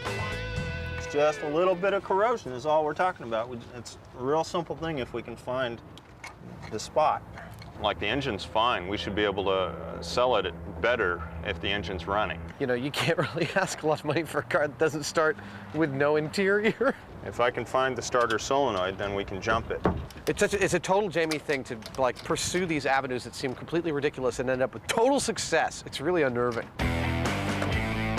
Eventually, Jamie admits defeat. You gonna help push? No, I was gonna watch from up here. You guys doing any work at all? I think I'm carrying this whole thing. It seems like we trashed this car, and that's all we did. Like, we put some pigs in it, it ruined the car, and it's junk. I think the question is, how much money can we get for a big piece of stinking junk? Not very much. Let's clean it, close it, sell it off. It won't start, and it stinks of dead pig, but it will look good. Time to place an ad on the internet to entice some buyers with an unbelievably cheap '87 Corvette. All right, so we want to sell this car. What should be in the ad? Well, I guess we should just list the good things about it. It's like shiny, it's got a good finish on it. Shiny. It's got good wheels and tires. It's a great parts car. We lost the interior. Yeah, we just lost it. Hidden cameras are set up to secretly record the reactions of unsuspecting buyers. So, who will buy this slightly soiled vehicle? Maybe a die-hard Corvette lover. I didn't know it was gutted. Yeah, well... Is that how you bought it? No, don't like that, huh? Jamie will have to do the hard sell on this one. I mean, we're only asking Yeah. $3,000 for it. You could, yeah. So you could take it for parts. The wheels alone are worth like $700-800, and still not impressed. No, I wonder how much that smell seeped into the fiberglass. No sale. The guy from the junkyard has a sniff. Jesus, that stink. Right. Well, I think it's worth about $500. Well, we're definitely going to wait for a better offer than that. So does it even start? How about this gentleman? So is there an interior for it? No. What's that smell? He seems kind of interested. How many miles does it have? It's got I think it's got a $250,000, but it's only 50,000 on on this engine. Well, I'll let you know if I'm interested. All right. After sleeping on it, he becomes our buyer. Yes, sir. What are you going to do with the car? We're probably going to part it out. I'm interested in the engine and the transmission. The stinky car is going cheap. There's a couple of things. Only $2,000. There's the title and the keys. But at least it's finally gone. So there you go, man. No shortage of buyers. I don't think that there's a car in the world that's too stinky to sell. If somebody dies in a car, it can easily get so bad in there that you're not going to just kind of wash it with some Windex and some stuff like that and be able to sell it like it was. I think we busted both halves of this one. I guess we did, didn't we? I still can't get that taste out of my mouth, though. God, what a horrible thing that was. Absolutely. Horrible. Horrifying. Horrifying. That was something else. I'll remember that the rest of my life.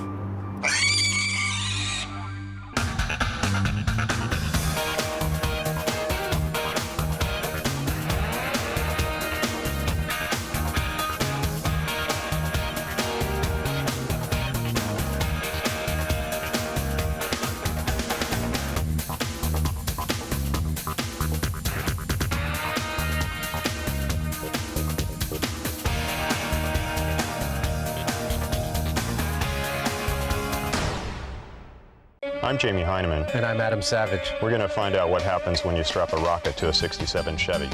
Oh, yeah. Coming up, we turn a Chevy into a 350-mile-per-hour road warrior. This is so exciting. I'm going to have a grinectomy. Pop rocks and soda. Urban myth or recipe for disaster. Dude, your stomach's gonna burst.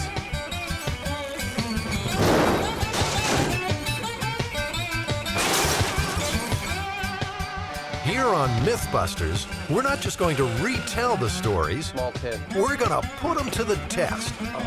We're prepared to put our bodies on the line. There's just one problem. Some aren't myths at all. Which one would that be? I don't know yet. So why should you trust these guys? Well, Jamie and Adam have over 30 years in model building, animatronics, and toy prototyping. They've worked in features, television, theater, and games. They can build just about anything, and probably have. This is M5, my special effects shop. Come on in and have a look around. Jamie's amassed an awesome collection of tools, talent, and techniques. If we can't find it here... I'm trying to locate a pig's stomach. There's always Adam's eclectic collection. I come from the planet Butthead. And if that fails, the guys are backed by experts in folklore, crime, medicine, and engineering. Ow, ow, Jamie and Adam are supposed to be experts in what's real and what's not. And they'll need every trick in the book. So where do we begin? What do we got? Let's go.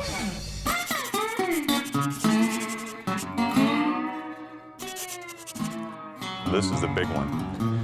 What we have is a 1967 Chevy Impala that was taken out into the desert, and somebody had put a rocket booster on it.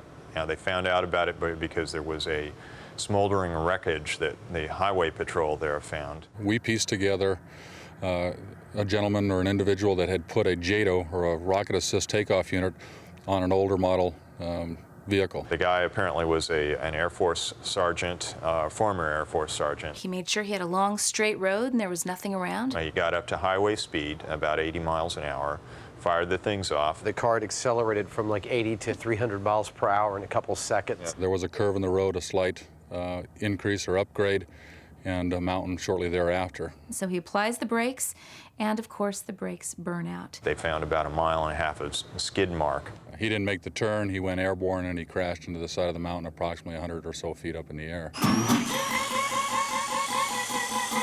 So do we have any corroboration of this, or any photos, or anybody come forward? Well, that's our job to pursue that, and we need to get a hold of a 67 Chevy or something as close as we can to it, and need to get a hold of a JATO or a RATO, or again something equivalent to it. I foresee some wreckage, actually. Well, personally, there's so many variables here in terms of, you know, a car that's got to accelerate even to 150 miles an hour for a 35-year-old car. It'll look really cool. It'll look really cool. I mean, that's going to be big flames shooting out the back. It's going to be great. I can't think of anything more fun than doing this. No, you know what? I really can't. I first heard about the story approximately 1994 when I was, my job was a spokesman for the Department of Public Safety. I received a phone call from a local reporter asking about a Darwin Award that was on the internet. The way the story read was that the Arizona Department of Public Safety, or the Highway Patrol, was the ones that did the investigation on it. I thought it was a very real possibility that it could have happened, because Arizona is home to several air bases. Thus, military personnel could have gotten a hold of a JATO unit to use in this fashion. JATO, or Jet Assisted Takeoff, has been around since the Second World War. We should call them RATOs, because each canister is filled with solid rocket propellant. A single unit puts out 1,000 pounds of thrust for 12 to 15 seconds. Up to 8 JATOs are used when large military aircraft are operating with heavy loads or from short runways.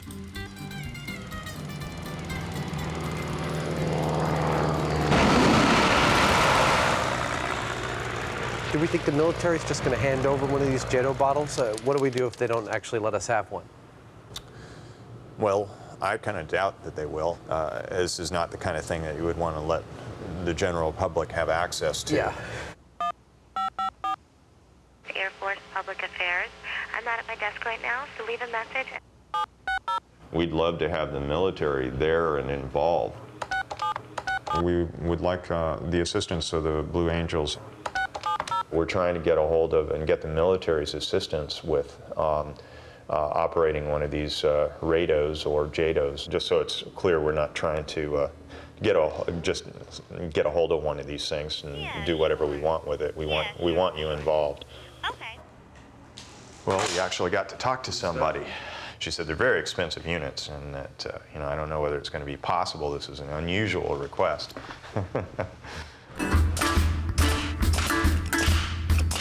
Most good urban legends have good details, names, places, dates. In this case, often it's a Chevy Impala that the man was driving. So we need to find a 67 Chevy. I wonder where we're going to do that. Well, I picked this up at a flea market, actually. This here is a 67 Chevy Impala. That's our goal. Yeah. Hopefully we'll be able to find a junker, something with a crappy body. All we need is for it to run. We live in America where, unless you're in New York or a place that has a subway, you must have a car to survive. Not an Impala, we got a Pontiac. It runs? The Pontiac runs? Not at the moment, it just needed the transmission on. Oh. Yeah. Only? Yeah, but, you know. And a car not only is about survival, but it's also a symbol of adolescent freedom. When you get a car, you can leave the nest. We're going to be putting some rockets on the top of the car and setting them like off. the guy in the desert, the old urban legend. That's it. So you want Exactly. it's a 72 Impala or 69 Impala you're supposed to use. Yeah, everybody. We'll take anything that looks like, I mean, a Falcon within a couple of years. Something of that kinda... vintage, as long as it runs. Don't care about... T-Bird? You want a Thunderbird? Well, it got to be cheap. 62. Well, $750. That's let's have a look very at it. plausible. It's also a symbol of sex. This is where a young man can have his first sexual experiences in this car. Oh, yeah. That's the we're done. I'll be kind of ashamed to destroy it. We don't have to destroy it. Oh, that's so beautiful. Oh my God, I'm loving this. Oh, look at that. Wow. Oh, this automatic windows. Oh, yeah. Is that your premise, though, to do that urban legend? Yeah. Well, you should get a Chevy, because I always heard the story with the Chevy. Because I always understand it'd be like a 69 to 72 Impala. Okay. Chevrolet, the beautiful shape for 1965. The Chevy Impala is an ideal candidate for urban legend status. It was first introduced in 1958. From the start, it was a prestige car within the reach of the average American. A completely new look time cannot wash away. By the end of the millennium, sales exceeded 13 million, making the Chevy Impala the most popular full-size car in American history. See the beautiful shapes of Chevrolet for 1965 at your Chevrolet dealers now. We need it to run. Need it to run. Needs This one it. may run. It's got a bomb motor in it. What do you mean? You're gonna put rockets on it? It'll go. We're going to destroy the car. Of course you are. That's half the fun. Thank you anyway. Thanks very much. No problem. Despite its popularity, the Impala is proving as hard to procure as JADO rocket.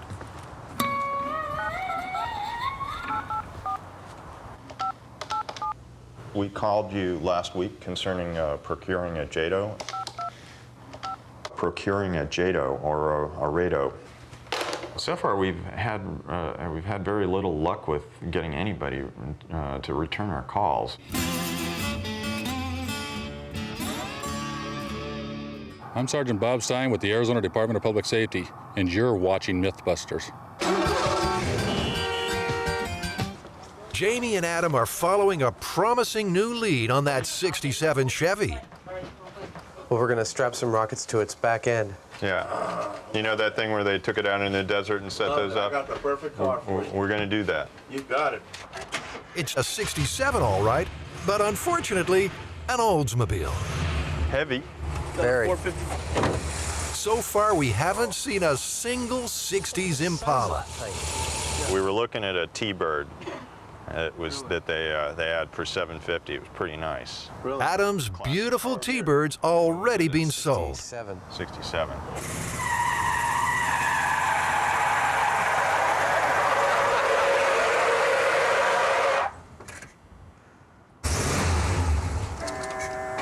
This is your car if you want a car to put a rocket on. She's fast.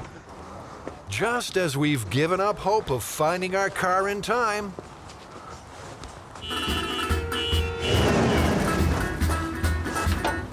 it's officially an Impala. Would it be all right if I drive it around the block? Oh, yeah.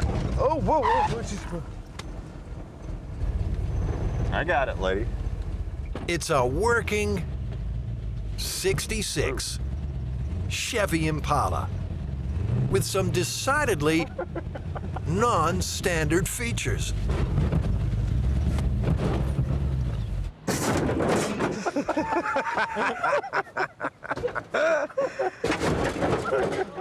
This is without a doubt our car. It's destiny. I think the hydraulic aspect of it is just hysterical. You know, this thing we get a couple of get the rocket mounted right up here. I mean, this is nice and sturdy. We're gonna mount it on top? That's what the legend shows. Well, thank you very much. Really appreciate it.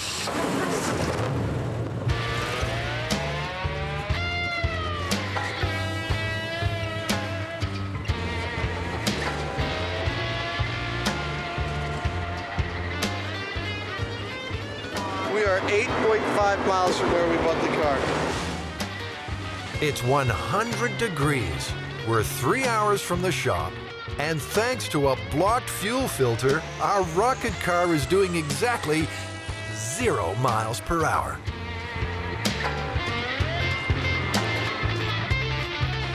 Thank goodness Adam's got the gold breakdown package.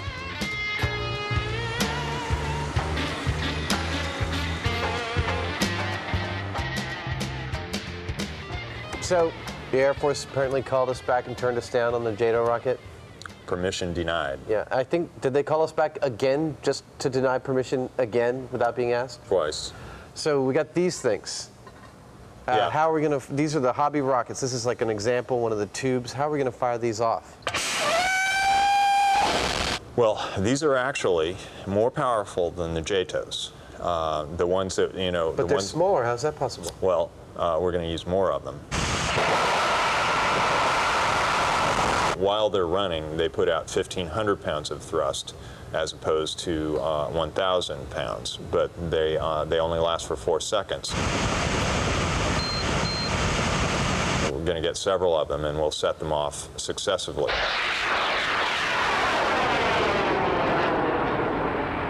So we're going to put 3 of them on, and we'll probably put them on the car like this.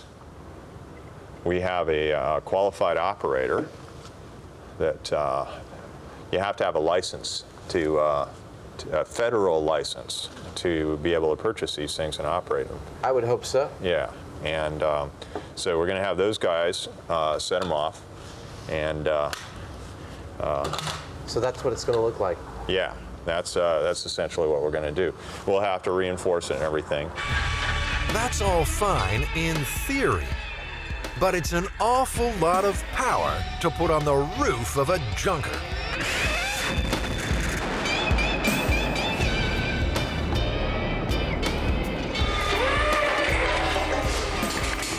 One pound of thrust is 2 horsepower.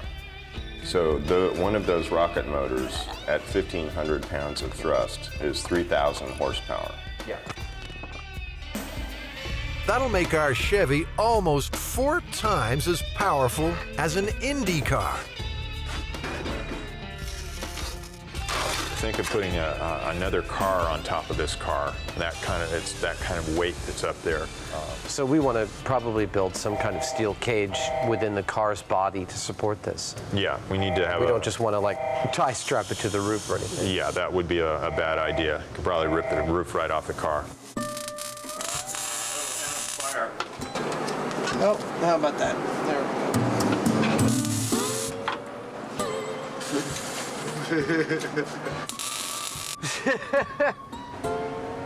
Adam, you're going to get sick. I believe I'm already sick. Give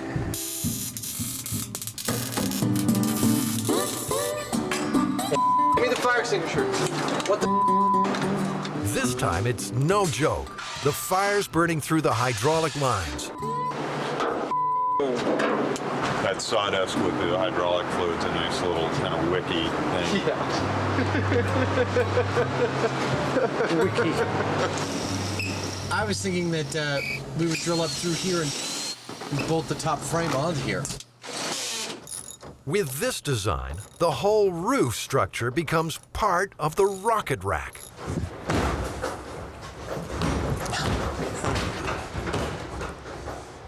Well, one, two, three, let's jump together. These tubes will hold the hobby rocket motors firmly in place. Fins for the rocket.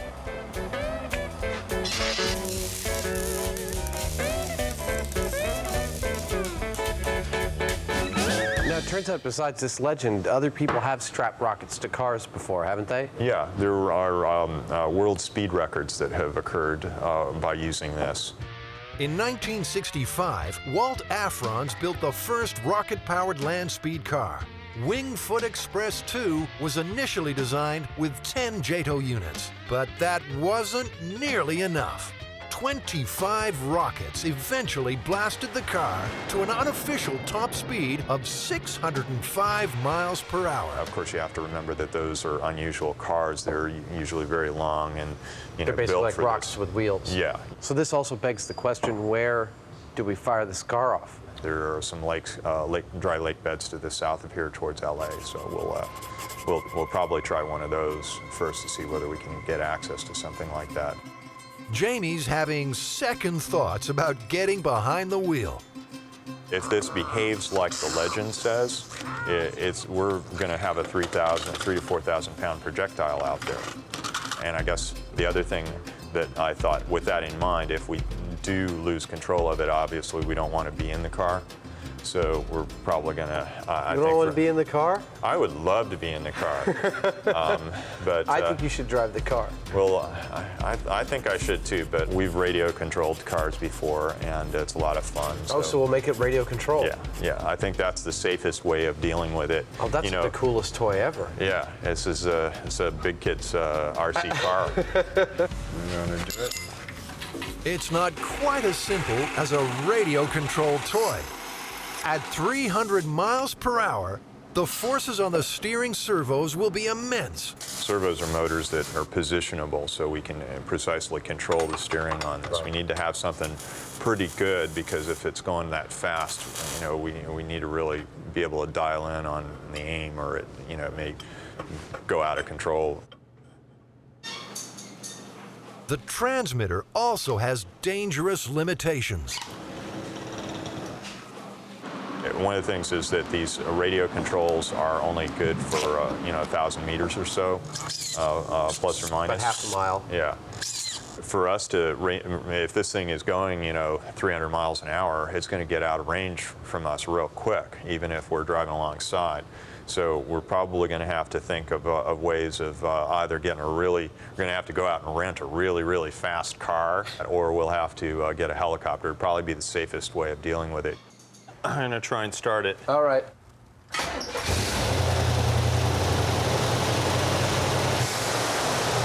Yeah! Jamie's going to need every bit of control when he hits top speed. At 350 miles an hour, a Chevrolet Impala, all the windows will pop out of it and the roof will pull off. Andy Granatelli knows all about speed. He holds 21 Hall of Fame records.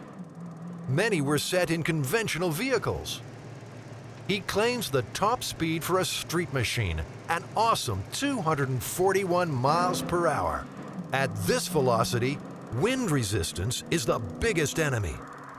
The car would become airborne at a little over 200 miles an hour. The car would just raise the front of it up and would flip over. In other words, because the air would get underneath the front of the car. Yeehaw! Jamie plans to use the Chevy's hydraulics to combat those forces. Lowering the hood should give considerable aerodynamic efficiency. It will also help with what he's been told is the most vital factor. The most difficult thing about this whole deal is probably getting this straight on the car. There's no real true center line that we know is actually the direction the car is going to go. We have, according to the experts, a 6-degree misalignment is going to put about 100 to 150 pounds of push on the tail of the car. You come over that way. I'm okay. I'm all right. I'm all right. I'm just fine. Nothing's broken. Nothing's hurt. That was a little bit of a shock. I just had a massive release of adrenaline. Okay, so... I am my own stunt double. That way. All right. Yeah, that's as good as anything. So that's right about 86. And that's right about 86. Beautiful. Let's tack this puppy down. I can't wait to set this thing off. I'm going to be in a helicopter, and I've never ridden in a helicopter before, radio controlling a 3,000 horsepower rocket-driven radio-controlled car. What could be better? You know, you could just kill yourself when you were done, because it's just like, it ain't getting any better than that. It's all going downhill from there.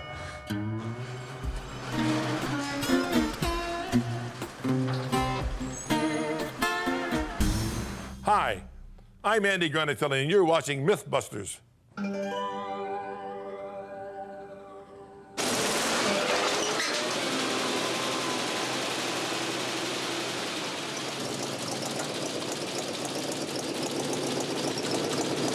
And so the fun begins.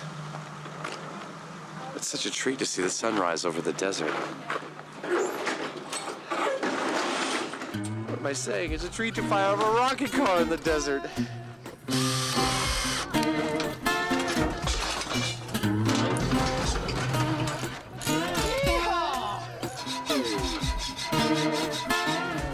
Finally, all the pieces are coming together on the lake bed. With a bit of luck, we'll soon know if the JATO rocket myth is indeed possible. I'm just setting the fail-safe on this. These radios actually leave an instruction with the receiver to return to a certain position if they should lose communication. Yeah, I think so. Jamie will be joined in the chopper by Eric Gates. He and his brother Dirk have over 20 years' experience in amateur rocketry. They plan to fire the motors by remote control. Go. 1, 2, 3, 4. 1, 2,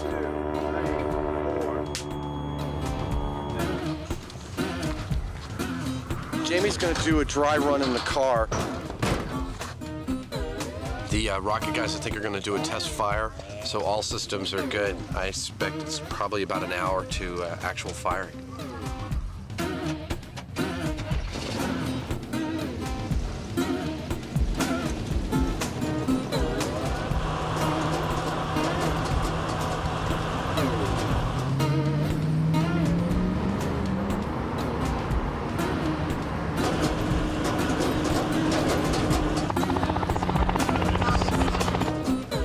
The remote control and fail-safe are working perfectly.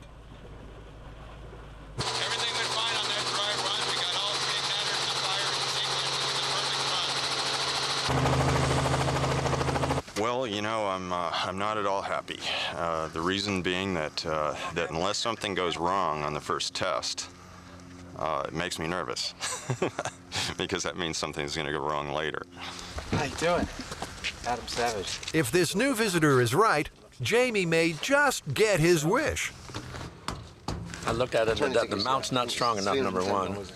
The mount's not straight either. And we warned them about straightening the mount. It's got to be dead straight or it'll steer the car all the time. George should know.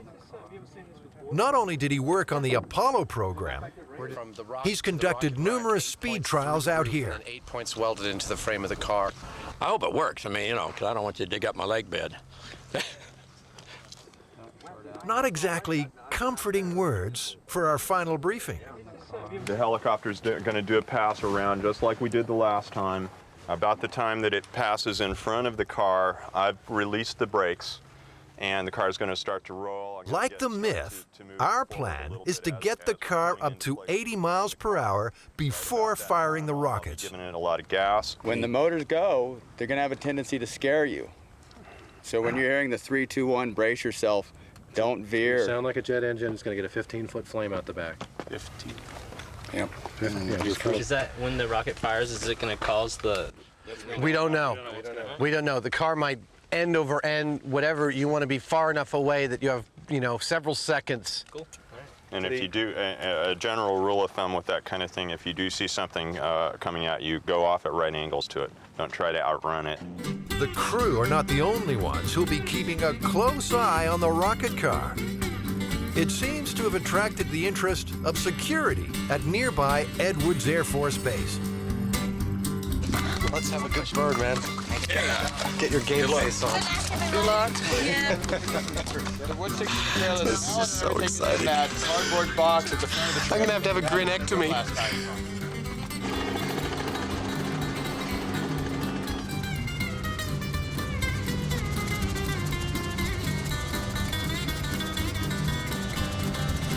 Green light to go. They're starting their circle now. Brakes are coming off. We are a go. Nothing's happening. We're aborting? Yep. We're aborting. We are aborting. We are aborting. Copy that. Copy that.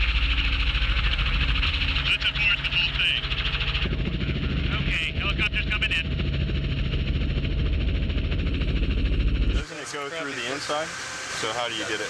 Looks like the car's old gremlins are back to haunt us. With all the focus on horsepower and thrust curves, we never did fix that fuel problem.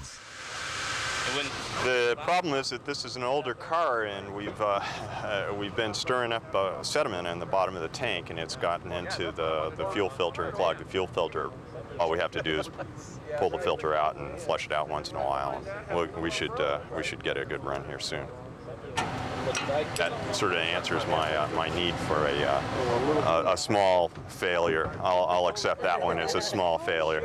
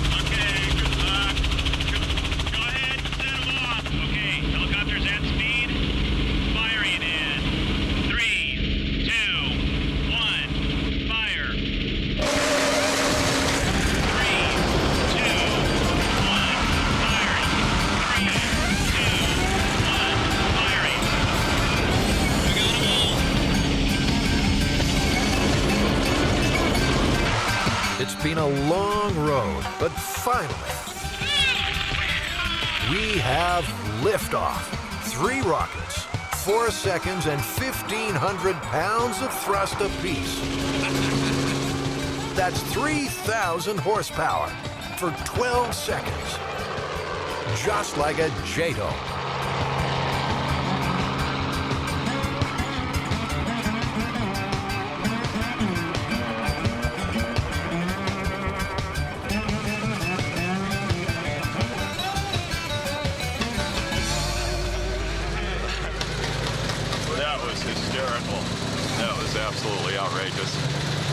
speed do you think it got to? I don't know. The helicopter was having trouble keeping up with it. The chopper's top speed is 130 per hour. Hey! Ah! That was beautiful. We lost track of it. Oh yeah, we couldn't keep up with it with the helicopter. It just once those suckers lit, it just like. It's one thing to see him go up, it's another thing to see him go horizontal. How much leave you guys in the dust? Just the dust trail from the car is so beautiful. I was quite impressed. I was hoping it would go good, and it did. You know, I was a little apprehensible, but no. Jamie did his homework. Over the years, many have claimed they were the inspiration for this story. For those who really tried it, the results were the same. In 1957, Dodge was filming an ad on this same lake. They replaced the gas tank with a single JATO bottle. The car topped out at 140 miles per hour. So, Jamie, given the structure of the original myth that the guy ignited the rocket, accelerated to like 350 miles per hour, supposedly hit the edge of a curve of the road and was airborne for several seconds before hitting the side of a cliff, do you think it's possible? Didn't happen. Yeah. They'd have to have at least around 4 times the power that we did. Back in '46, Andy Granatelli and his brothers did just that. They put 8 JATOs on an Indy racer. The explosion was horrendous, and the thrust was such that you couldn't believe it. We looked at each other as if we were going to the moon. The rocket left not a little fizzle like this, but for about 300 feet long, for wider than the road and higher than the telephone wires, a tail of fire. And the car accelerated up to approximately 180 miles an hour. I mean, and believe me, I mean, it was unbelievable. Andy's antics may well be the origin of the JATO myth. One thing's for sure, we can all quit calling the Arizona Department of Public Safety. There never was a crash site found in Arizona, nothing even vaguely familiar. On occasion, we still get people inquiring about it, and we posted it on our website stating that it is a myth. That was a lot of fun, though. Yeah, it was great. Just those few seconds being in that chopper, right trailing behind the car, seeing those things set off, it was indescribable. Just seeing that car kind of go. I mean, it was beautiful. It was gorgeous.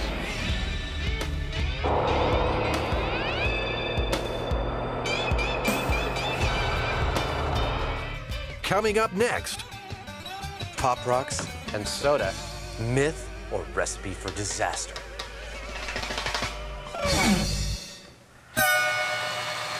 I'm Jamie Hyneman. You're watching MythBusters. I hope you cut that out.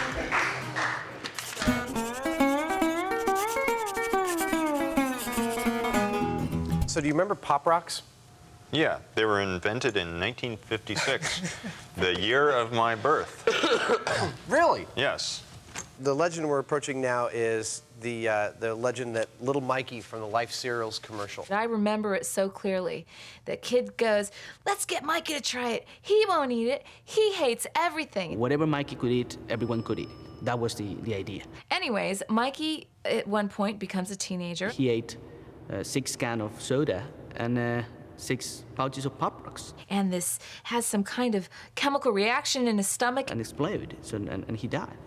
So the myth is that, you know, that a combination of 6 packs of Pop Rocks and a 6-pack of soda is a lethal combination of gases that will make your stomach explode.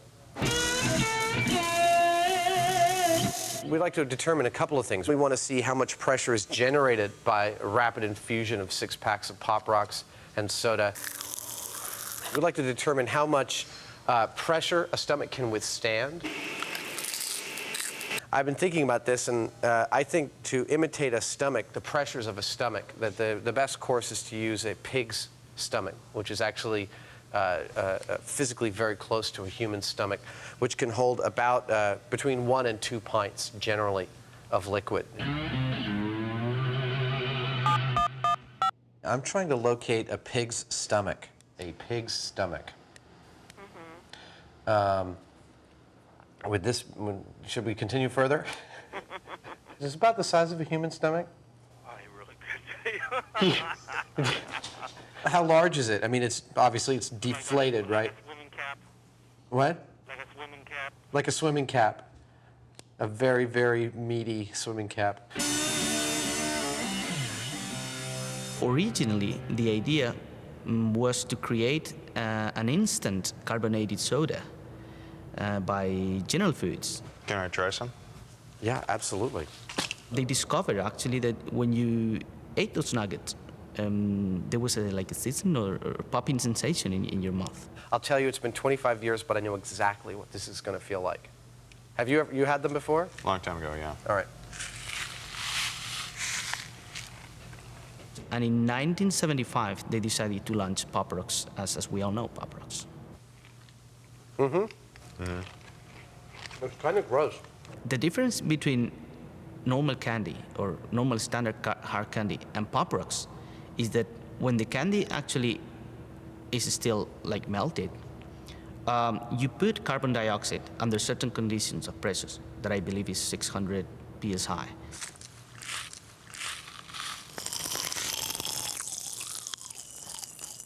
This isn't getting us any closer to that pig stomach. Does it have like the esophagus and the intestines attached at all? No. Just the stomach. I need all the tubes attached to it. Would it be possible to get it with as much of the attachments to it as possible? No.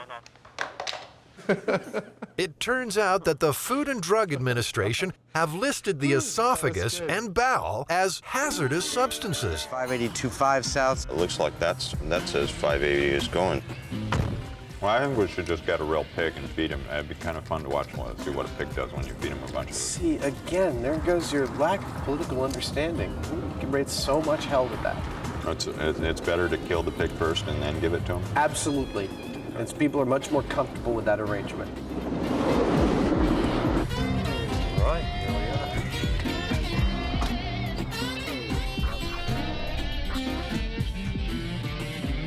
are. 4 stomachs. Terrific. That's them. The specific instructions on the thing, complete with esophagus and intestines. It's actually becoming a reality.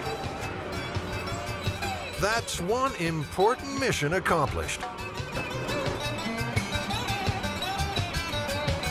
Yummy. That looks like right out of Aliens, doesn't it? Looks like I can feel. All right, yeah, I've got my finger all the way down in there. So that's I don't know which one's the intake and which one's the output. The worst part is the breath coming out of here.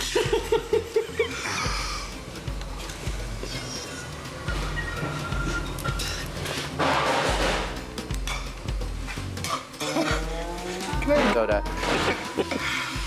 It's interesting that the valves on this thing actually work. That's like it's holding its pressure. You know, I mean, we just put air in there and walked away. And how do you think we'll get the Pop Rocks and the soda actually into the stomach? To get these in there, we have to get them wet, unless we're gonna. I mean, they're not gonna pour. They're gonna stick along the side. They're gonna immediately clog the hole. You know, I had an idea. Yeah. What if we got a hold of some tea bag type stuff and kind of wad them up in little packets and drop them down in there?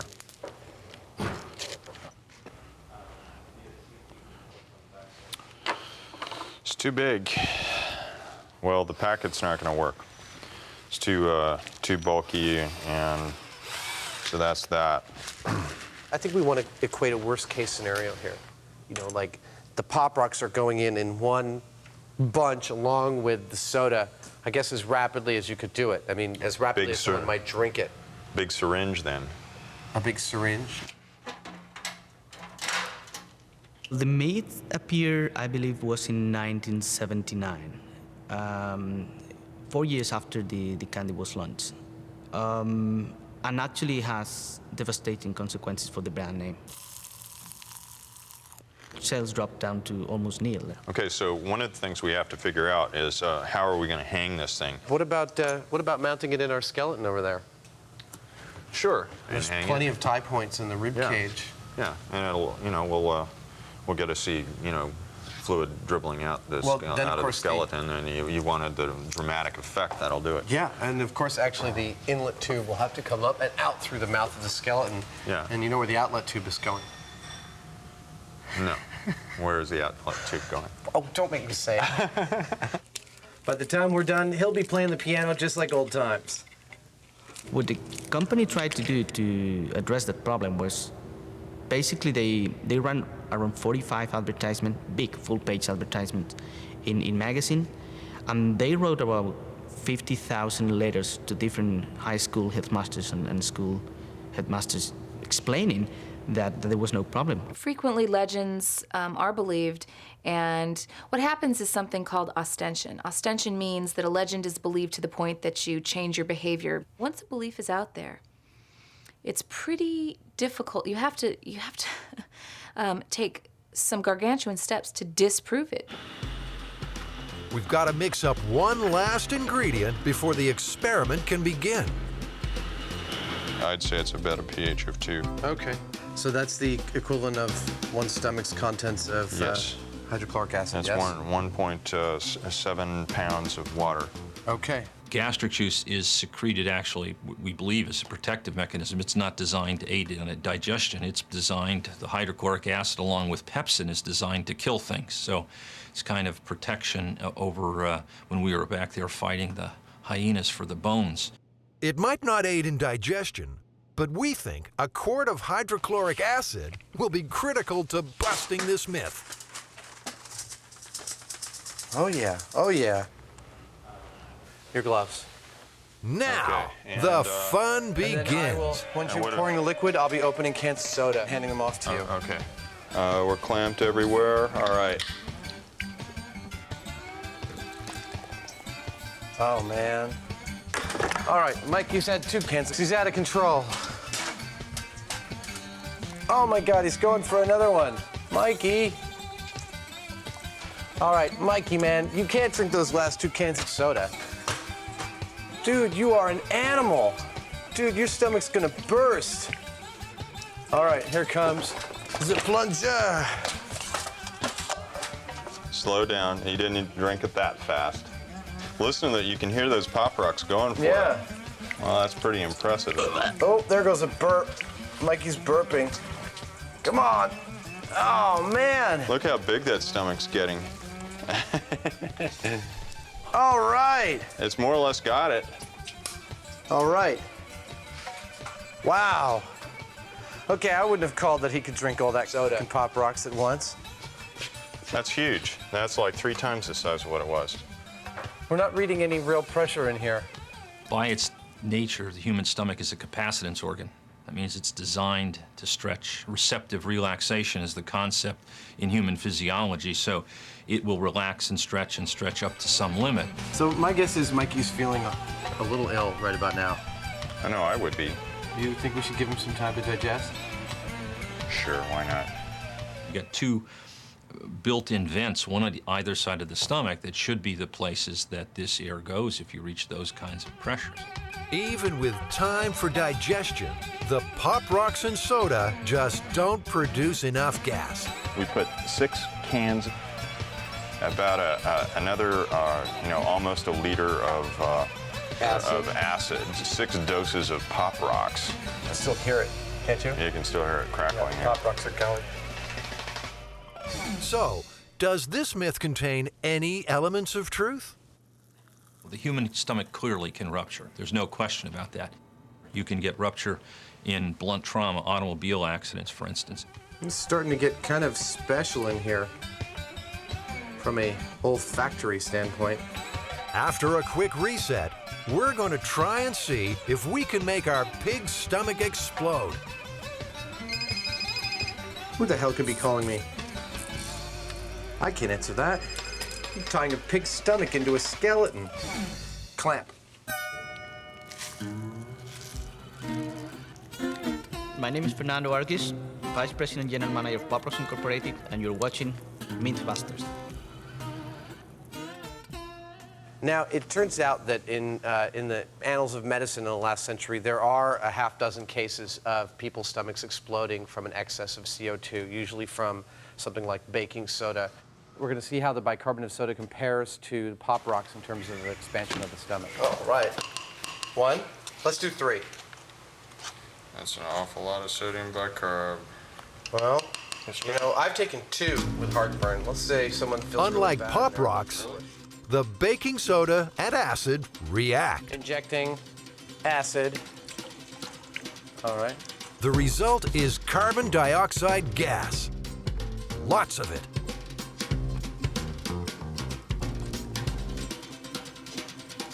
Okay, 1 down. Yummy, and good for you. Single most popular food item in the United States. 3 cans down. 4. Come on, you gotta drink a little faster, piggy. 5. 6. We've fully drunk the soda. Bicarbonate. You ready? Ready. Oh, yeah. Oh, my God. He's still drinking. That's getting really big. He can't hold it anymore. Clamp it. See what the pressure is rating. Whoa. Okay, that's much bigger than before. It's still hardly reading. It's reading about half a PSI. There are probably lots of folks out there who have for years and years and years been using baking soda. And in the amounts that would be prescribed to reduce acid, there's very, very little gas formed. It usually stays in solution, comes out, doesn't cause very much by way of distension if you stay within the limits that are recommended. Here on MythBusters, we're never afraid to push the limits. 1 second. Okay, ready? Ready. Oh, I feel the pressure. If you have a stomach that's greatly distended by a large meal, and then you add on top of that either gas in the form of sodium bicarbonate to try and relieve acid indigestion, you can, in those very, very unusual situations, see gastric rupture. But no one should have the impression that this is common by any stretch of the imagination. Okay. Whoa! Wow. Well, that did cause a reaction. That turned out to be a little too much. Yeah, that's what we call a hell of a Saturday night. Oh my gosh. Totally blue. With the addition of a little more stomach acid and the bicarbonate of soda, what was that, 2 tablespoons? Yeah. Just ripped a hole right in the back. I felt the pressure as I was plunging it. You know, wanted to push the plunger back out again. Yeah. And then that final bit, I don't know if we were watching what the meter said, but it might have spiked. Yeah. I mean, in a body, something like 2 or 3 PSI is a huge amount of pressure. Yeah. I can't imagine a human consuming that much crap. Well, maybe I can, actually. Well, the sodium bicarb with the person's own stomach seems to me to be the main thing. Yeah. Somebody that's just taking, you know, eating candy or something, I don't see it happening. MythBusters tried to contact John Gilchrist, the actor who played Little Mikey. He never returned our calls. Another one bites the dust.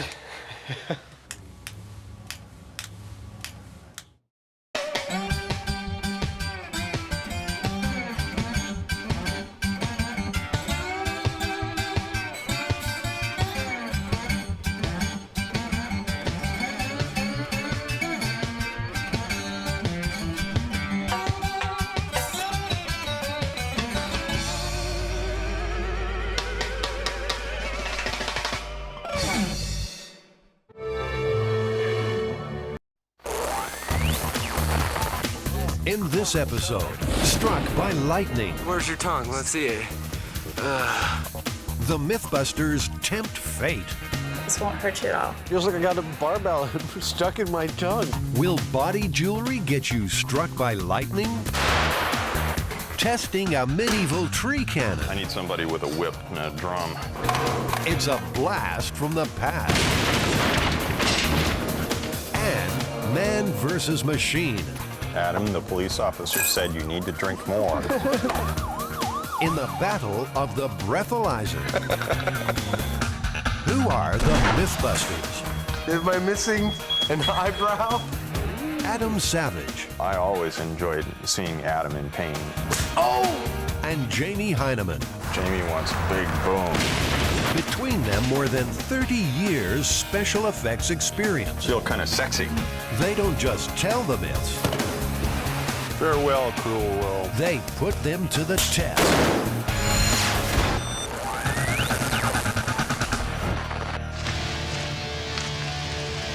Come on, please help me up. Yes, we'll carry you. Hold on. I got struck by lightning? Yes. How the f did that happen? It's not. In August 2003, Matt Thompson was hit by lightning in the hills outside Keystone, Colorado. A bolt of lightning taken straight in the chest. It just came out of nowhere. The direct hit traveled all the way through Matt's body. I had no clue what happened. Matt's story was big news. On websites worldwide, the issue was raging. Matt, you almost died. Was Matt's metal tongue stud the reason he was struck? So my tongue ring. Oh no, dude, you might have swallowed it. Let me see. Where's your tongue? Let's see it. Oh, it's broken off in there, it looks like. Let me see. Body jewelry attracting lightning strikes? This looks like a job for the MythBusters.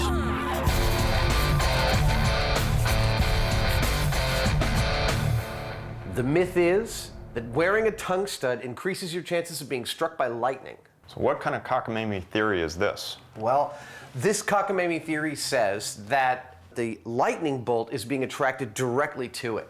Like a lightning rod. Yeah, exactly. It sounds kind of silly. Being loaded into an ambulance with a fried tongue, you can bet Matt Thompson didn't think it was a silly myth. Still, the boys are skeptical. It's obvious that jewelry does affect your body if you get struck by lightning, but the question still remains. Does it increase your chances of being struck by lightning? For the tongue stud lightning test, 2 heads made from ballistics gel will be mounted near a lightning generator. One of the heads will be pierced with metal studs. Adam and Jamie want to know which head the charge jumps to. That'll be fun. Well, that's definitely why we're doing this. The first job is to build a rig that will attract lightning. They need something big, metal, and round. Ah, here we are. That's them. What, these? Yeah. Oh, okay. Well, we're using woks because the round surface of a wok is a perfect thing to test an electrical field around because it doesn't have any point that can gather the electricity to a single point. 7, 8. It's like they knew we were coming. Imagine that. Normally, you'd probably put the heads on a spike, but that would not give us an accurate test as to the conductivity of the piercing as it relates to the whole head.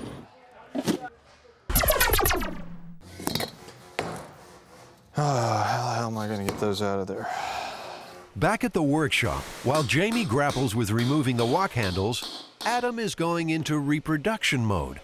I am going to take this casting of my head, and it is me, I swear, and I'm going to fill it with some rigid foam so I can cut it in half and turn it into a vacuform mold to make a bunch of ballistic gel heads. This is where things start to happen kind of fast. There's a point at which it gets clear again. There, see? Now it turns dark. Now it's just about to bubble. That's the trick. Now if you look in here, we can watch it. It's gonna glow all the way up. Isn't that amazing? Oh, look at this. Here it comes. All right, so I mixed too much. Jamie, ahead of schedule, has found time for art. I don't know what it is, but it's pretty. It's like a big steel tulip. Adam, meanwhile, has a solid base for his mold. There is something strangely satisfying about that.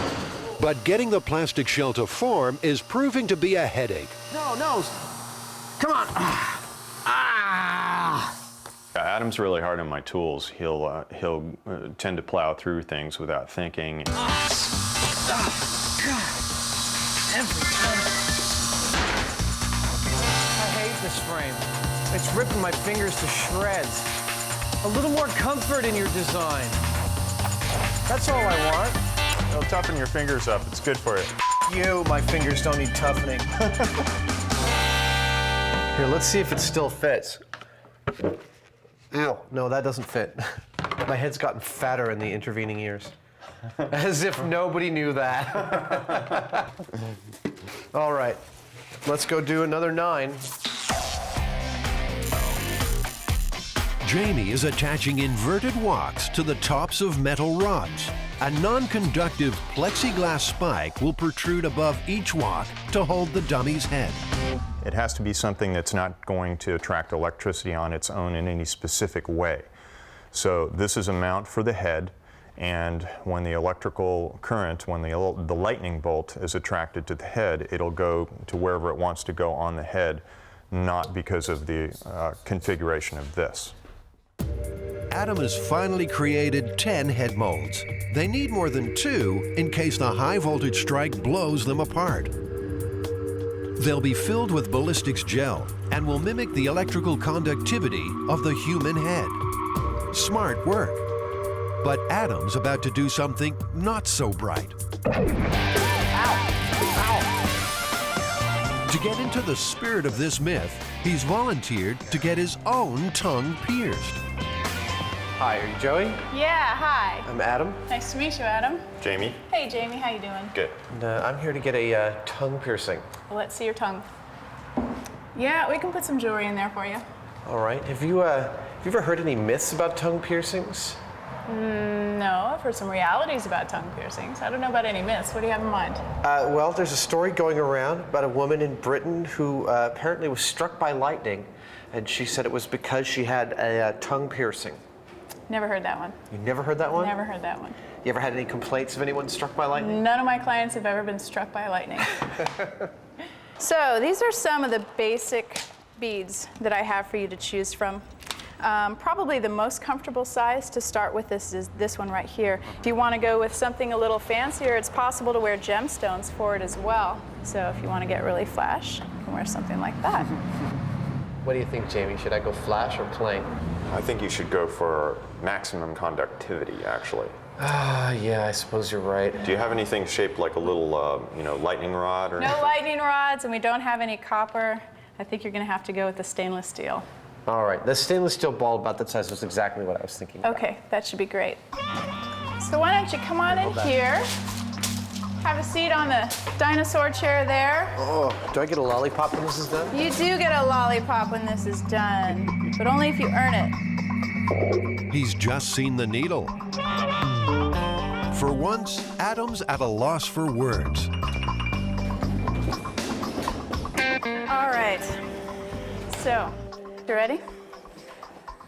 It's very, very quick and very, very easy. You can set your glasses right there. What I want you to do is swallow one last time. Breathe easy. Give me your tongue.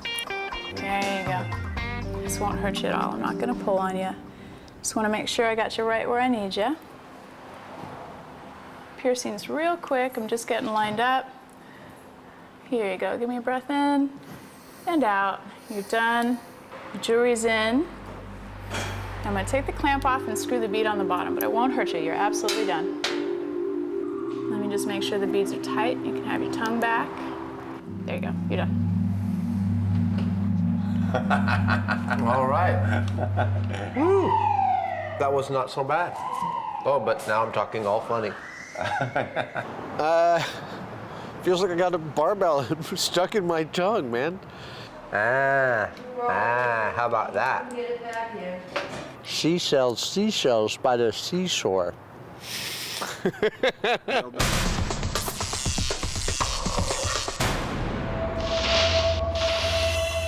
In August 2003, Matt Thompson was struck by lightning in Colorado. It's my tongue ring. No, dude. Was the lightning attracted to his metal tongue piercing? Oh, it's broken off in there, it looks like. To test the myth that body jewelry increases your chance of being struck, Adam and Jamie have enlisted the help of Delta Star West. They manufacture industrial-grade electrical machinery. They still feel nice and cool. Adam's freshly made gelatin heads are the focal points. He has to suffer as much as I have.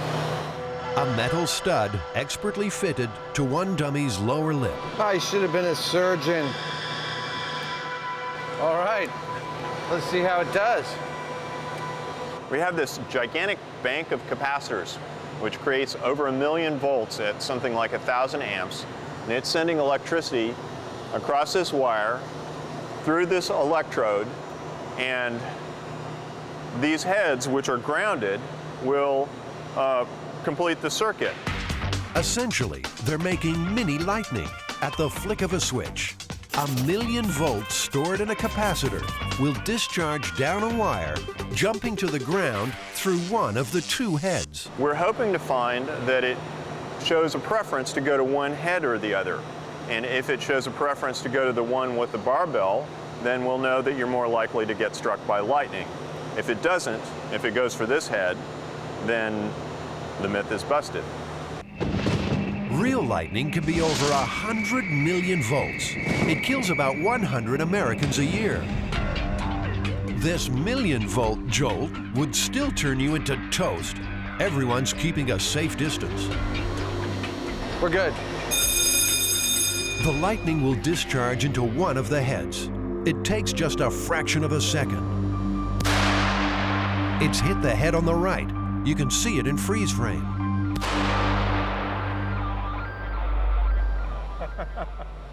Here it is again on high-speed camera.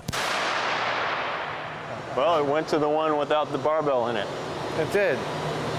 We learned a couple of really important things from the first test, and the first thing was that the lightning bolt went to the top of the head and no place else on the electrode, which tells us that that our rig is nicely set up. It's pretty neutral, and we are getting current to go through the head itself and not through the steel. The second most important thing that we learned about this was that the discharge actually went to the head without the piercing. So this not looking too good right now. But the testing has just started. In the interests of accuracy, they move each head to the opposite spike.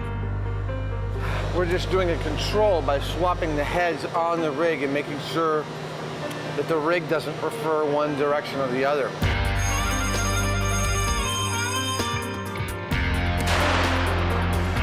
This time it hit the stud head.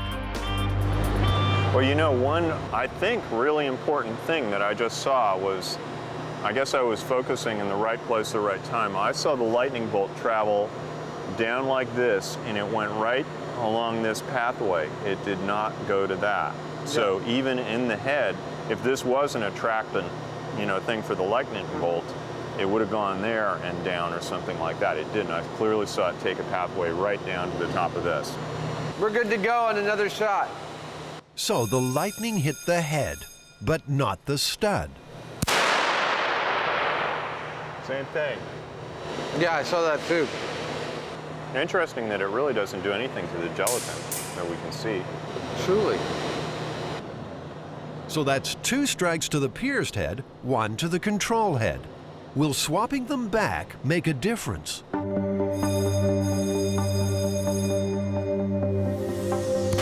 It's the pierced head again, but a confusing pattern is emerging. The charge often goes to the piercing side, but it never seems to touch the metal. The MythBusters won't be satisfied until they can see the lightning hit the stud directly. Jamie, we've now run this a dozen times or more. The heads are working perfectly. The rig is working great. We're getting consistent strikes, always to the top of the head. Not once has the lightning gone right for the stud. Yeah, all we've got left to do is put a bunch of studs in there, some really big ones maybe, see what happens, see if we can get something to react to them. Like nuts and bolts and knives and forks? Yeah. Adam has apparently read the Hannibal Lecter style guide. All right, I think that's a pretty good look there, Jamie. What do you think? Well, maybe more is better. Let's fire it up. Okay.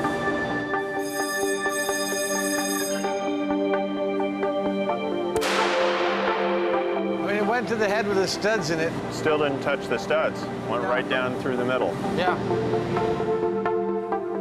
Maybe even more metal. Of course, if your tongue piercing is this big, lightning is the least of your worries.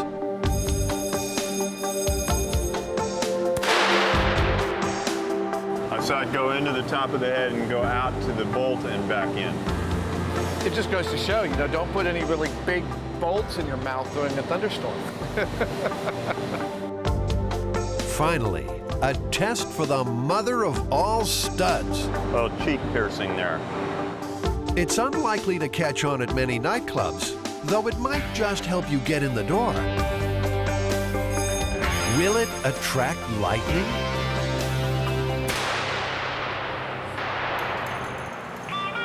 At last, a direct hit. Well, that knocked the doorknob right out of his face. The MythBusters are unconvinced that studs attract lightning. While the Zap did seem to prefer the head with the piercing, a lack of consistent direct hits suggests some other unknown factor was involved.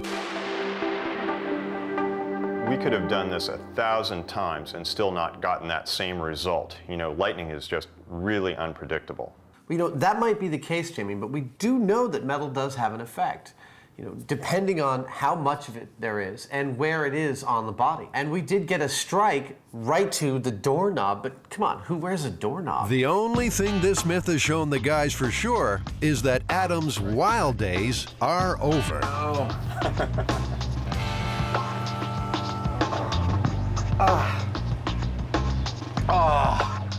Heaven. Oh, God. That was horrible. There we go. My tongue is free.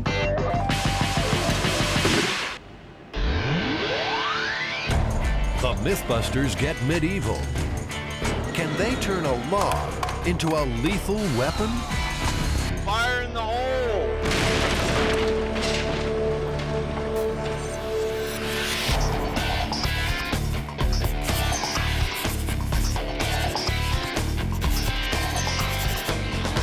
This myth is from medieval times, actually, and it involves a Hungarian town called Pakish that was being threatened by their neighbors. So the entire town got together in one night. They apparently made a cannon out of a tree. And they put some gunpowder in there, and they shoot off this cannon. The entire body of the cannon exploded, killing half the townspeople. And the mayor, in his infinite wisdom, looks up and said, "If we have so many dead, how many left of the enemy can there be?" That's the earliest known record of spin, I think. To test this myth, Jamie and Adam will try to build a tree cannon and see if it explodes when fired. To do it like the villagers, they need to drill a hole into a log using medieval-style tools.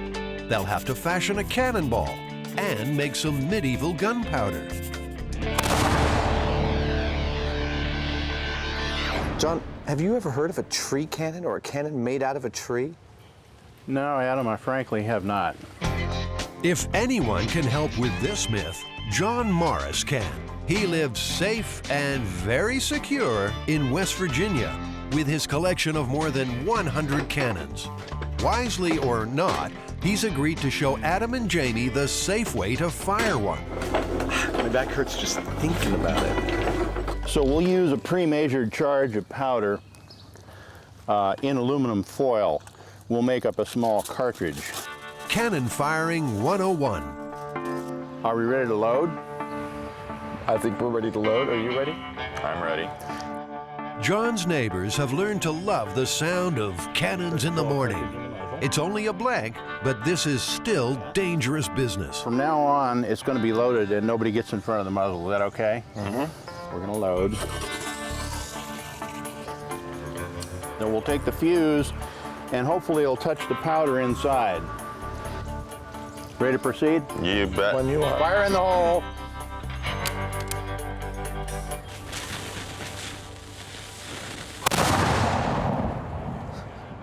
I knew that was going to happen. You did. They've seen how it's done. Now it's the guys' turn. Is it possible to put too much powder in a cannon? Certainly. What'll happen? Well, it will overstress the cannon, and the cannon could blow up. Now, you shouldn't be in front of the piece. Exploding cannons. Food for thought for two first-time firers. Fire in the hole.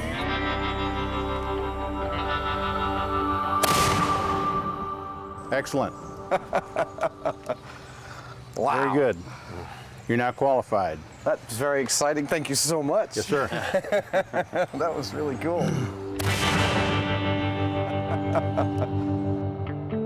Tree cannons were used in 14th century England and just 100 years ago in Eastern Europe. To make theirs, Adam and Jamie need a European hardwood log, a big log. This is a piece of English elm here that we took out. Is a tree that actually died from Dutch elm disease, and this weighs several hundred pounds, this piece here. If I can do that with it, we can get it on the truck. Jamie, you're doing such a good job. Get out of my way.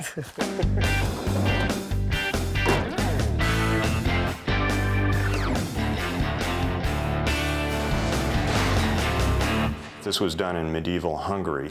They didn't have power tools, and there would have been a lot of things that would be different about what we're doing. They learned how differently by examining pictures of a 1,000-year-old toolbox found in Sweden. For authenticity, they want to make similar equipment. Jamie's starting with an axe to strip the log.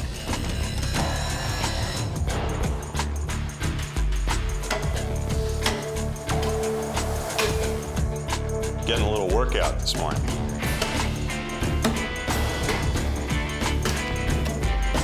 Adam's having a workout of his own. He's making a medieval saw out of a forklift pallet.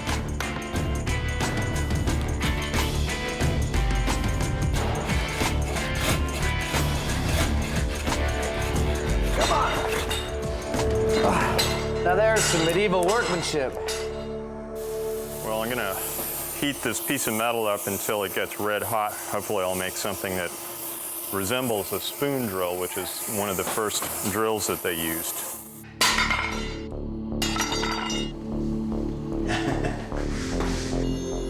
It's the best medieval drill Jamie's made all day.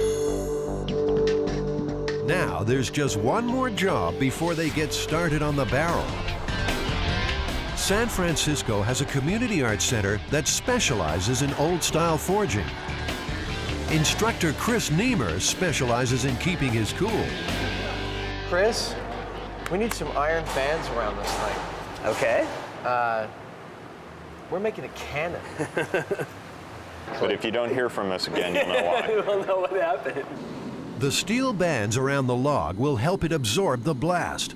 They'll be heated in a furnace, then hammered into place. When we start wrapping this, I think I'm probably gonna have one of you two with a hammer just kind of tapping behind me. Test run number 1. They've got to pull the band tight while it's red hot, then rivet it in place. That's the ticket.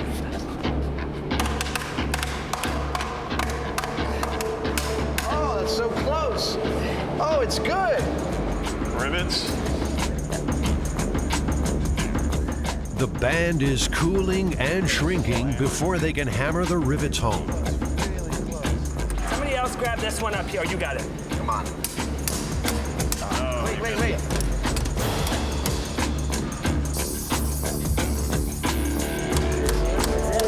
Yeah. Oh, it's beautiful. Yeah, that's it. That's it. All right. We got it. Quenched with water, the band will shrink tighter onto the log. Just 4 more to go.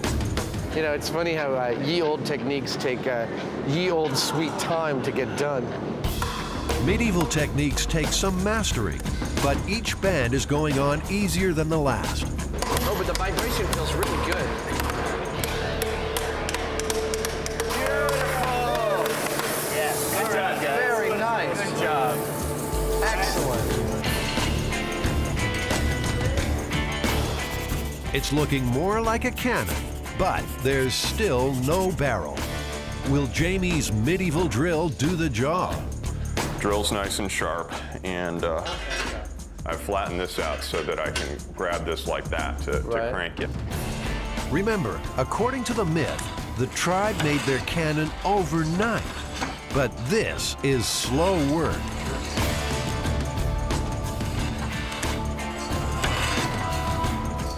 We're about half an inch in. I need somebody with a whip and a drum. They've got to drill through about 5 feet. You know, we're just moving more, I guess. Let's see. Medieval tools just weren't built with myth busting in mind. Based on what I'm seeing here now, I'm thinking it'd probably take a couple of days to get through it. The myth says that overnight they'd be able to drill a cannon, and I would say that that is unlikely. I would say that the myth is busted because of that.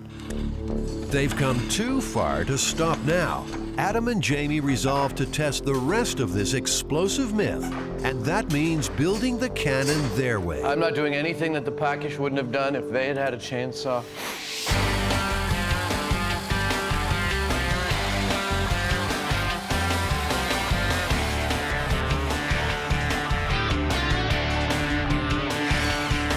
While Adam is bowing to the 21st century, Jamie is staying well in the Middle Ages.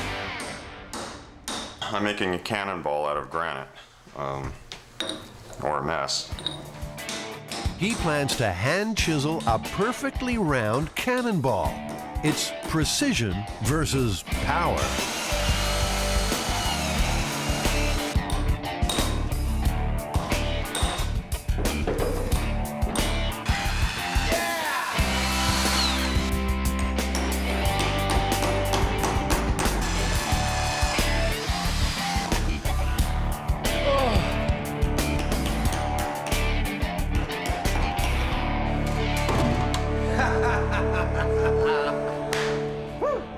That is a tree cannon.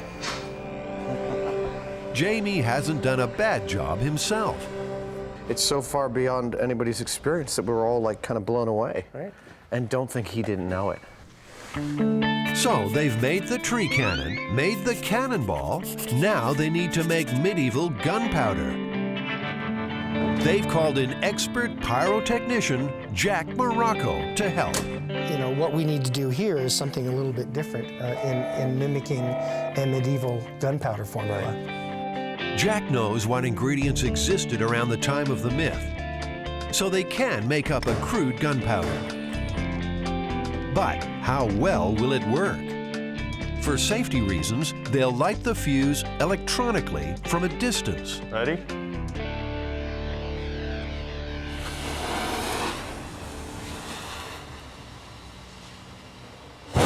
Oh, wow. Nicely done. I think that's very respectable. Okay. I think that'll do. I think that's going to work quite well, yes. I personally don't think we'll be able to blow this thing up. I think you could put a stick of dynamite in it and it still might not blow up. Of course we're going to try to blow it up. That's what we do. Once more, in the name of myth busting, Jamie and Adam head into the world, armed, dangerous, and set on destruction.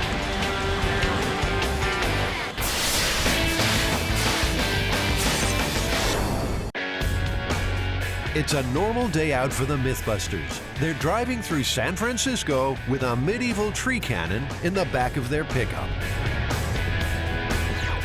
Their destination? The abandoned runway at the Alameda Naval Base. The cannon is a replica of one built by medieval Hungarian villagers, which, myth has it, blew up when fired.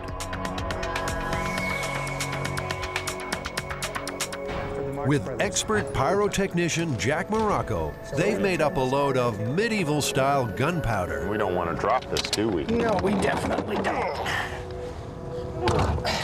You ready to load some powder there, Jamie? Yeah, let's do it. They're starting with 2 3-ounce cartridges of gunpowder. All right. The cartridges are forced to the bottom of the barrel, and a hole poked in the side for the fuse. Ah, We are in the load. Tennis ball? Okay.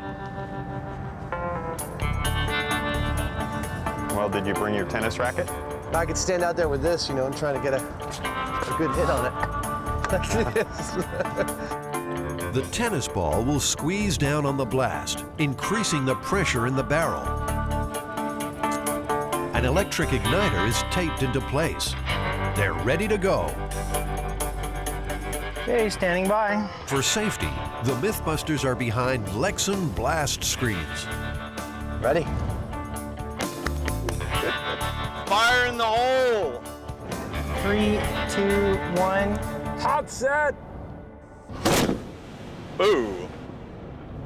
Wow, it's still going. Is that a flaming tennis ball? I don't think so. That was a good bang. Yeah. Did anyone see the ball? I'm going to take the bicycle out there. Is that where the paper cup landed? Yep. Oh, okay. It seems their tree cannon has quite a serve. Oh.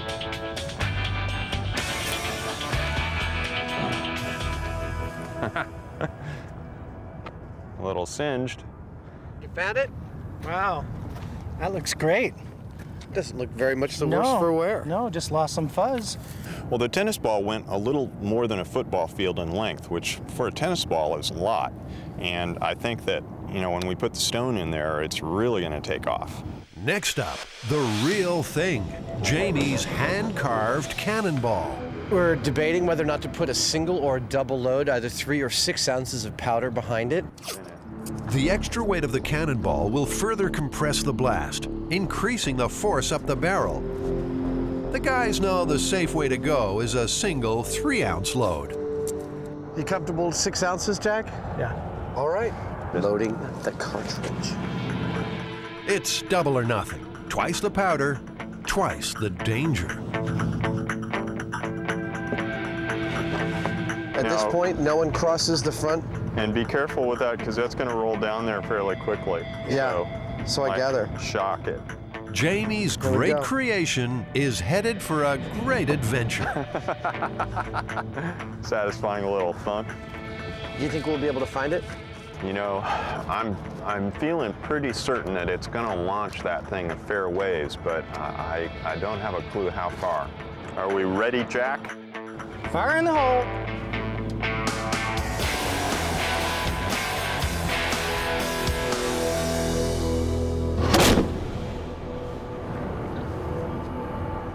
I don't have a clue where that went. I didn't see a darn thing. Did you see anything? Wow. What everyone did see was a remarkably successful tree cannon.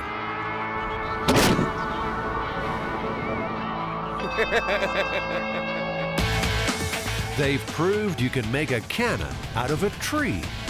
Long way. Really? Yeah. But Jamie's cannonball is long gone. A little bummed out not to find the ball, you know, I put a lot of work into that thing. It's a rough thing trying to find it. We've got a runway that's 1.25 miles deep. I didn't think we were going to find it, and I don't think it's unreasonable that we didn't find it. The ball might be gone, but the myth-busting continues. Remember, the cannon in the story is said to have exploded. Well, we're going to take all the powder we have left, which is about 12 ounces, 14 ounces of powder left. We're going to dump it all in here, see what happens. Remember, children, MythBusters has hired a licensed pyrotechnician to help us blow stuff up. You should never try anything like this unless you have your own television show. I wish I had my rock back.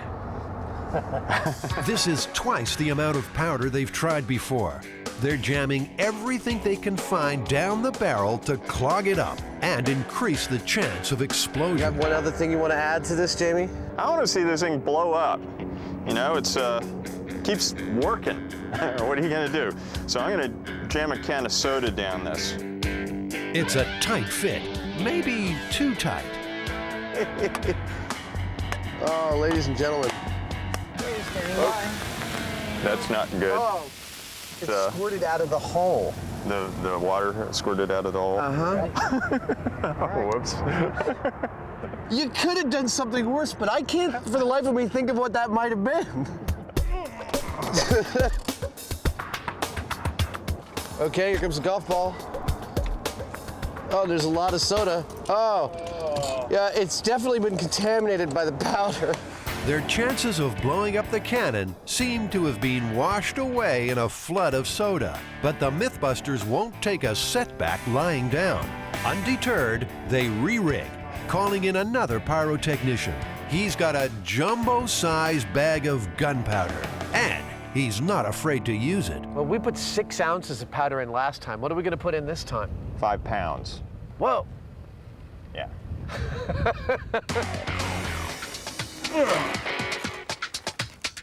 5 pounds of gunpowder. On a danger scale of 1 to 10, this rate's about 9. Now it's a 10. They're sealing the end with an aluminum plug. If this doesn't blow up this cannon, I don't know what will. This is basically going to be a bomb, and there's going to be splinters going everywhere. So it's not a question just of hard hats. It's a question of you have to have something like a shield or an automobile or something like that between you and the cannon. I'm going to get back about probably 150 feet out in the field there, just in case.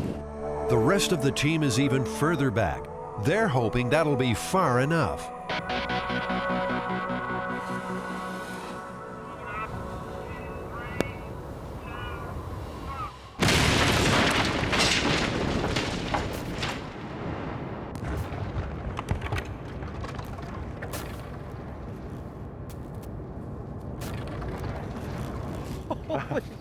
Is everybody all right?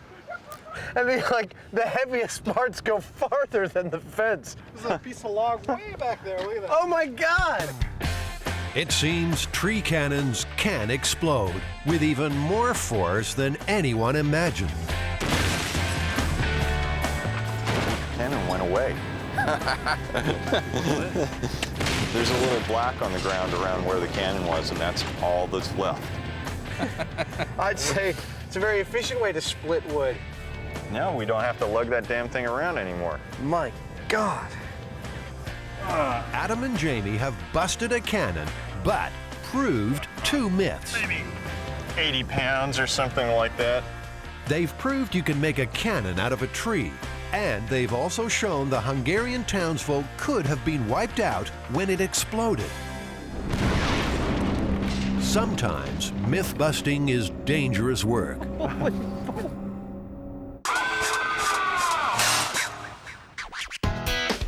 One for the road, as they say.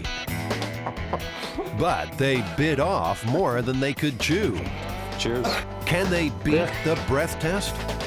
This is definitely going to be a strange day.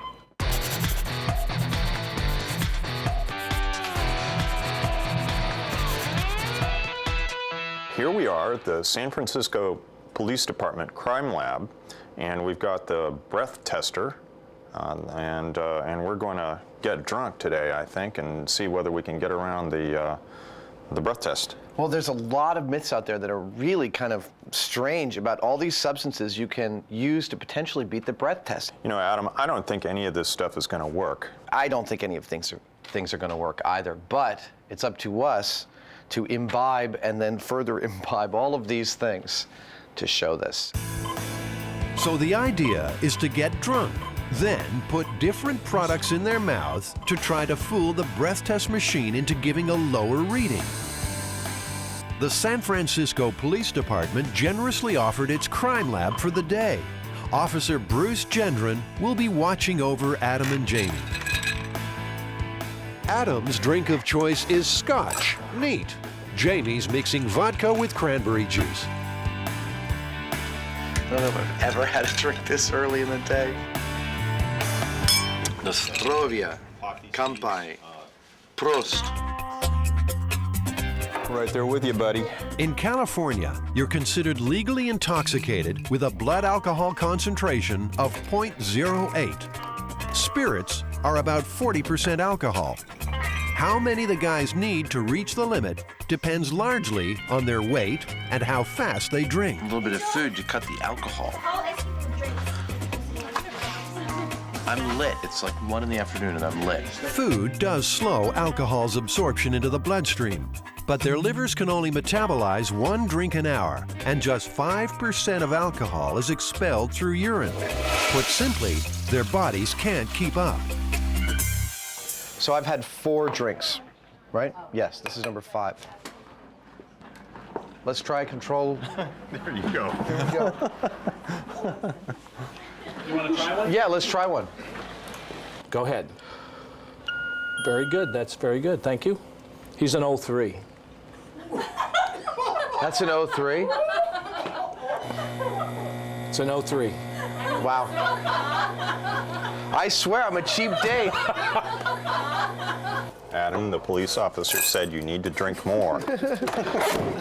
You know, my doctor was also telling me that I'm not getting enough tar, so I need to start smoking again.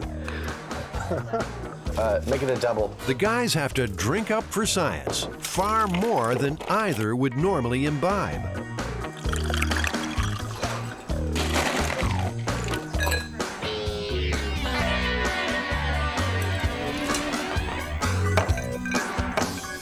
So we've had 13 drinks over 3 hours. I know I'm drunk, but I can't even remotely tell that you're drunk. It's kind of annoying.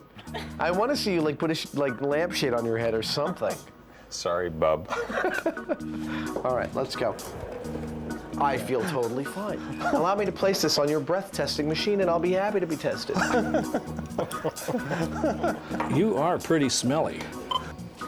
That's it. Keep it up. Listen to the music, and that's what we're trying to do, is keep that sound going. Very, very good. That's good. 1-1. 1-1. All right, finally. Woo, we're at 1-1. We're over the limit. I'm guessing Jamie goes to 0.9. I think the extreme difference in muscle mass will make Jamie process alcohol a lot more efficiently than I do, apparently. He's doing fine. You just sit over there and be quiet. It's rough enough having one of you here, but having 2. Of course I'm causing trouble. Yep, 09. 09, legally drunk. Legally drunk and illegal behind the wheel. Strangely enough, the first refuge of a driver pulled over in this condition seems to be breath mints. Right after you get stopped, and we're making it up to the vehicle, and can see them rushing around in the car trying to find mints or trying to find anything to put in their mouth. In America, if it looks like a rose and it smells like a rose, it's a rose. And if you have your certs and your mouth is fresh and you feel fresh, then perhaps you just aren't drunk anymore. Unfortunately, you are. A roadside sobriety test quickly reveals that. Okay, now stop. I want you to turn around just on the balls of your feet. With your right index finger, touch your nose.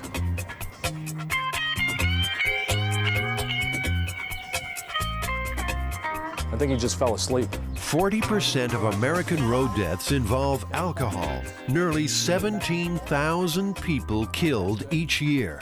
To prove a driver was drunk, police usually rely on a breath test. This man had already had 5 single whiskeys, which he took some little time ago. The breathalyzer was invented back in the 50s, where drinking whiskey often happened while wearing a nice suit. Right, that's enough. He is up about 0.13. Breath tests work because alcohol is carried by the blood into the lungs and exhaled. The amount of alcohol on the person's breath is proportional to the amount in their bloodstream. Over the limit, the guys will now try to beat the breath test using products that, urban legend has it, will confuse the machine. First up, those mints. Will getting rid of the smell get rid of the alcohol?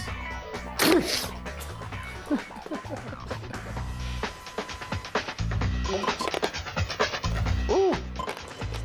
Okay, that's minty. 1-0. 1-0. Fat lot of good that did me. He's still blowing over 08. Maybe something with a stronger smell. Your best bet is probably to hold your nose, literally, and just take a big bite out of this onion.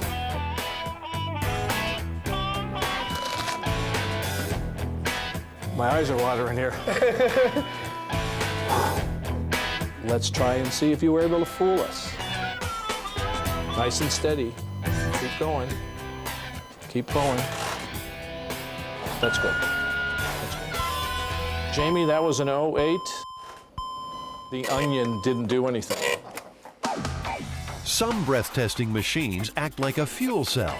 The more alcohol blown in, the higher the electrical current produced. That could well have sparked the myth keeping a battery in your mouth would beat the test. Stuck on the battery now? You get the battery. Yeah, I'm letting you off easy, baby. Being able to put a battery in your mouth and keeping it there without me knowing that it's there would be very, very difficult. I would agree with him. It would be very difficult to talk with a battery in my mouth.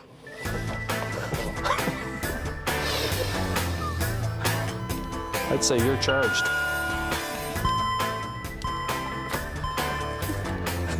It's a 1-0. Another kind of tester relies on a chemical reaction. Perhaps throwing a little extra copper into the mix will fool it. You ready? Nice, steady blow. That's it. Very good, thank you.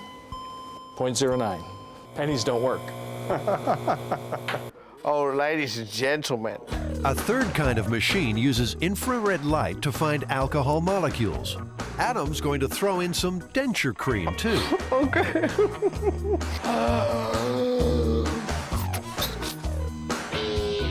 Adam, you did a great Oh, that was nothing, baby. 0.11. 0.11. So, denture cream, a no-go. Another pseudo-scientific mythology suggests hyperventilating might cleanse the lungs of alcohol for just long enough to pass. All right. 1-1. That doesn't work either. In fact, the myths are running dry. One last contender, mouthwash. One wonders where you do this in a car while the police are like coming around to your window, but nonetheless, we'll try it. Just nice and steady again. 0.43. 4.3. Really? Yeah. Oh, 0.43. Yeah, that's way, way, way, way, way gone. Something's causing a false reading. A little higher at 0.5 is lethal. To iron out glitches like that, police always test you twice. Very good.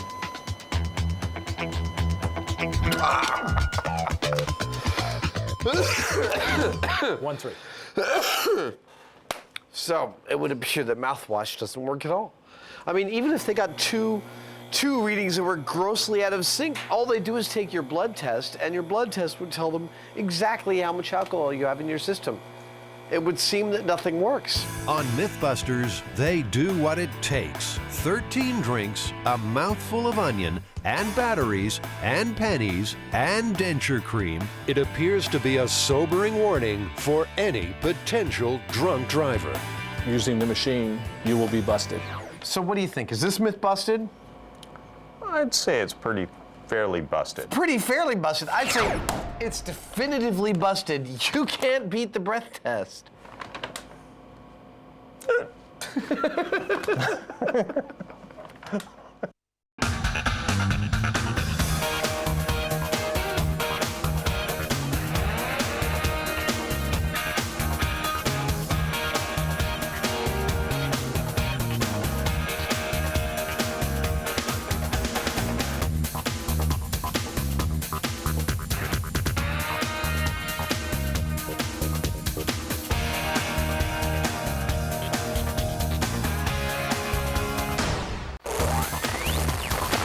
In this episode, the MythBusters are going far beyond their comfort zones. Did I tell you I was afraid of heights? Could you survive falling 200 feet into water by throwing a hammer in first? And multiple myths for soft drinks. Does cola have miraculous power? Your side sucks. You might bust a myth from the other side if you could survive the burial. It's, I can feel it coming in. Roger that. We're going to get you out. Who are the MythBusters? Am I missing An eyebrow? Adam Savage. I always enjoyed seeing Adam in pain. Oh! And Jamie Hyneman. Jamie wants big boom. More than 30 years special effects experience. Feel kind of sexy. They don't just tell the myths, they put them to the test.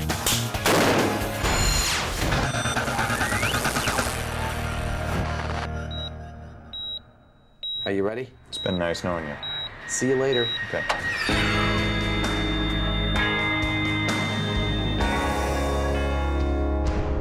She thinks I look great in Naughty Pine. What do you think? How long could a human survive in the confines of a coffin 6 feet under? Farewell, cruel world. Adam's plan is to bury Jamie alive. How you doing, dead boy? Are you okay in there? This experiment is risky, asphyxiation a real possibility. I don't know if I'm gonna like this too much.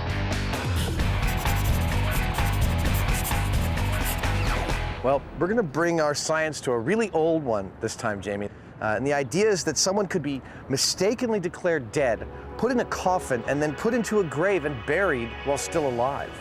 Well, it seems like that'd be possible, but I don't think they'd last very long. There are multiple legends about being buried alive because apparently there have been stories about this since the ancient times. Heather Joseph Witham, resident folklorist. Social myths are her specialty. One version of the narrative is that your friend's great-great-grandma was very ill, and in fact she was lying in a coma for several days, at which point she died. Now, when the doctor pronounced her dead, her husband came and was looking at the body and said, "She's not dead, she's not dead. We've been married for over 50 years. I can feel her innermost thoughts. I know everything about her. She's not dead." Now, every night, this man is having a recurring nightmare.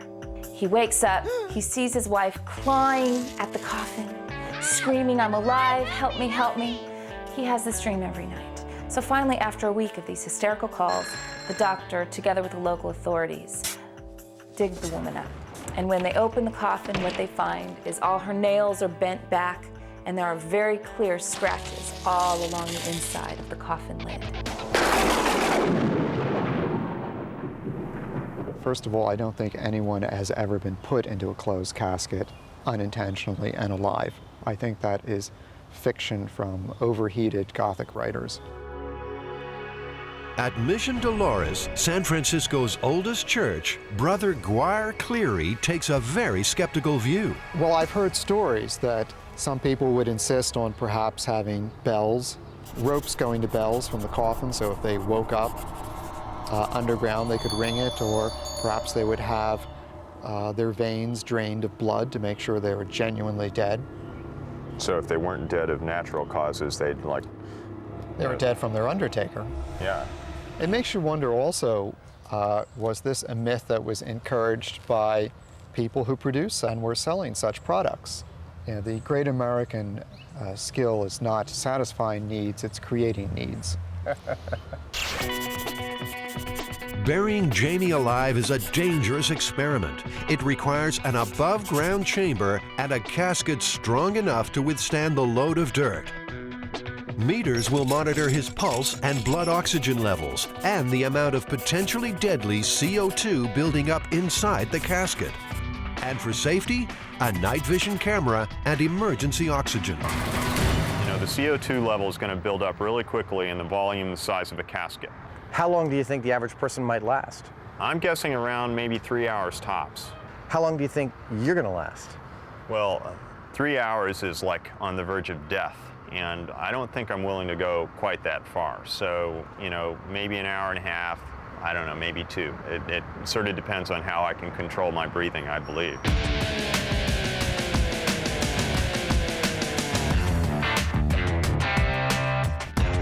Kind of like that, you know. You like the cash drawer? Yeah, keep my wallet and valuables in there. The first item required is Jamie's coffin.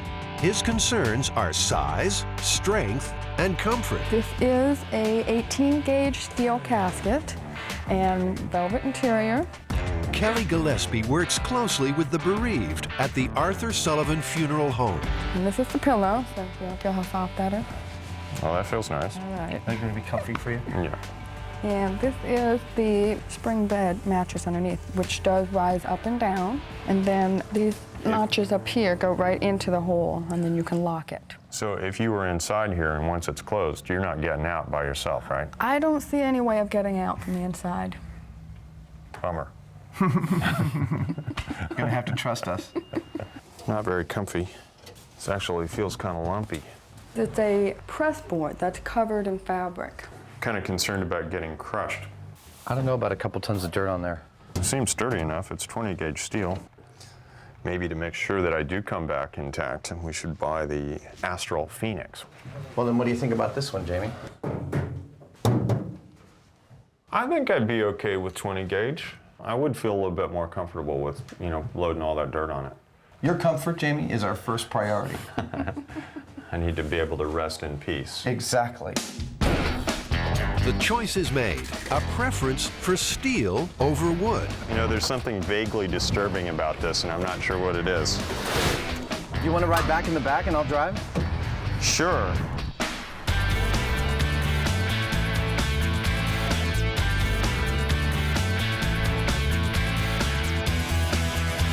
This is the carbon dioxide and oxygen meter. This is the pulse oximeter. This is the night shot camera. And this is our emergency supply of oxygen. Basically, we have to get all of this in here, with Jamie included, so that all the systems are up and running. We can monitor him, we can know if he's okay, we can give him oxygen if he needs it, make sure he's going to be safe. The casket will be buried inside a chamber. It's constructed to come apart easily for quick access to Jamie in an emergency.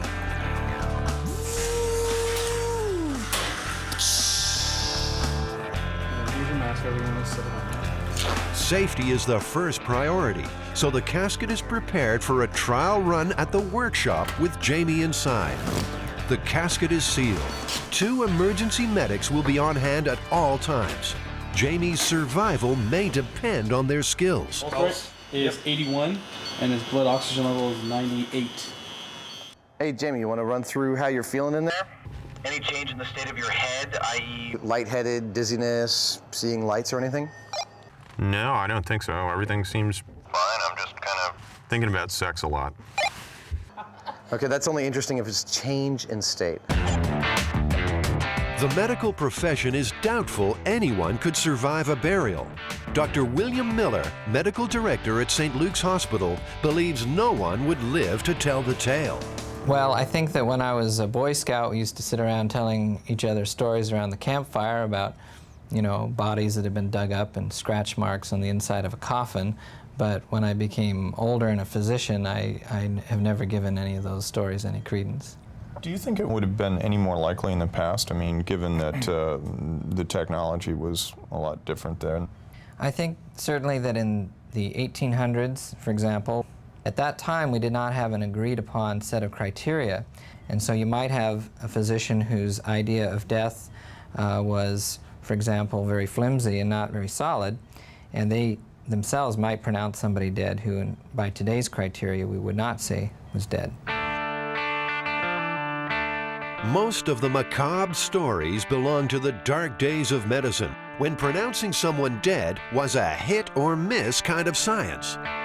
So you have the story in the 17th century, Marjorie Elphinstone of Scotland gets actually buried.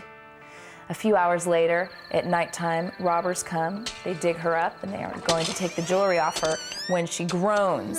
And they all go running off into the night in terror, and she sits up, walks home, and outlives her husband.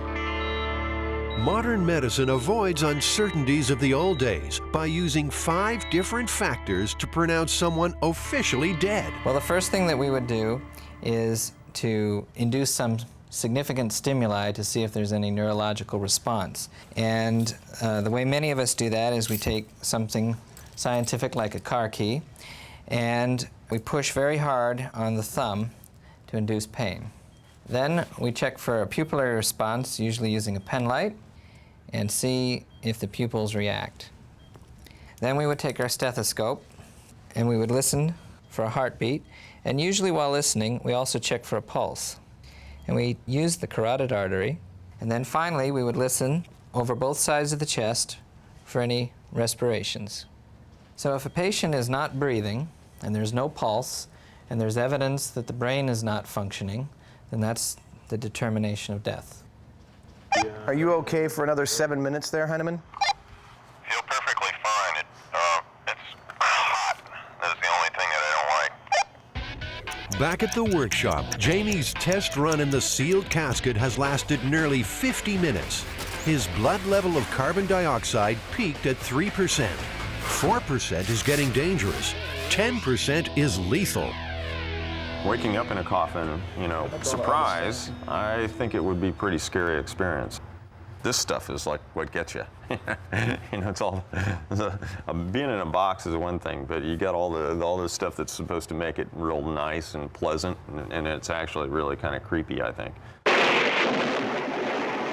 Many of these stories are relatively recent. You have a man in South Africa in 1993 who is pronounced dead after a car accident. He spends 2 days in some kind of metal casket above ground, at which point he wakes up, and unfortunately he's not very happy apparently because his fiancée won't take him back, believing that he's a zombie come back to get her. So the next step is to load this up on our forklift, lower it down into our makeshift above ground grave, fill it with earth, and monitor Jamie until he begs for mercy.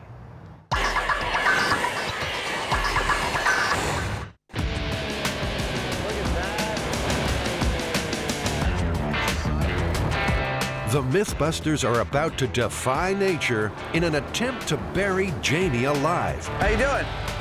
Hey, what the hell are we supposed to do with all this dirt? So buried alive, huh? Buried alive. You ever heard about anyone being buried alive? Well, I've heard of him. You know, I've seen movies, but I've never really actually seen it happen. Yeah. Stop.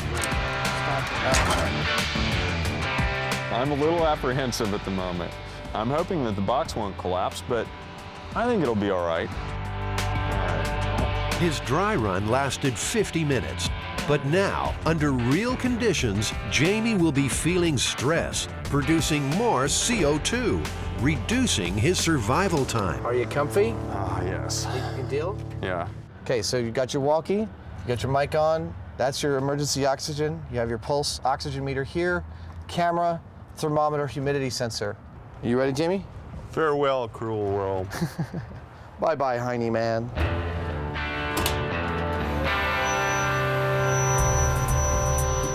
With Jamie laid out in his casket, Adam gently lowers him into the chamber. Watch yourself, it's gonna go down. He's about to undergo a rare ordeal. He will be buried alive.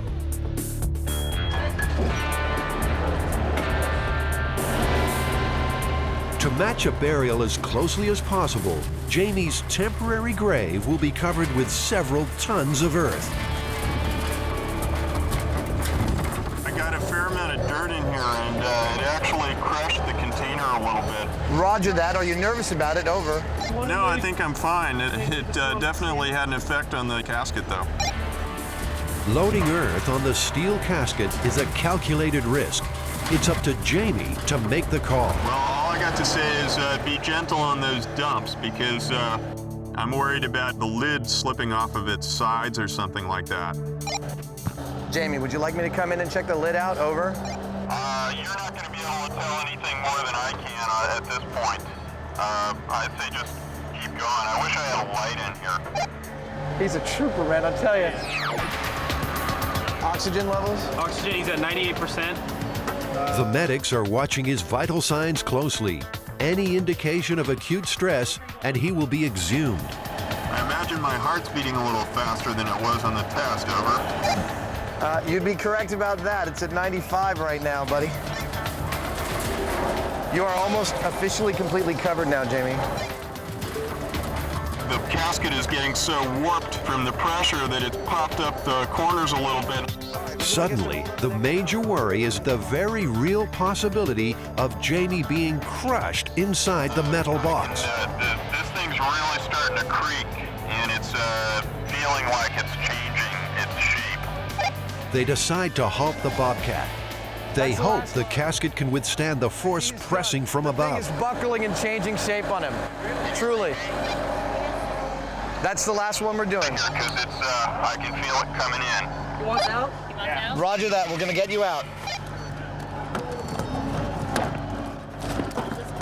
Pull that back.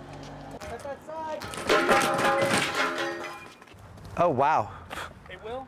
Yeah, it buckled. Here we go. Hey, Jamie. Hey. Here he is. Oh.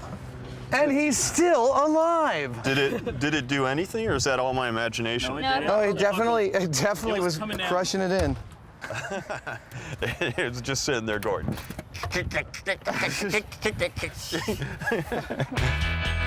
Yeah!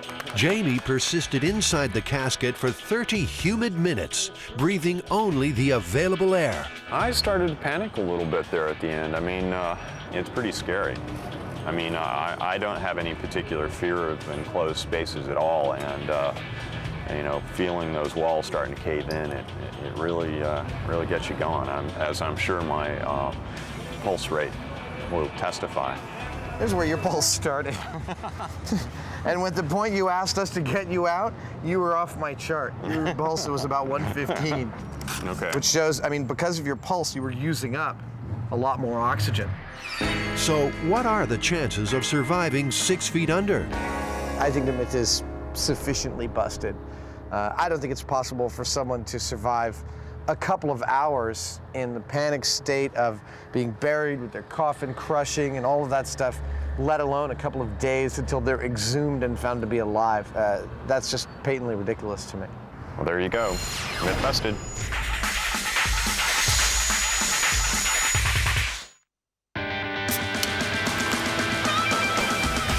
America's favorite drink has always attracted its own share of popular myths. Some of them true, most of them baloney, but all of them challenges for the MythBusters. Jamie, how many things can we do with cola? Lots. We can clean up blood. You can dissolve a T-bone steak. You can clean chrome. Clean the corroded contacts on your battery. You can free a rusted bolt. You can clean your greasy laundry. Car paint work. Dissolve a tooth. You can clean your car engine. And it also might be an effective spermicide. This should be fun. Some of these sound actually like they're pretty reasonable to me. And some of them just sound absolutely ridiculous. So it would seem. Well, let's go get some blood and steaks and chrome and rusty bolts and get started. Yeah. Okay. Will cola shift those hard-to-remove bloodstains from the MythBusters crime scene? Lie still, I'm not gonna hurt you. I don't trust you. Well? You realize that this white line thing is all a myth. They don't actually do that. No, you're kidding me. Yeah, it would contaminate the site. When did the myth start? Was it ever used? You know, I don't know. I think it just looks good. It definitely looks good. Oh, yeah! You know, every Thanksgiving, it's the cranberry sauce that makes it special. Animal blood was used to keep the test as authentic as possible. Okay, so how long do we have to wait? Is it like the amount of time that it would normally take for an ambulance to get here? For the realism and effectiveness we always strive for.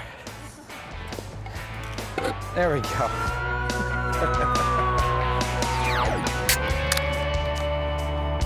After 2 hours in the California sun, only Jamie's crime scene outline gets the cola treatment. It's kind of rejuvenating the blood, isn't it? Isn't that what they advertise it to do?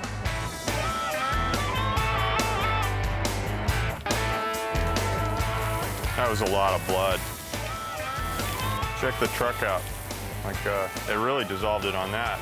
Yeah, took it right off the truck. Well, most of the blood is washed away. What do you think? What's the final verdict on this? The cola helped.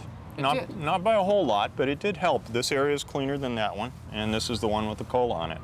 Yeah, I still see a blood streak on mine after all the washing we did, and it took it right off the bumper.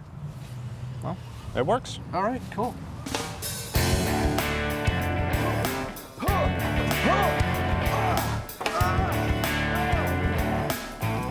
No one was willing to volunteer their car for the cola cleaning and rust test, so Jamie rolled in a junker to see if it could take all that cola could throw at it. That was good. I didn't know it had brakes until you stopped. I didn't either. Jerk. Will cola and aluminum foil shine the chrome on your car? We'll compare the cola against a leading brand of chrome cleaner.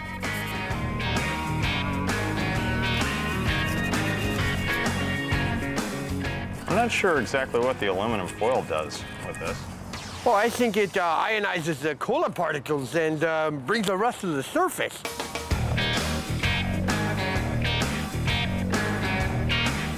I think the cola's doing a great job. The rest is all gone. It kind of has like a foaming, scrubbing bubble kind of thing going on there. Leaving a sticky mess, but that'll wash off. Hey, Adam, you missed some spots. Yeah, I know. There we go. Your side sucks. My side sucks. I gotta say, if you ask me, cola is a fantastic bumper cleaner. I agree. High marks for shining the chrome. But what about freeing a rusty bolt? The myth is that it's a cola-soaked rag. But could cola's low phosphoric acid content be effective against rust? All right, why don't we give it 5 minutes? Okay, let's go drink some cola. I don't see any real way that that's going to do anything. Oh. You want to give it a shot? It ain't moving. I got it, Adam. You got it? Yeah. Was it hard? Yeah. I don't think it really penetrated that well. Well, I think this one was a total failure in that regard. Well, I'd agree. Maybe it removed a little surface rust on it. That's about it. So, what's next? Everyone's heard about cola's so-called corrosive qualities. Time to test the myths with 2 pennies and some teeth. And one more. Can cola dissolve a T-bone steak? In this test, the cola will be compared to pure phosphoric acid, an active ingredient in cola that gives the drink its sharp taste. Most food contains naturally occurring acid, much of it stronger than phosphoric. So how will the cola react with the chosen test items? That looks yummy. Now that's a marinade. I'll have to try it. And you know what? It might actually be really, really tasty. Yeah. Jamie, I think we've got something really important here. I notice that the steak tends to float in the acid, but not the cola. That's amazing. I would have guessed the other way around. Penny, cola. Penny, phosphoric acid. Tooth, phosphoric acid. Tooth, cola. The teeth and the pennies will soak for 24 hours. The steak will stay for 48. We'll be back later for the cola results.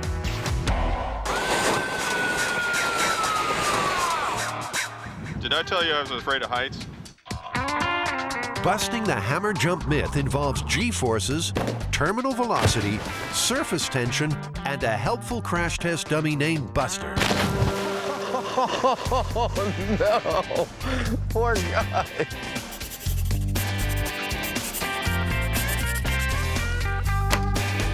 Well, there's this myth that if you fall off a high structure like a bridge or a crane or something over water and you throw a hammer in front of you, that it'll save your life because it'll break the surface tension of the water. No way.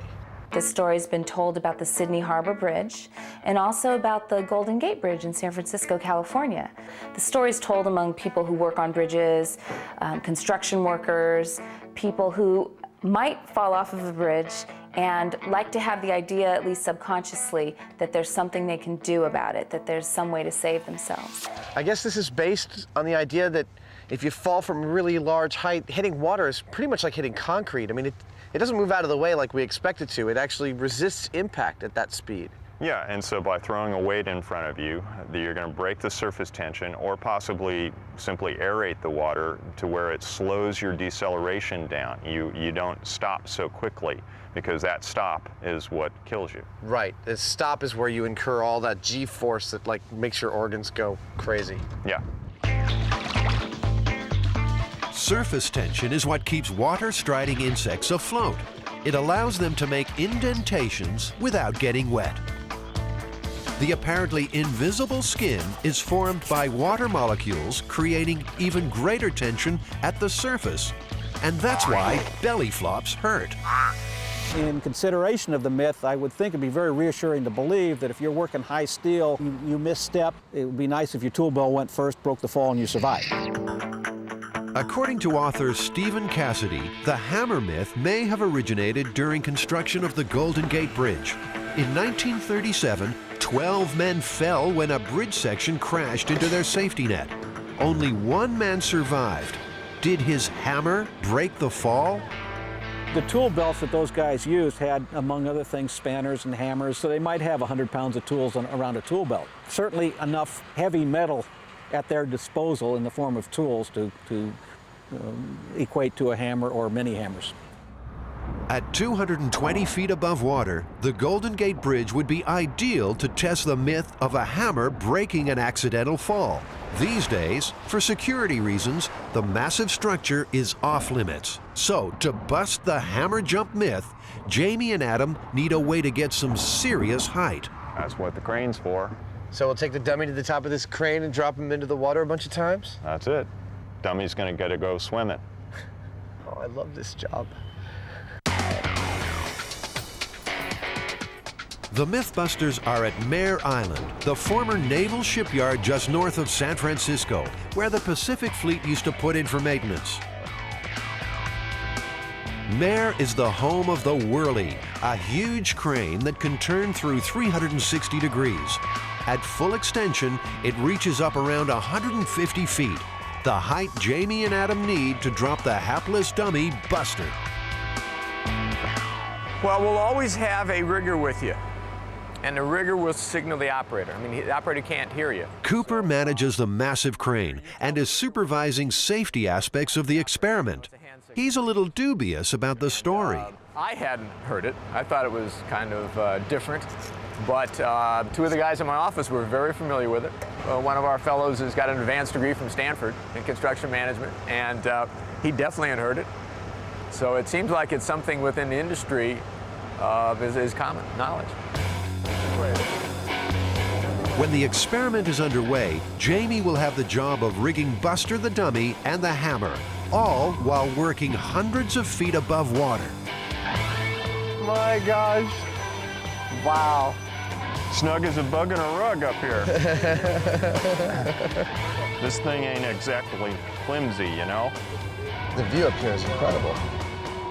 You know, the simple fact is that when he hits the water, the margin between life and death is going to be very small. Yeah, it's only a tiny fraction of a second, and I suppose this hammer thing actually could make that difference. The critical science requires calculating the force at impact. Adam will fit Buster with an accelerometer, the same type used by courier companies, to see if your packages are being treated gently. It measures the energy generated by sudden stops. We've got to put this in his head or in his torso, wherever it will fit. This is an accelerometer. This will measure the G-force when he hits the water. Oh, look at that. That's really pretty. All right, let's see. Do you want to get hit in the head? You're going to anyway. Buster's cavities are designed to hold smaller instruments for auto industry research. He's a crash test dummy after all. Adam's task is to make room inside the dummy to accommodate a larger accelerometer. I like this. I'm quite pleased with this. Let me get your chest back on.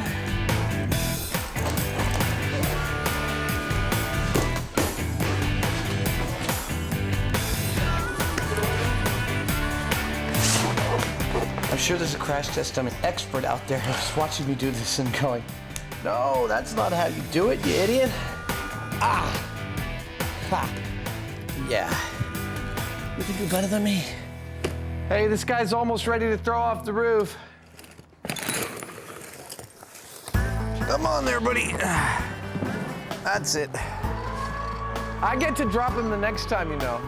Before dropping the dummy from towering heights, they need to test the accelerometer from a little lower down. All right, go ahead.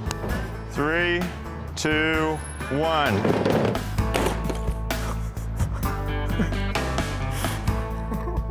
That's really horrifying to watch. 3, 2, 1. That was perfect. Dude, we've cracked his entire head in. No, we can't go again. I guess we weakened it a little bit by... Yeah, I mean, just some big old welds along here should be fine, but, you know, our accelerometer, we should take it out and just read the events. Despite the mishap, Adam found the accelerometer was still functioning effectively. So, download. In addition to the head repair, Jamie needs to modify Buster before the big fall. The other thing that we've got to do to him is that we have to rig some sort of a slide that will allow him to travel along a cable so we can guide him precisely where we need to. To predict exactly where and when Buster and the hammer will hit the water, Jamie is rigging a quick-release cable and guide wires for the descent. All right. So let's say it's from 6 feet. All right. Buster's in for more pavement punishment while the quick-release mechanism is tested. Ready? 2, 1. Oh, oh man. In 3, 2, 1. These quick releases work great, Jamie. Yeah. Let's go for another one. Okay. Upsy daisy. But the dummy is not designed for this type of rough handling. Something's wrong. Uh-oh. Not again. Oh, well. All right, well, let's lift him by his head and get him back on the operating table. Okay. And get to work on him again. I can get the data out and we can see what the drops were like. Okay. This is our last intern.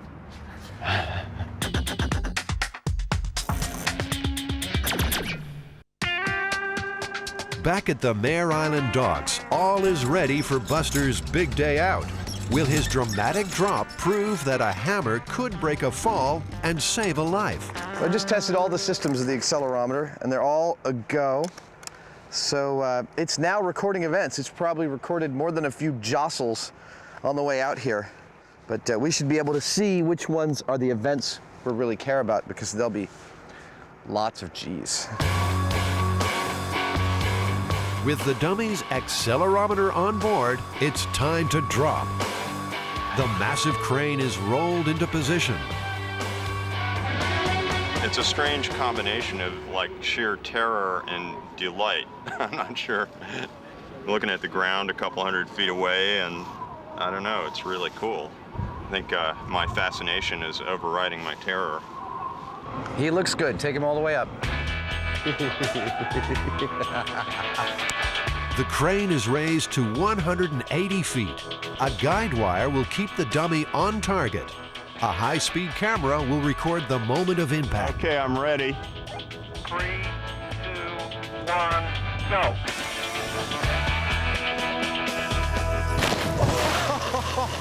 Oh no, poor guy.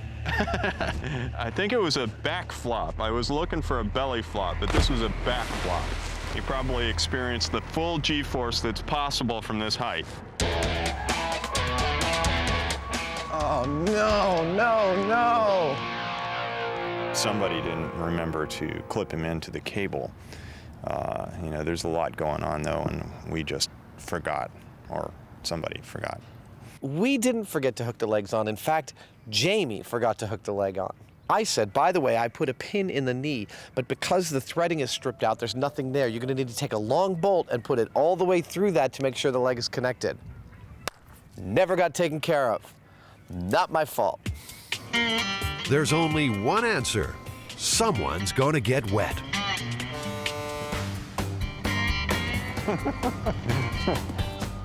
Adam will use any excuse to run around in his undies, I think. Oh, God.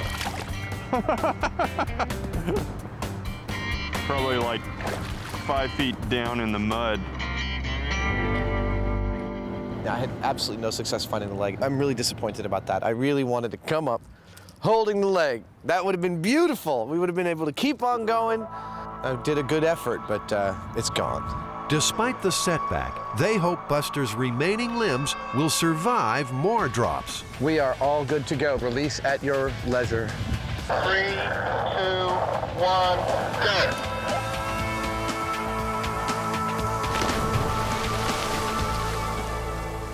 No. Whoa! He's completely trashed. The cast aluminum of his thigh bone right here absolutely just shattered into contact with the water. It's pretty obvious that from that height, you're completely screwed. Jamie, atop the crane, is coping with a personal fear. Right now, he would prefer being on terra firma. It's kind of an intense rig up there. I mean, reaching out and hooking up the dummy to the quick release, you know, seems pretty simple. You're just a couple feet away, but when you're at a 40-degree pitch, 160 feet in the air, it's less than pleasurable. When I'm up there on that height, I'm over and over seeing myself like, oh, that's all there is to it. And so, you know, I can do it. I don't have to like it, though. Buster has been falling an average of 60 miles an hour. Because of the missing legs, to get consistent data, they decide to start again. Another test. We'll do a control without legs and without a hammer, and then we'll do another one with the hammer. All cameras are rolling. It's a go. 3, 2, 1, go.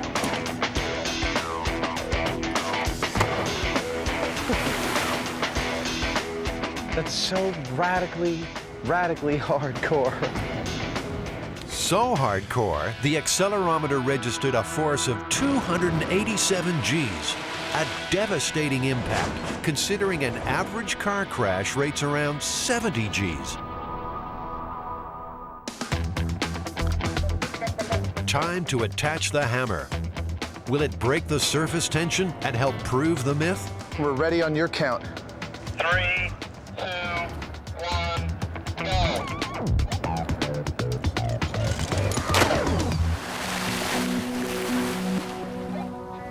Even with the hammer falling first, the dummy still registered a shattering impact of 239 Gs. Take a look and see that the little yellow pieces of foam over there. The force is so great, it's yanking foam out of his butt and like rendering it all over the place. We're seeing little scraps every time he falls. 3, 2, 1.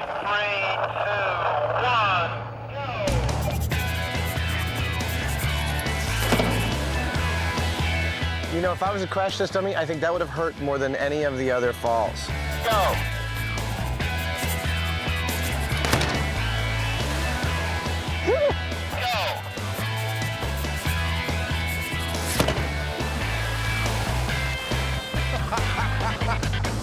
I'm enjoying this more every time. You know, I think Jamie's getting a little sick up there. Oh! Oh! I'd say that's a good day's work. I want to get the hell off this crane. All right. I don't think that losing the leg affected our results. We got a good control of 3 drops without the hammer and 3 drops with the hammer. That's a reasonable data set to make an assessment as to whether or not the hammer helped or didn't do anything. My gut feeling about this is that the hammer is probably having somewhat of an effect on the impact that the dummy receives. I don't think it's all that much. I don't think it would save your life, personally.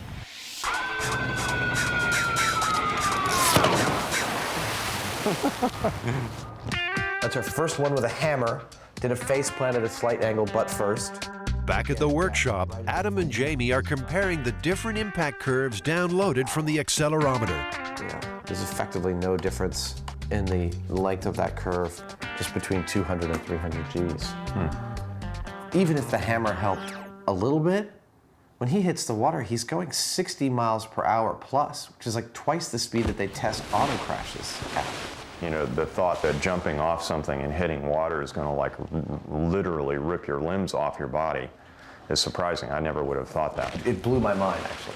Yeah. And then bottom line, our data doesn't show any effect of the hammer at all. No, it doesn't. I would say that this myth is busted. I'd agree.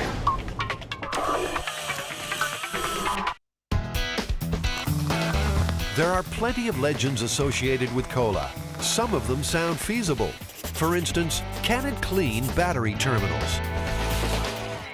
That is a pretty corroded battery. That is a very corroded battery. So let's try out the cola on it. Well, let's try cola on this one and baking soda and toothbrush on that one. Cheers.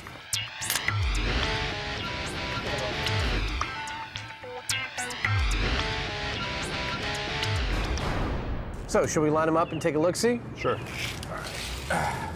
Personally, I don't really see any major difference between them. Yeah, but the cola actually does work. Let me see something here. I'm gonna actually just try straight water on this one. See, given what the water does, it might just be that the cola is simply a liquid. Yeah. Not that it has any special properties, because the water without anything just cleaned up that terminal pretty fine. That's true. Is cola the great grease stain remover? So I kind of figured before we clean the engine, I should sort of like get it. If there's an easier way to dirty a pair of coveralls, this is not it. Wow. I must say it's kind of exciting. Oh, there we go. It's only gonna hurt a little bit. There you go. So, one sample in cola and the other in a leading brand of detergent. Both left to soak for 4 days. So, well, we've rinsed these, and I don't know, for my money, the unagitated laundry detergent didn't really do squat. Cola turned the material brown, but it didn't do anything at all to the grease. So, strike another one off the list. Okay. A real cola cleaning challenge. An old greasy engine. So we're the cola on the left side, right? Yeah. There you go.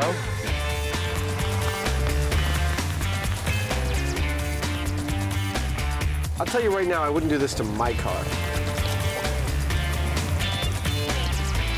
What, should we let it sit like 10 minutes or so and then come back? Yeah. So it's blast time.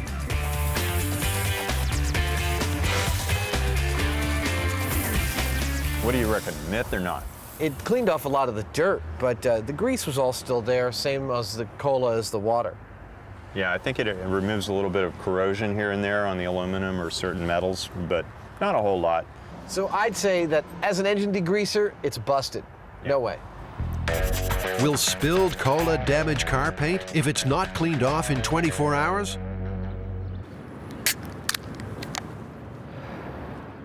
Once again, the cola is competing against the concentrated power of phosphoric acid. Wow, look at what it's doing to this Sharpie. Yeah. 24 hours later, what's the verdict? Not much going on there. Try the phosphoric. The phosphoric acid's bright and white. It's actually like, I might use it on my car. I think it actually changed the color of the truck, though. Yeah, I mean, it definitely ate through the paint, the phosphoric acid, but as an ingredient in cola, it's definitely not effective in ruining anybody's paint job. No. Another one busted. Yes, indeed. All right, let's get that penny out of there. Back at the lab for the cola soak test. What happened to the teeth, pennies, and the T-bone steak? Well, I see something interesting here, Jamie. I know for a fact when I looked at it that this penny, which was in the cola, this is the side that was down, and there was an air bubble right here. So we can see where there was air, it didn't clean, but where there was cola, it did. Wow, that's neat. Clearly see the difference that it actually did brighten up this penny. The cola did a better job than the phosphoric acid did. Yeah, I'd say it did a much better job, actually. I mean, it doesn't look like the phosphoric did very much at all. That surprises me. Well, you know, to me, it looks like the myth's true. The cola cleaned this penny really well. Now the teeth. Will they still be there after an overnight soaking? I still hear it rattling around in there. Well, it made it a yucky brown. Ugh. That's just disgusting. That's one sat in the phosphoric acid and did effectively nothing to it. Actually, Adam, there's a lot less of that other tooth than there was to begin with. Really? Yeah, it ate maybe half of it away. Wow, no, I didn't have any idea about that. Looks nice and white in comparison, but it's mostly gone. I don't think I'd want to put either of them in my mouth based on that. Yeah, in a 24-hour period, I'd say cola could never dissolve a tooth. Yeah. Oh, that one's busted. Yep. Okay. What's next? So this is the myth that cola will dissolve a steak in 48 hours. Well, it's done something in 48 hours. Oh, man. I mean, we've given it a little bit longer than that. And you've put the steak in just phosphoric acid. Ooh, did you see that? Yeah, this kind of fell apart. It's totally breaking it down. Ooh. It's funny, it didn't look like it did anything to it, but it did. Ugh. This is the cola steak with our fine glaze of mold. Well, there's nothing remotely dissolved about it. I'm trying to speak through my mouth so I don't have to smell this. It doesn't smell bad at all. It smells kind of good. It might have tenderized it a little bit, but it, you know, because I don't know that I could do that with that if it was fresh. Yeah. And I don't smell anything bad at all. It smells okay. It smells like food. Nah, I wouldn't eat it. I wouldn't either, but. Ah, so, after all your talk, you wouldn't eat it. It's true. So the myth busted. Myth busted. Cola did nothing to a steak. Yeah. Next myth. Could cola be an effective spermicide?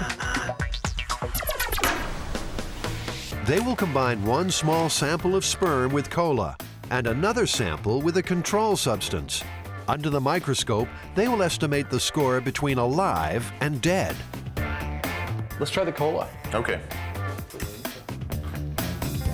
Oh, yeah. Look at that.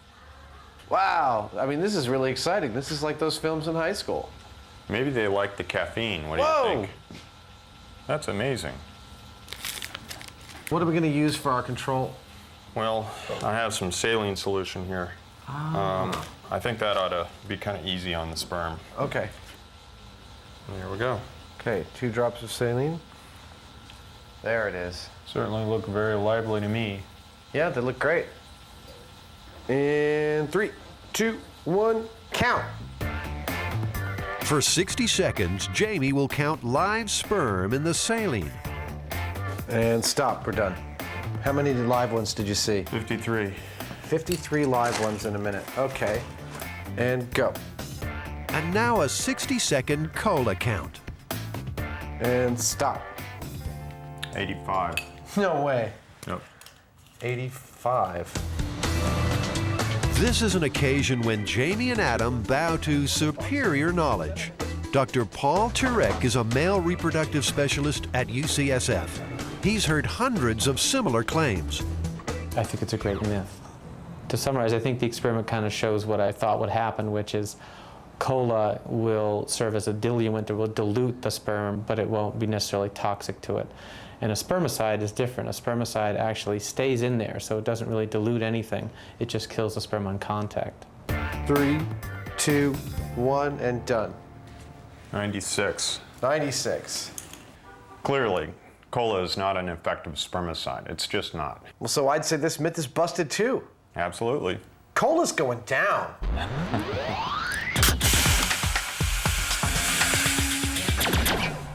So, Jamie, we've been testing cola for a week. What did we end up with? Not a hell of a lot. Well, the only thing that it really did well was it did a great job of cleaning crumb. I agree. That's the best thing it did of anything. Yeah, otherwise it kind of sort of cleans up blood. It cleaned up a penny kind of okay, but nothing really spectacular. The cleaning crumb was great. Then that's it. I mean, none of these others were really effective in any way. No.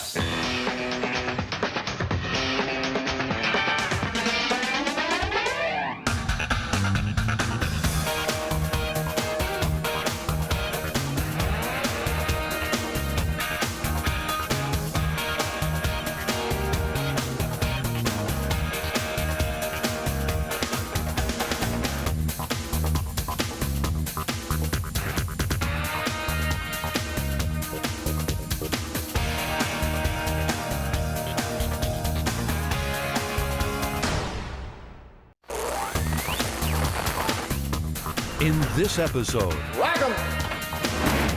the MythBusters are busting out. Count on getting very, very cold. Can they escape from Alcatraz? Quack, damn you. Science or quackery? I want you to do this. Got it? Does a duck's quack echo? And out of their skulls, have we all been injected with mind control chips? I feel perfectly normal now. Who are the MythBusters? Is my missing an eyebrow? Adam Savage. I always enjoyed seeing Adam in pain. Oh! And Jamie Hyneman. Jamie wants a big boom. Between them, more than 30 years special effects experience. Feel kind of sexy. They don't just tell the myths, they put them to the test.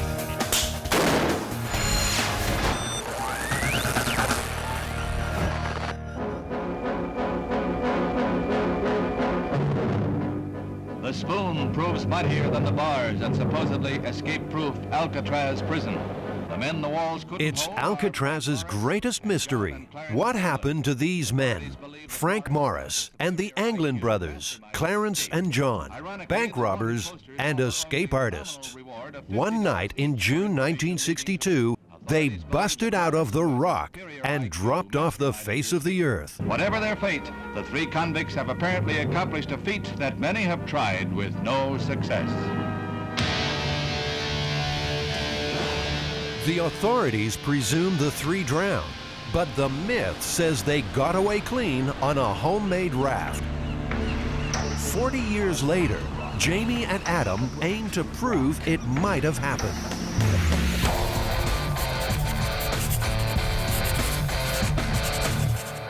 Well, you know, Adam, we're based in San Francisco doing a show about myths, so obviously we have to tackle the myth about the escape from Alcatraz. That three prisoners in 1962 built a raft out of raincoats and got off the island? Yeah. Did they actually do it? Was it successful? Where did they go? According to folklorist Heather Joseph Witham, this story has endured because people often cheer for the underdog. The idea is, you know, David against Goliath, the little man really winning out over the concrete authority, the faceless, nameless concrete authority. America's worst were caged in Alcatraz's 9x5 cells, cold as stone, perched high above the currents that chain the island. Officially, no one ever escaped and lived to tell, though in its 29 years, 34 prisoners tried, and as many as 11 died in the attempt. Adam and Jamie will follow the most famous escape attempt of all. It began here, in these cells. They painstakingly fashioned dummies of plaster with hair of paintbrush bristles to stand in for them during cell check, while they covered an escape hole with a cardboard grill. All of this was within easy visual range of the guards in the gun galleries. Alcatraz had begun to crumble. Morris and the Anglins were all able to chip through ventilation grills using spoons. I believe that this one is a MythBusters special, so you feel like squirming through the hole? Sure, why not? You think you'll fit? I think I'll fit. I'm not so sure about you. Let the breakout begin.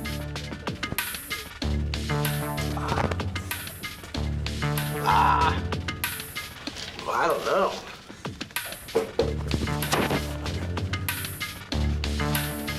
Seems beer and fast food wasn't on the menu at Alcatraz.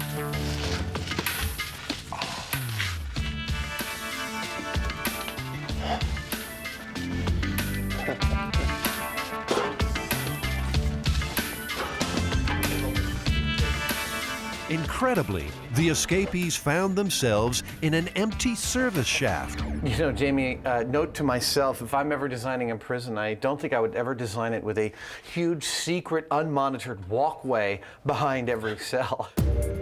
Leaving dummies behind in their beds, night after night, the plotters climbed undetected into this service corridor. I think I tweaked my back. From there, they climbed the pipe's 3 floors to the cell block roof. This is where it all happened. This is actually where our story begins, Jamie. This is where they got to with all their equipment and actually built the rafts over a period of months. Prisoner Alan West was in on the plot. He told the FBI the trio had managed to steal more than 50 raincoats and, undetected up on that rooftop, turned them into a pontoon raft. You whisper and everybody can hear it. You can't like drop a single bolt or nail. You can't kick a piece of wood without everybody on the cell blocks hearing you do it. Imagine that every night for months in pitch black. The night they were finally ready, the three broke out through this vent onto the rooftop, then climbed 50 feet down to the ground. You know, they went down about here. The original pipe's been removed, but we do know that they went across underneath the water tower and down to the shore on the side of the powerhouse over there. It's a lot of distance to cover in the middle of the night with all that equipment, I'll tell you that. Yep. The swirling tidal currents around Alcatraz were more feared than any wall. But at the water's edge, Morris and the Anglin brothers pumped up their raft, jumped in, and disappeared. The escape triggered the greatest manhunt in San Francisco's history, as agents of the FBI, Coast Guardsmen, Highway Patrol, sheriff's deputies, and local police join in the search. Jolene Babiak lived on the island when the escape happened. Her father was associate warden at the time, and she's written 3 books about Alcatraz. Do you think that they made it? Well, they could be here today on the tour, but I doubt it. Alan West told the FBI the plan was to paddle the raft north to Angel Island, then onto the mainland. Jolene thinks that was optimistic at best. I don't think there was any physical way they could ever get to Angel Island, and if that was their goal, it was not well thought out, because when you get in the San Francisco Bay, it's not about currents, it's about tides, and if the tide is going out the gates, so are you. It seems too simple an end. Frank Morris was no fool. He spent his life in and out of reform schools and prisons. But he also happened to have an IQ of 133. He knew how to escape, and he must have known about the dangers of the bay. So you think they were clever enough to have counted on the tides, using them to their advantage? Well, they were clever about the whole thing from the get-go, like, how they got the materials in the first place, where they assembled it, right under the nose of the guards. It was all very well planned out. So it's only logical to assume that they gave a fair amount of thought to the currents as well. Maybe Morris figured a way to ride the feared tides to freedom. It does look like it's more aggressive on this side. He could watch the ebb and flow and plan his route for months. The MythBusters don't have that long, but they do know a shortcut. Joe, grab onto the pylon. Come on. Oof. Aw. The Bay model was built in the mid-50s to test the environmental impact of a proposed development in San Francisco Bay. It's a perfect scale model covering 2 acres and replicates a full day's tidal movements in just under 15 minutes. If we took a small model boat and put this in here at Strategic Point, would it actually tell us what would happen to that boat in the currents? I think that it would. Up until the year 2000, it was primarily a scientific research and engineering facility where many, many experiments from A to Z were conducted daily. And I think it replicates very accurately the tides, currents, motions of the bay. The guys know the high tide had just turned when the escapees hit the water. I'll just wait for the signal. In the compressed time of the model, that's due in about 2 minutes. The water's having an effect on me. I don't know what it is. Once again, the MythBusters' professionalism is winning admirers.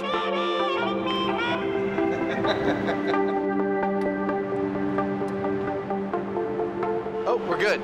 Drop it. Nicely done. Remember, the myth says Morris and the Anglins were heading north to Angel Island. The current tells a different story. The raft is heading west in a hurry. We're escaping Alcatraz at Mach 1. No wonder they didn't find them. They're probably in Japan by now. Stand by, Jamie. Okay. Release it, Jamie. The same thing happens every time on this tide. There they go. Now the current catches them. The raft is always washed west to the Golden Gate Bridge, and it's doubtful the escapees could paddle against it for long. Basically, there's no way, I think, they'd make it to Angel Island, though. The guys think Morris was smart enough to work that out. So, despite what they told other prisoners, maybe Angel Island was never in the plan at all. I think they actually took advantage of the currents and got on them as a like a river headed towards the Golden Gate Bridge, and specifically the north side of the Golden Gate Bridge, where they could easily make it to shore. The MythBusters have hatched a new theory and a new plan. Forget Angel Island. They're going to see if they can build a raft and paddle across the tide to reach land around the Marin headlands. Jamie, what do you think our chances of success are? 100%. 100%? Yeah, absolutely. All right. No doubt about it. We can pretty well count on getting very, very cold. Jamie sounds like he's getting cold feet. But before he does, the guys have a date with some webbed feet. Another bird-brained myth to bust. Could it be true?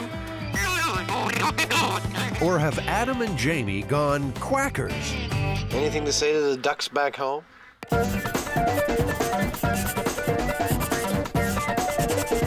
So, Jamie, what are we working on? Why are there ducks pooping all over your desk? Well, the myth is that a duck's quack does not echo. That sounds kind of simple. Well, I guess we'll figure out a way of making it complicated, won't we? This really is an internet story. Not even a story, just a little factoid. And it generally comes out on these internet lists of facts that are very odd. In the past, they would have circulated as Xerox lore or fax lore. The boys will take the lore into their own hands down on the farm. Adam, don't let their looks deceive you. These are actually quite deadly. If anyone can answer this myth, it should be Jim Reichart, part of America's oldest duck farming family. The Reicharts have been listening to ducks quack for more than a century. But there's one thing they haven't heard. Jim, have you heard of the myth that a duck's quack will not echo? I've never heard that. I've grown up on the ranch, you know. I've never had anybody ask me. It's pretty hard to ruffle Jim's feathers. He's agreed to help the MythBusters with some test subjects.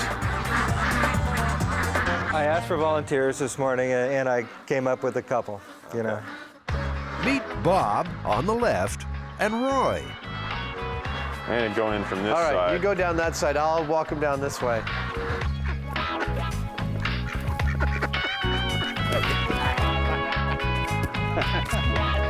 That wasn't so bad, was it? That wasn't so bad. All right. So, they've got their ducks in a row. Now they need a man who can catch an echo. That would be him now. Roger Schwenke is an acoustician, which means he knows a thing or two about noise.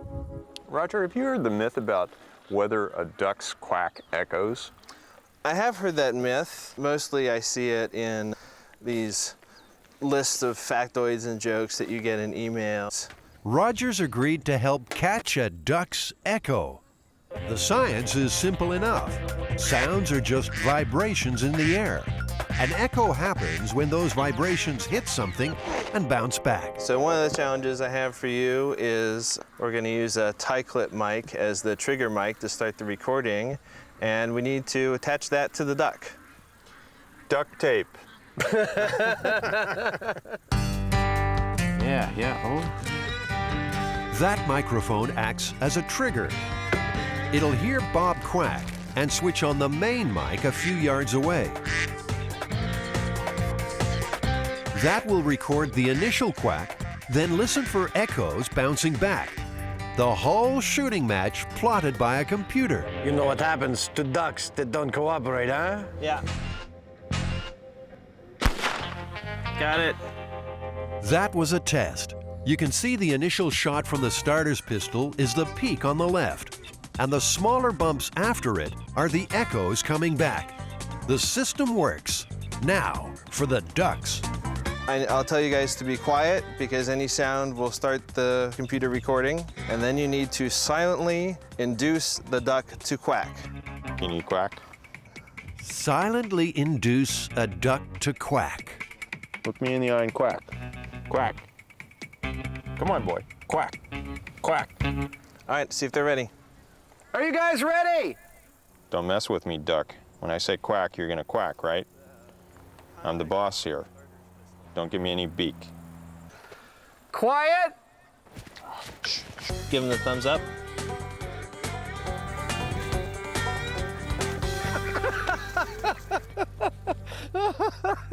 It's like he's trying to collect a loan from the duck. Duck Loan Collection Agency. We want to talk to you about some outstanding feed. Who'd have thought ducks get cold feet? Oh boy. There's nothing but wind noise. Clearly, Bob's got stage fright. I want you to do this. Got it? Quack. Quack, damn you. Done. I'm gonna swap him out with the other one. All right, I'll bring him over to you. Bob's out. Roy's in. But a funny thing happens in the changeover. Oh, maybe that may be bringing them together. Yeah. They just needed someone to talk to. Seems obvious now. The MythBusters are back in the hunt.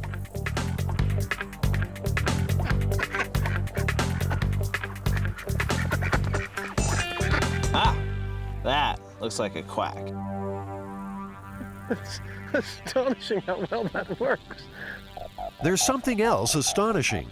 They've got the quack, but they don't have an echo. Not a one. But then, there's not much here for the sound to bounce off.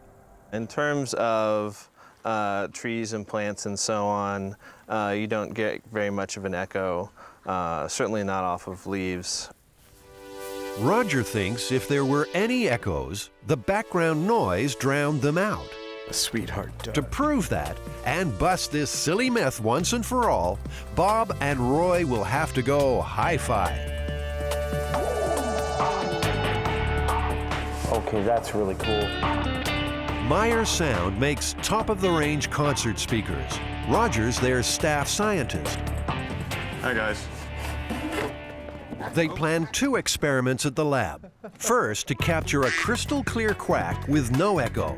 Then, they'll record Bob and Roy in a room that does echo. The computer should show if there's a difference. To get the clear quack, they'll use an anechoic chamber. It absorbs echoes by trapping sound vibrations in baffles on the walls and ceiling. All right, let's take them into the chamber. There we go. Bob and Roy are game. I noticed there's a hole in the screen. Maybe I can goose the duck.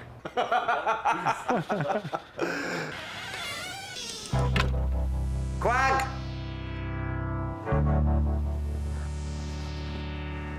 Nothing. Bob and Roy have wised up. Jamie, I have an idea. We get underneath the platform and we stay there for like a full minute or two, and then we both pop up on both sides of them. A duck ambush. It's risky, because if this doesn't work, Jamie and Adam will look really stupid.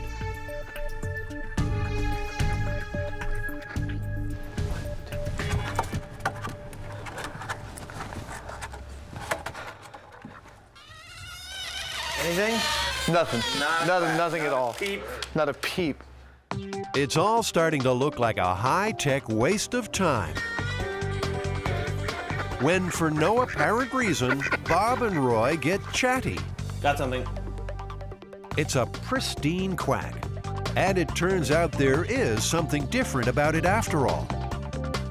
Well, I never, he's saying. It's a series of exponentially decaying impulses, which looks almost exactly like room reverberation. This is the exact moment Jamie is blinded by science. Have you been paying attention?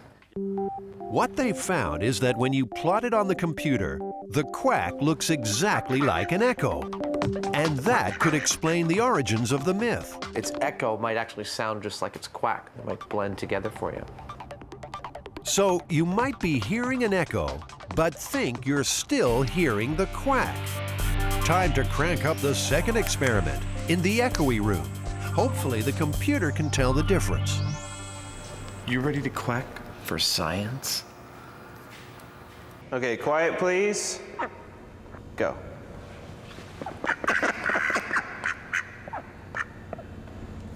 Got it.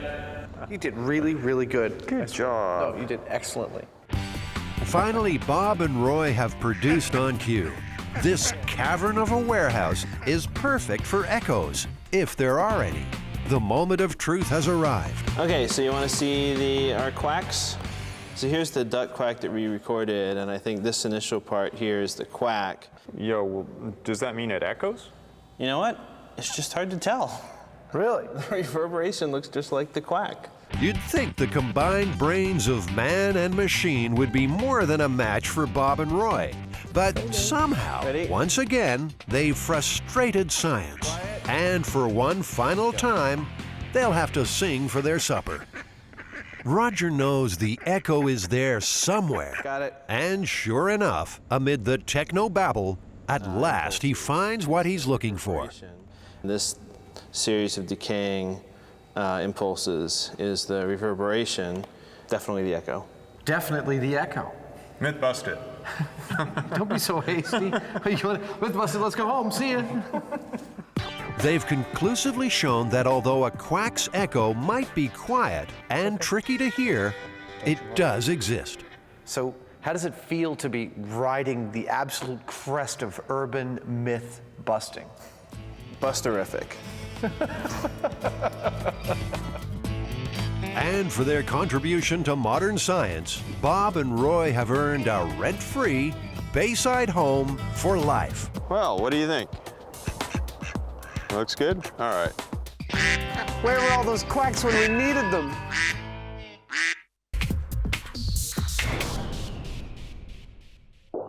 Jamie and Adam are immersed in the Alcatraz escape.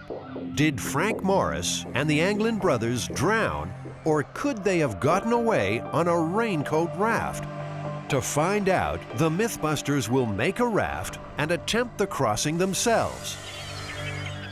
Some living history will help their cause. That's the raincoat. So this fabric now is very fragile. If I tried to unroll it, it would deteriorate, it would fall apart. This brittle old raincoat was actually part of the escapees' raft. For some reason, they left it behind on the cell block roof. It's kept in archives at the Maritime Museum and may yet give up a few secrets. And you can definitely see the glue on the edge of the seam here, contact cement. The tiniest hints will help them make their own raft more authentic. Yeah, it definitely looks, like a military-style raincoat that I've seen. 2 paddles were also recovered. Look at that, that's the real thing. It actually kind of sent chills up my spine to see these things, you know. There was somebody in a dark kind of alcove somewhere out there on Alcatraz that was secretly pulling these materials together and building this stuff, and we actually, handled it. They've reached back 40 years to touch the myth. But can they get their hands on the right materials today? Well, that's the American one. Like, as long as we scuff it up with a little sandpaper, yeah, contact cement ought to hold all the stuff. That feels much better. Seems they could rename this place Alcatraz Escapes Are Us. 40 regular. There are hats, too. Yeah. It's too big. Yo, what is up? Peace to your mother. I'd say we did pretty good in there. Everything we need. A bunch of stuff we don't. Back at the shop, it's down to work. First, the easy part, making the paddles based on FBI drawings.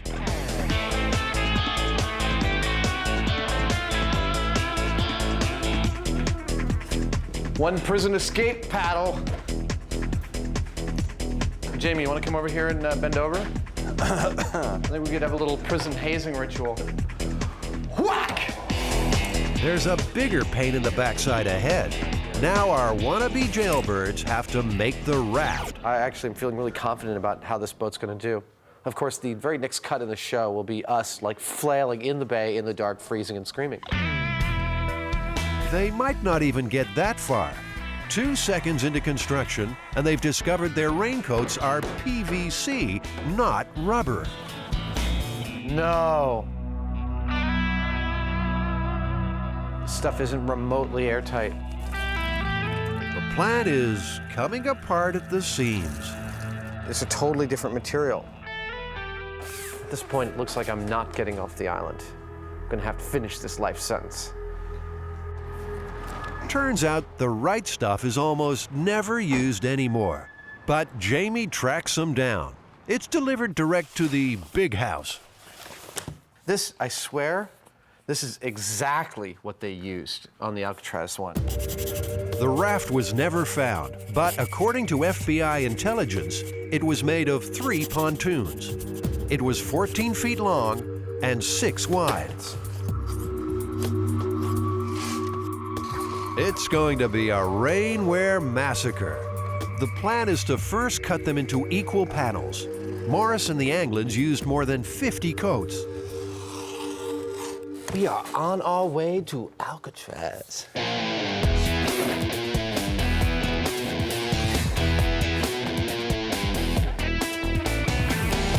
According to the FBI, the escapees had access to contact cement in the prison workshop. Jamie and Adam will use the same stuff to glue the panels together into long sheets. What I was thinking of doing was basically something like this. Folding it over, okay. Yeah, see? So you do glue, glue, glue, glue, glue, glue. Sounds easy, but the glue's becoming a sticking point. Do a full-on, like 2.5-inch lap. Why don't we compromise and make it like 2 inches? Why do you want to do a smaller one? Because it just is, it's like, it's not really going to help us any. Yes, it is. I don't know. It's insurance. I have to insist on this one. It's absolute insurance. You know, it just, it Make it 2 inches. That's like double what you would, what you need. All right. And so we'll just each take a table. To make sure the raft is airtight, each seam needs to be glued, dried, and compressed together. The real escapees did this in the dark and silently. Wait, was that a guard? No. Yeah, check it out, man. 1, 2, 3, 4, 5. We're at 5. We're just over 6 feet here. That's big enough for the first pontoon. Might help. They just have to roll it up like a rug and seal the ends. I'm a little worried. It looks a little too good. And it's almost going to be like, no, we swear it was raincoats. Hey. The fact that they even made something that was remotely inflatable for a period of time, got it up the roof through the blower, down to the shore and into the water is astounding. If they get this done, it'll be quite an achievement for the MythBusters, too.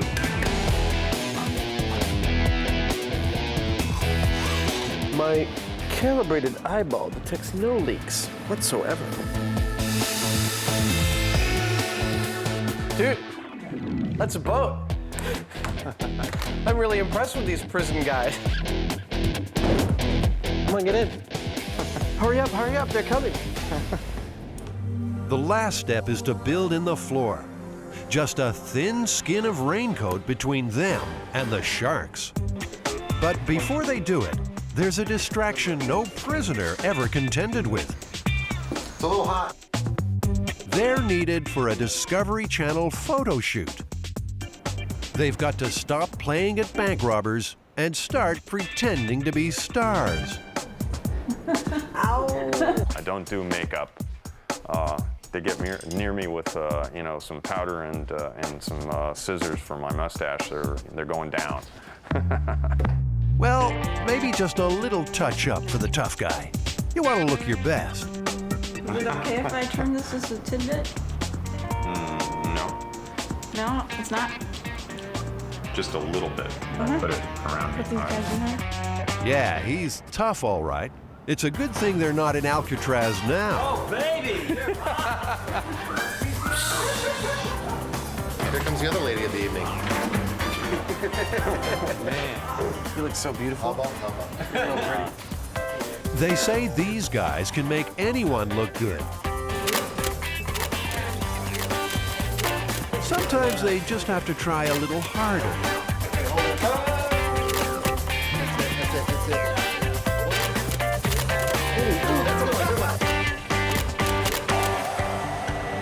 Mugshot's over. Back on the cell block. The guys are making up for lost time. Lower your end a little bit. You drew the line, so you have a good idea about where the whole deal sits, yeah? Just do it one a section at a time. It's gonna wrinkle. Yeah. They're nearly done. Just a last check for leaks. There's one. See that? That's a leak. And a rousing sea shanty to get in the mood. Oh my God. According to the FBI, the gang modified an accordion to pump up their raft. As always with these instruments, silence was golden. I am your father. Using a ping pong ball, Jamie engineers an ingenious one-way valve so the thing will blow air in but not suck it out again. Works beautifully. That's pretty good. Working. Yeah. It took 30 raincoats, but the MythBusters have their raft. They're ready to use it to escape the rock. Based on the information that we have, I think the raft is very similar to what they had on Alcatraz. I give us a 60% chance of making it, 20% chance of immediate catastrophic failure, and 20% slow descent into the depths of hell. Hell will have to wait. It'll be a few days before the tide is right to make their attempt. In the meantime, the MythBusters have another mission. Adam and Jamie are about to go deep undercover, armed with only their wits and a large television production team. You're really sensitive. You've got a sensitive kind of belly button there, don't you?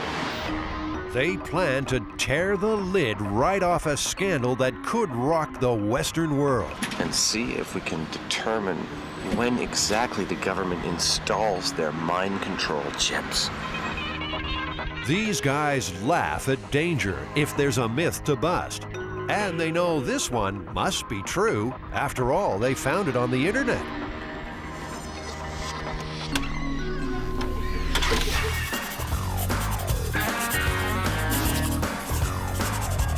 This one comes fresh off the net. The writer of this myth claims that he had had a chip embedded in him while visiting his local hospital. And he was so afraid of this, that this was some kind of mind control chip, and he wanted to check for it. So he went to the local Home Depot and he got a stud finder. And he ran the stud finder over his arm. And sure enough, right there, he detected both electrical activity and metal. This legend also links up with the idea of alien implants. The idea that aliens are implanting us with some kind of chip to control our minds or to monitor what we're doing and what we're saying. Stud finders, aliens, and mind control chips. Chuck Hager can help with the first part. He's a stud finder stud. It sounds like something that might be right out of a science fiction novel. Chuck designs and makes stud finders. Well, Chuck, can you give me a demonstration about how the stud finder actually works? You bet. Let's see what happens. I'm going to place the unit against the wall. Let's turn it on. Now I'm going to slide it, and as I approach the stud, there's the first edge. All right. Stud finders are used by builders and home handymen about to punch holes in walls. The finder uses an electrical field to detect wooden studs, metal beams, and wiring hidden behind the surface. There must be some metal back there. But can it find a mind control chip buried in someone's arm? If there were metal embedded under the flesh, in metal sensing mode, again, if the metal were large enough and not too deep, we could certainly sense that. Adam and Jamie will be counting on that back at the American Red Cross. They're still answering questions. The name Kennedy was not mentioned, nor were any other political officials. No questions about my political affiliations, not that I could determine. In fact, the only questions were health-related. The guy's cunning plan is to give blood, and everyone is screened before making a donation. Oh, that's nice. Wow. They can't drop their guard. According to the myth, the IV needle they are about to receive could well contain a mind control chip. You can proceed, but we're watching you. Okay. Before going undercover at the Red Cross, the MythBusters needed to be Jedi Masters of the Stud Finder.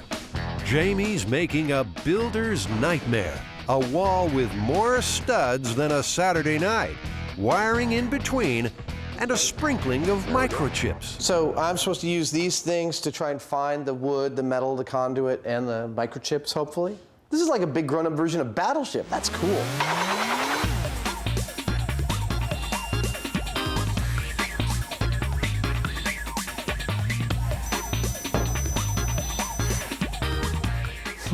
You're messing with me.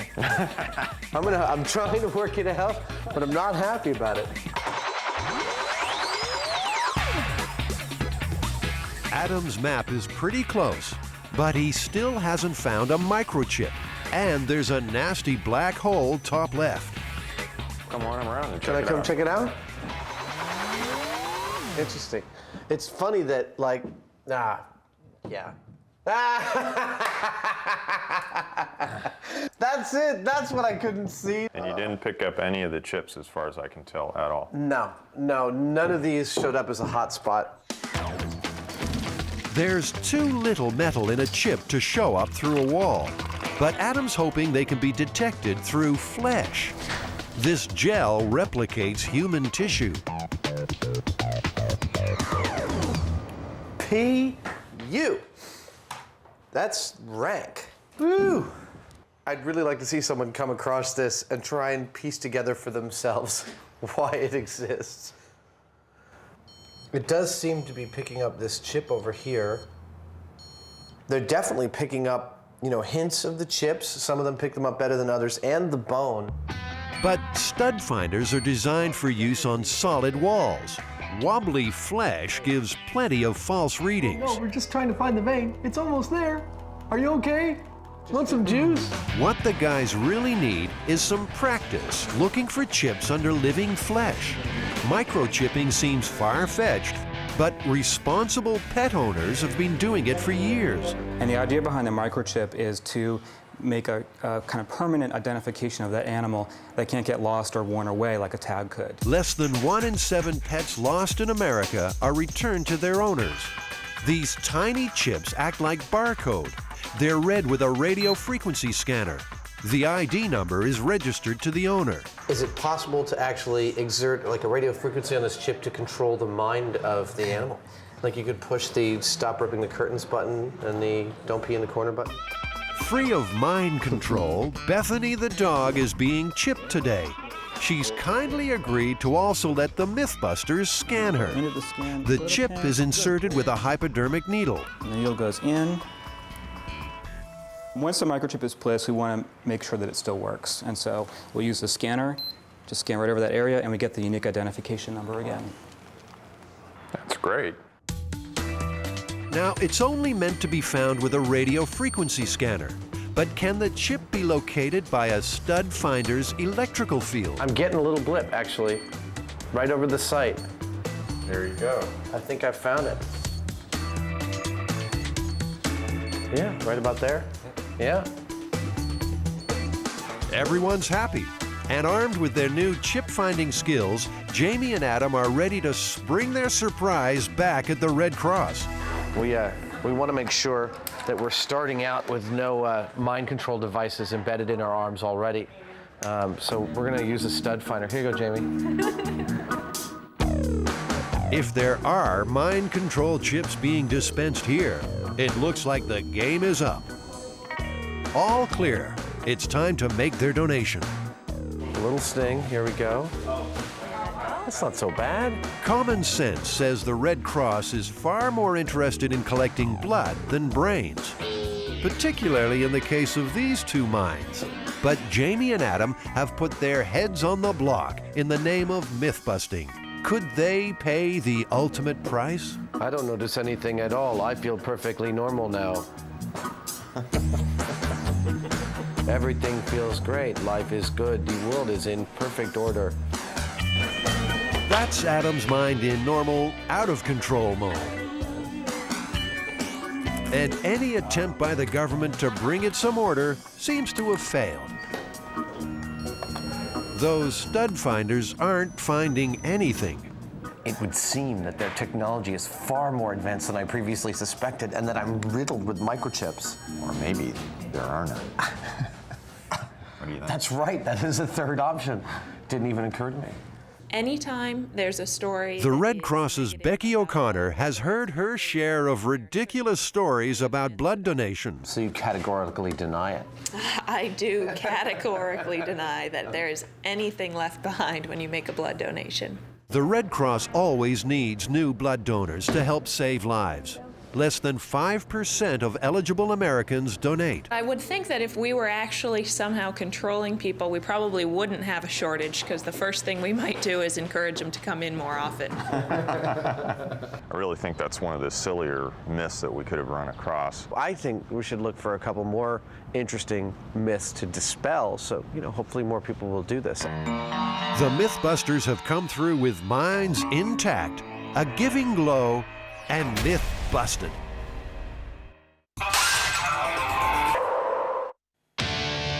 The night of June 11th, 1962, 3 desperate men break out of Alcatraz and trust their lives to the black water. They are never seen again. Frank Morris, Clarence Anglin, and his brother John.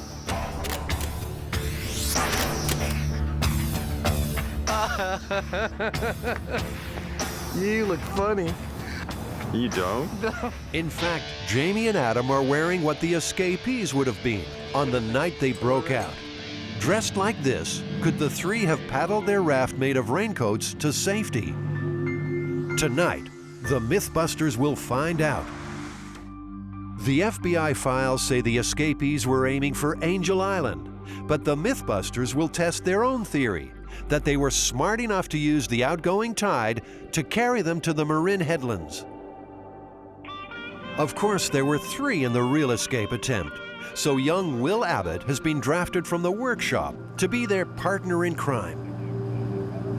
It's gonna be a whole other world, not to mention the shock of the cold, cold water. Just remember, kid, if it doesn't kill you, it just makes a great story later on. Oh, hell yeah. Will's about Frank Morris's weight. He'll wear a buoyant wetsuit so he can immediately help the guys if things go wrong. Just so that we can communicate for emergency situations, this means I need help. This is not hello. Okay. This means I'm okay, everything's all right. All right? The guys will also wear strobe locator lights. Well, we'll get you a battery on that just as soon as we can. Would be a good idea. On the northwest edge of Alcatraz, the tide is rushing out at more than 3 knots. The water just over 60 degrees. The wind about 5 knots. Those conditions are very similar to what faced Morris and the Anglins. And remember, they are presumed to have drowned. Dead or alive, I imagine that the 3 escapees would get a kick out of the fact that we are getting into a boat and retracing their steps for an entertainment show. I can only imagine what the convicts were saying when this was occurring. I guess nobody will ever know. But I'm pretty sure they weren't talking about how nice the view was. They're in position just off the spot where the escapees took their chances. Like them, the MythBusters have no idea if their raincoat raft will float. You and me, 4 and F with Will in the middle. That puts the lightest weight at the highest Okay, we're weakness. in the same. It's cold, it's dark, and it's time to go. Paramedics and a trained lifeguard are standing by. Got it? Got it. Go, Jamie. It's all you, buddy. Oh, Jimmy. You're the man, baby. The raft's passed its first test. It's holding Jamie's weight. Here I go, Jamie. Here I come. Oh yeah, we're taking on water. Okay. Okay, I'll take that. I got it.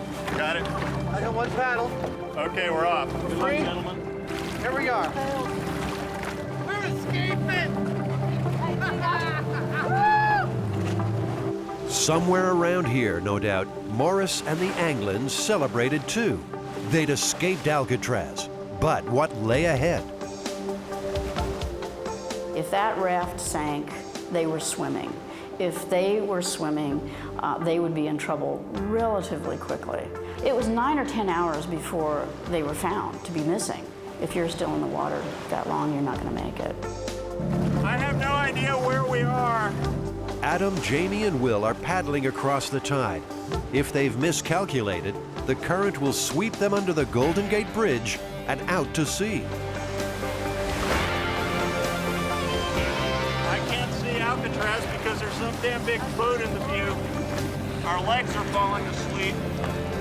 The raft is getting weaker. Every 10 minutes, they have to add more air. And the tidal rip is getting rougher.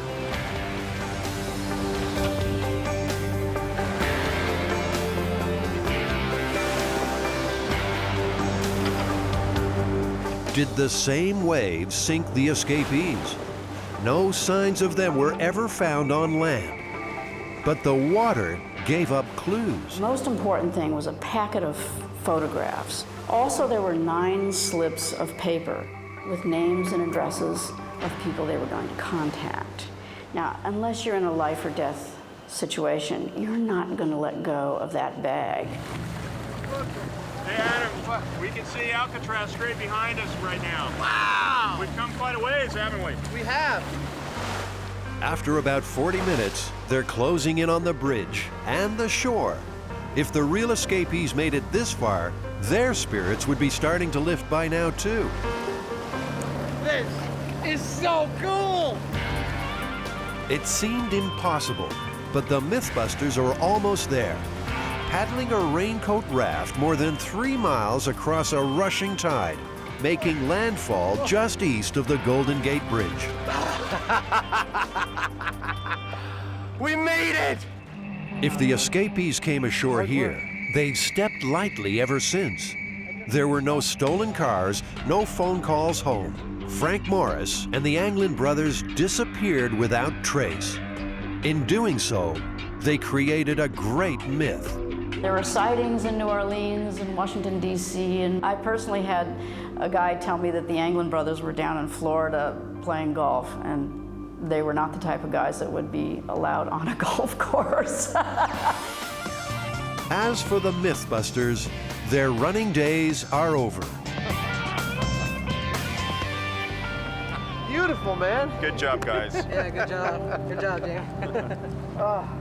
Given a reasonable amount of intelligence, I think it's entirely possible that they made it. Again, I think the most damning evidence that they didn't is the fact that no one's heard from them since. Unless they find any specific evidence that these guys, lived happily ever after or something after they got ashore, we won't know whether it was true or not. But we know that it could have been done, which is cool. Here's something to ponder, though. The tide carried an oar to Angel Island. That tide came directly from the Marin headlands. How did the oar get there, if not with the escapees?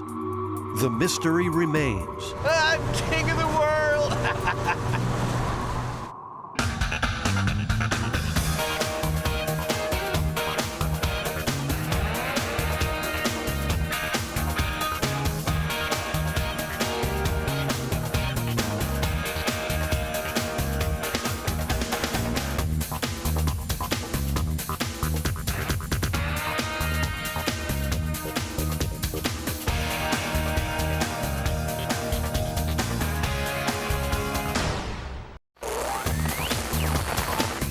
Here come chickens of mass destruction. The MythBusters are firing their chicken gun to see which does the most damage, thawed or frozen. I would say that what you got there is a potential supersonic chicken. Doing the laundry can be a killer chore, but can it actually kill you? The washing machine from hell is about to be unleashed upon the world. Adam and Jamie are getting intimate with a giant octopus. Could a human give birth to one? No, really, honey, those are octopus hickeys. Who are the MythBusters? Am I missing an eyebrow? Adam Savage. I always enjoyed seeing Adam in pain. Oh! And Jamie Hyneman. Jamie wants a big boom. Between them, more than 30 years special effects experience. Feel kind of sexy. They don't just tell the myths, they put them to the test.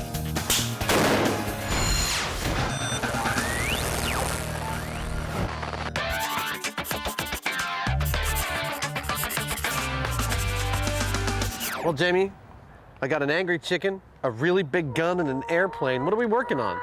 Well, we're here testing the myth of the chicken gun. Scientists conduct impact tests by firing bird carcasses from big guns.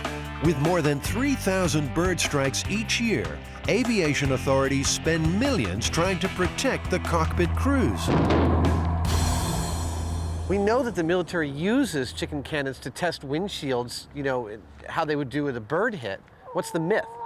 Well, the myth says that the British borrowed this technology from NASA to test high-speed trains.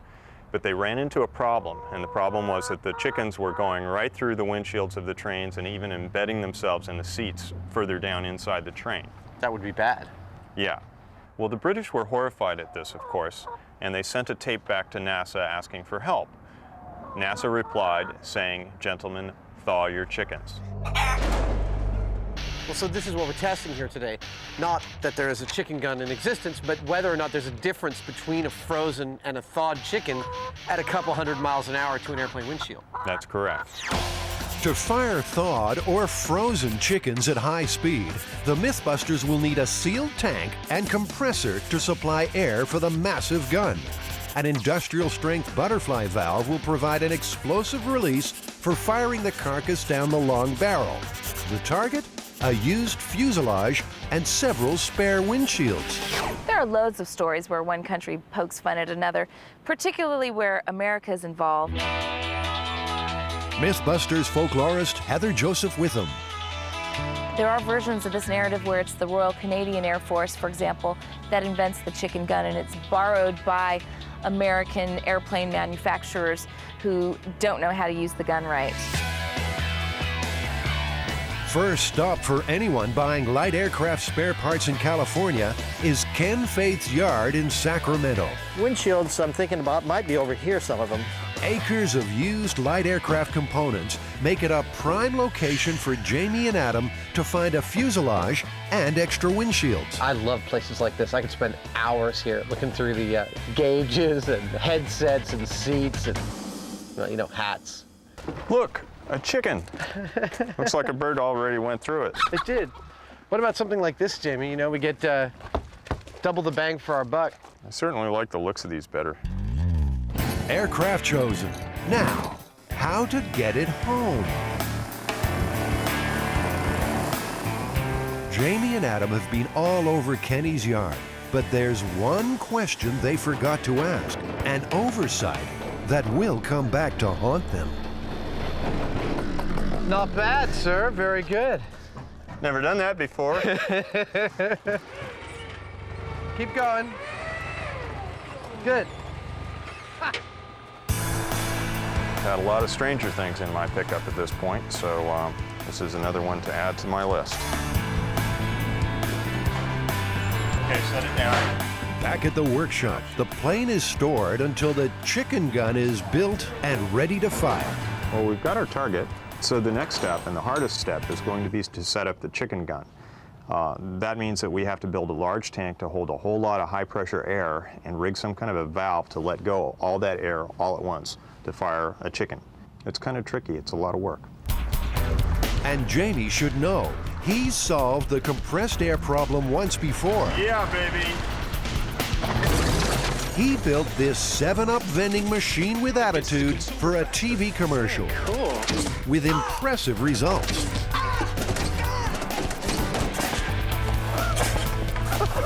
One of the things that I noticed was that the firing system that we set up required a large valve that delivered a whole bunch of air all at once. And we thought, wow, this is great. You know, we should use this on the chicken gun because it requires exactly the same thing.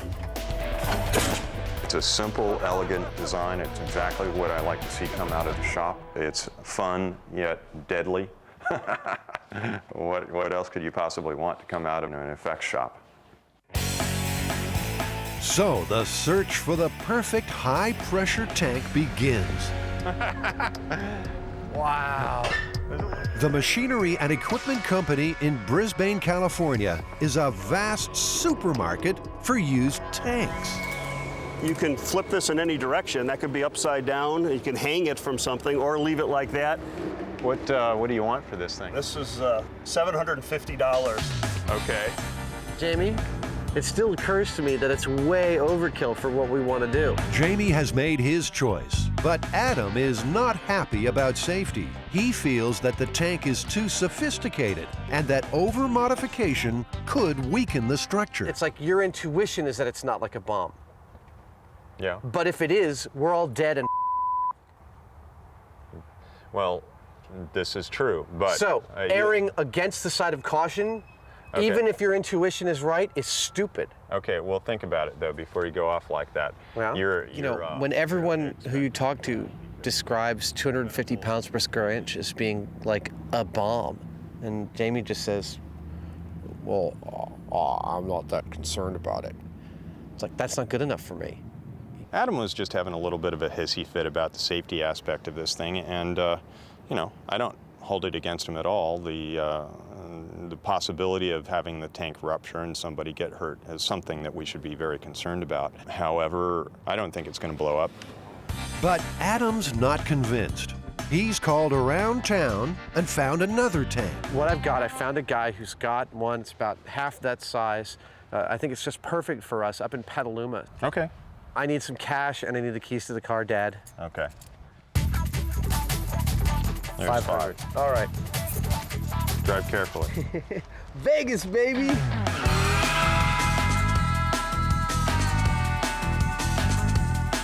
Adam's ideal tank is waiting out back at Maselli & Sons. And what's it rated for? 200 PSI. There you go. That is good. I love it. Let's do it. That's it. Meanwhile, Jamie has found an oversized butterfly valve that will release the pressurized air. He also ordered 20 feet of quarter-inch steel pipe for a 10-inch diameter barrel. Hey, Savage. Yo, Heine. So, here she is. Even Jamie is impressed with Adam's purchase. It's an ideal tank for storing enough compressed air to propel chickens. I recognize that your intuition, like mine, is... It appears Adam has a little something to get off his chest. I didn't mean to call you stupid this morning. Did you call me stupid? I didn't. I said stupid, and I was talking to you, but I wasn't calling you stupid. Okay. Nobody ever calls me stupid. I've called you stupid, but not to your face. Not in live.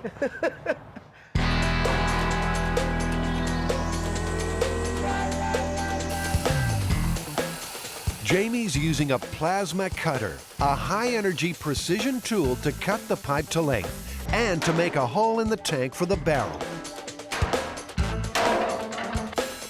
For the explosive release of air, the butterfly valve will be fitted between two lengths of pipe. Adam's job is to fit the short end to the tank.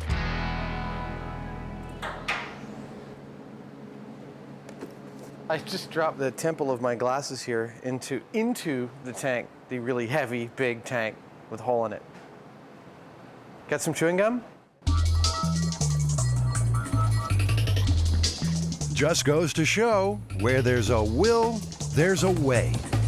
There we go. One glasses temple. Now I can get to work.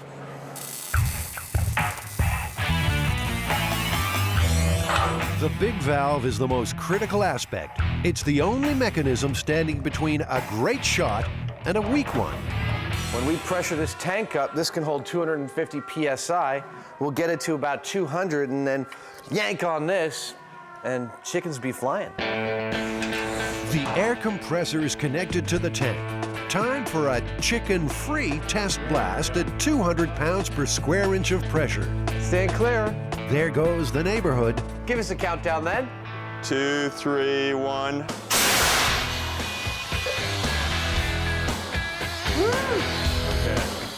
It looks impressive, yet the white smoke is simply water vapor forming droplets when the previously hot compressed air meets the cool. Feels like a Mack truck just drove by me. I just wonder what a chicken breaking the speed of sound sounds like.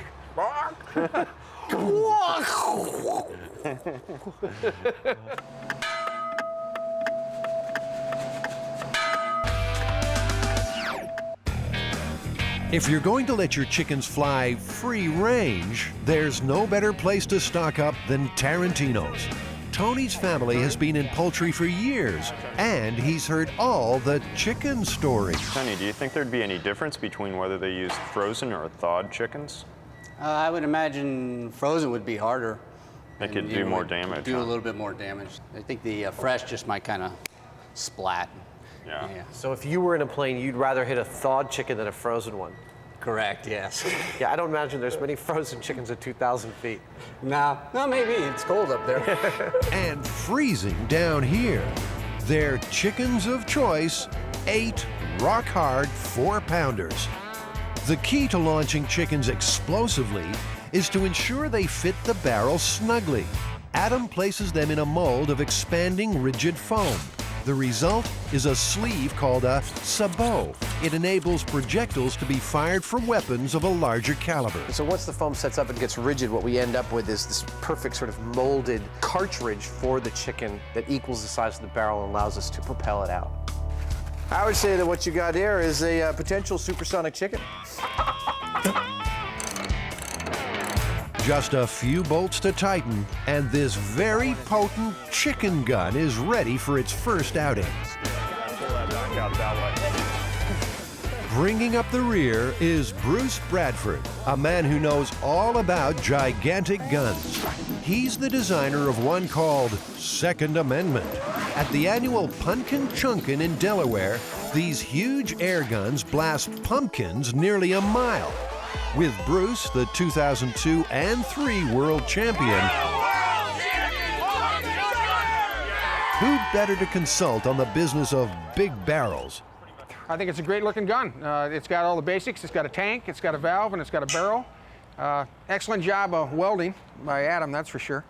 And it's going to shoot a chicken at high velocity. The countdown to chicken blastoff has begun. Unsure of the chicken gun's firepower, for safety reasons, they sit the plane inside their blast chamber. You want to lean it right there? To check their aim, they need a test shot.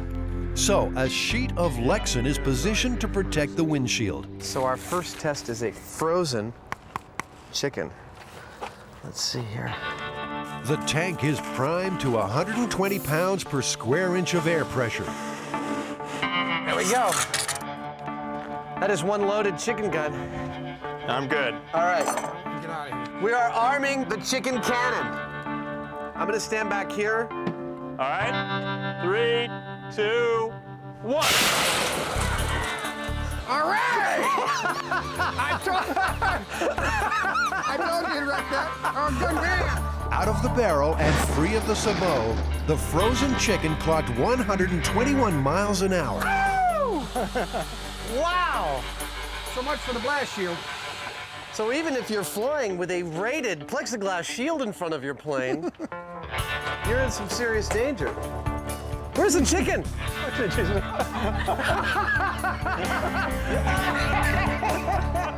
Oh my God.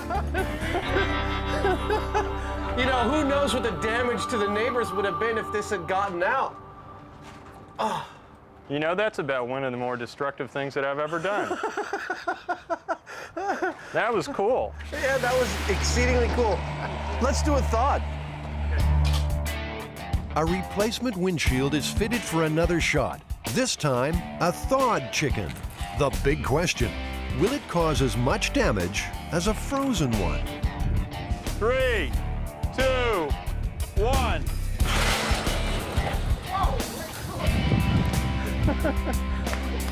Under the same pressure, the thawed chicken was marginally slower than the frozen one, but still reached a destructive 99.5 miles an hour.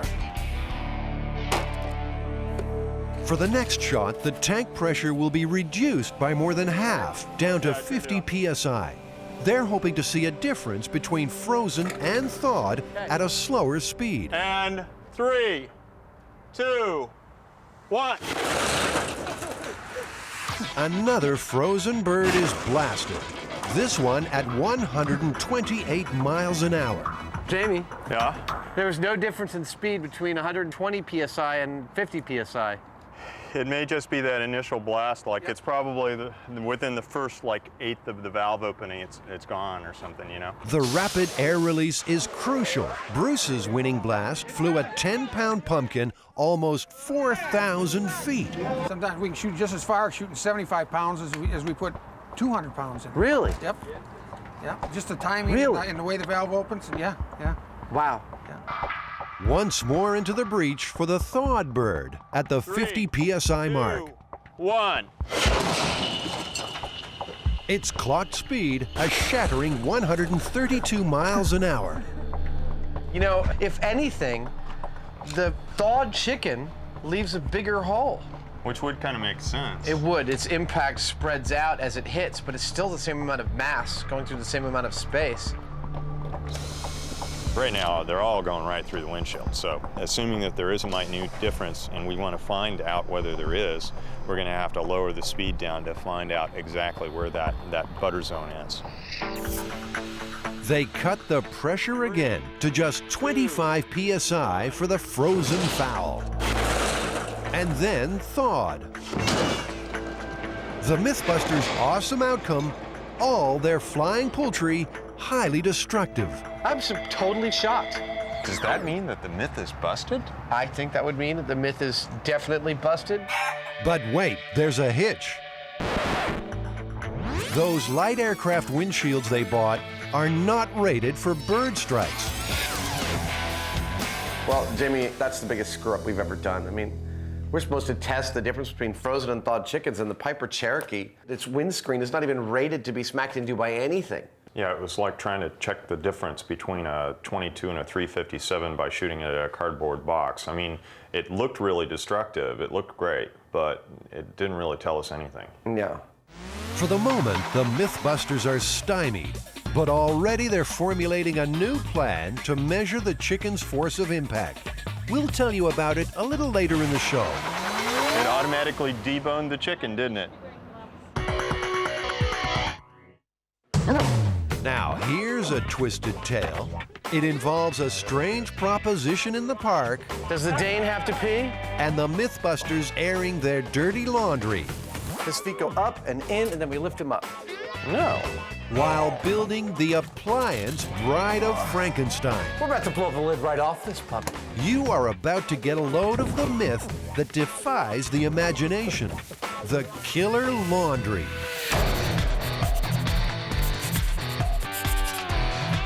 In 1998, a Charlottesville man attempting to do a large amount of laundry stuffed his washing machine with 50 pounds of clothes. So he wants to get all of his laundry into the machine at once. So he takes this 50 pounds of laundry and he's jumping up and down on top of the machine to get it in there when his foot accidentally kicks the on button. He sort of fell into the machine. His legs got stuck by the laundry and he banged into the shelf. He hit some bleach. Bleach blinded him. Apparently he might have even swallowed some. At this point, his dog runs in to see what the commotion is about. And as he spins around, this time he hits the shelf again and some baking soda pours out. This startles the dog, who then urinates on the baking soda, causing a small explosion, at which point the laundry machine went into its spin cycle, turning him at about 70 miles an hour, where he smacked his head into a shelf and died immediately. Well, that sounds ridiculous. Now, we do need some dog pee, but let's not rush into that. Start simple. Buy a washing machine. What's the largest one that you would have in stock? The large one. Yeah. It's a heavy duty, super capacity. Do you think that this could hold 50 pounds of clothes? Oh, yeah. Really? Yeah, I think. All right. So what do you think, Adam? My vote would be this one. Yeah? Yeah, for the volume. Okay. We, of course, went for Super Capacity Plus from a major maker of washing machines, and hopefully it'll be as powerful as about anything that's out there. And already, one part of this myth is looking a little busted. The very first precept of the myth, which is that he's standing in a washing machine that's running, is probably impossible. All the washing machines they have in here have cutoff switches when the lid is open. But this visit has proved one thing. Adam Savage can never leave a junk shop empty-handed. I'm thinking of, like, you know, maybe having it a way that my kids can get the toys out of their closet.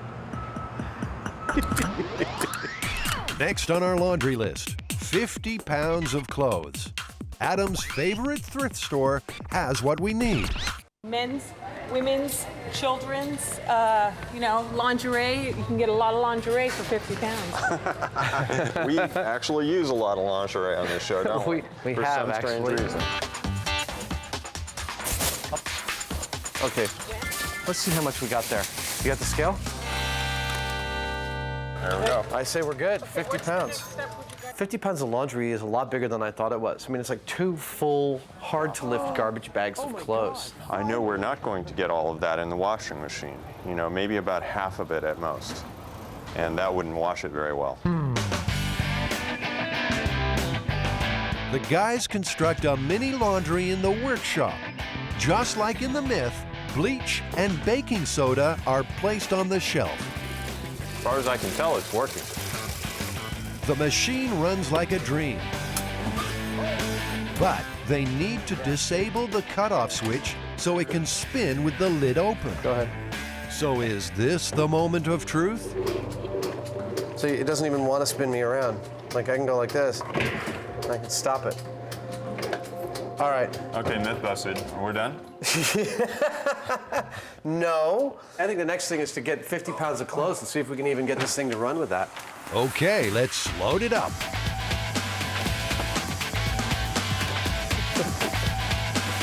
Oh, yeah. Bring it on. It's not in the machine.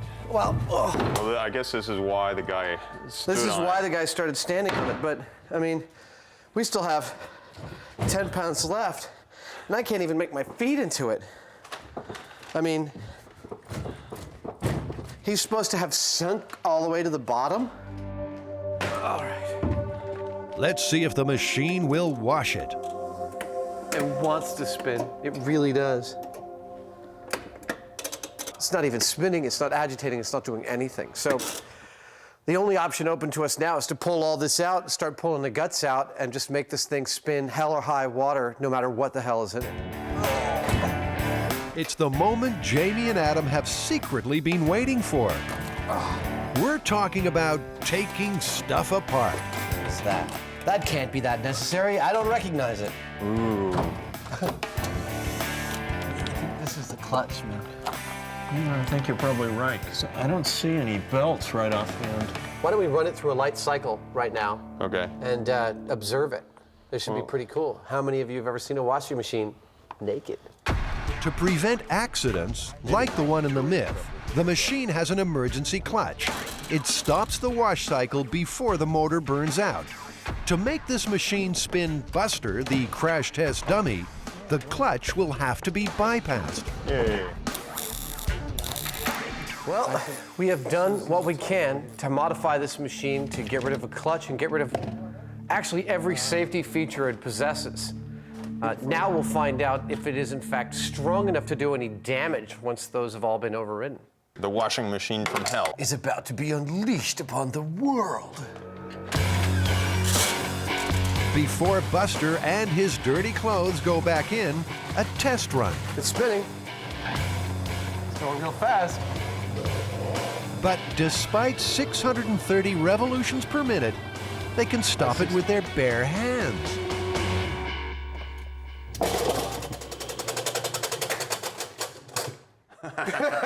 That was the thing that was going to break. We removed the clutch. That was probably that little plastic. That's that little piece of plastic. So the motor has like almost no torque at all. This so-called washing machine from hell turns out to be, Well, just another washing machine. This is an example of one of the most powerful consumer-level motors you can get in a washing machine. This myth is totally busted for the third or fourth time today. I can't even remember which. The myth is busted. However, as is our way here on MythBusters, we are going to show what would happen if it did have enough power. So this once humble super capacity washing machine will mutate even further. It's goodbye, baby regular motor. Hello, Big Daddy. They're upgrading to a motor from an electric car, a motor Jamie just happened to have lying around. These motors are 10 horsepower as well.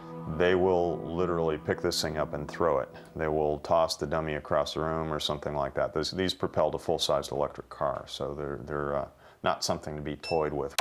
Attaching the motor will be tricky.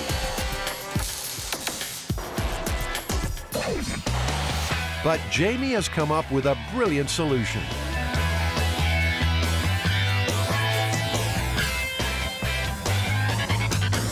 Now the spin cycle is powered like a motorcycle. The car motor is connected to the main drive shaft by a motorcycle chain. Ah, there we go.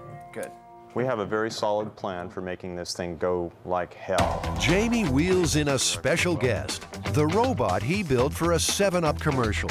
By plugging the washing machine into the robot's power source and speed controller, he'll be able to easily direct the washer's spin speeds. And what that gives us is a tremendous amount of power that we can control from relatively slow to as fast as it'll handle before it flies apart. This will fly apart at some point.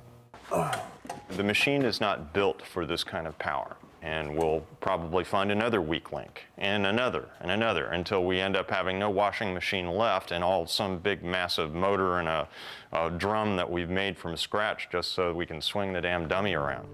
Right now, this thing doesn't really resemble a washing machine anymore so much as it does an electric car. Time to bring the Franken washer to life. This should be live, so watch out there.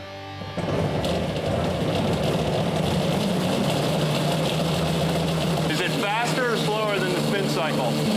That looks pretty close to the spin cycle to me. It looks a little bit slower, but it looks pretty close. Okay, I wasn't going all the way up yet.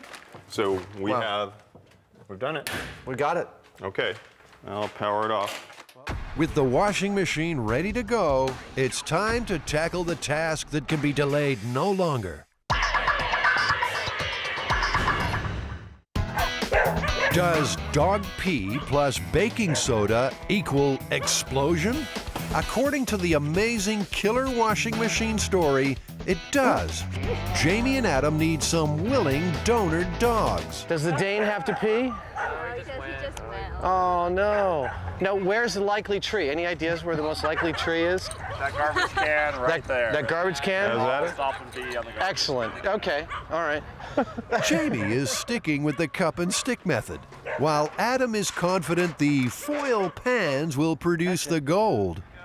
And sure enough, here's our first customer. Jamie! What? He was going to go in my pans. You messed it all up. Here, you take this camera and you go over there. Okay. You and I'll stay right here. Then a dog-loving friend of the MythBusters tries a rear guard action. Meanwhile, out on the park's perimeter, a lone wolf is on patrol. So, is your dog like getting close or no? Yeah, he's not putting out. Then a bounty hunter nabs a sample. Wow. Thank you. Good job. Seconds later, the persistent tailing by our panhandler brings up a speck of gold too. There we go. Beautiful. Excellent. That's not much, but that's all that I need. I got it.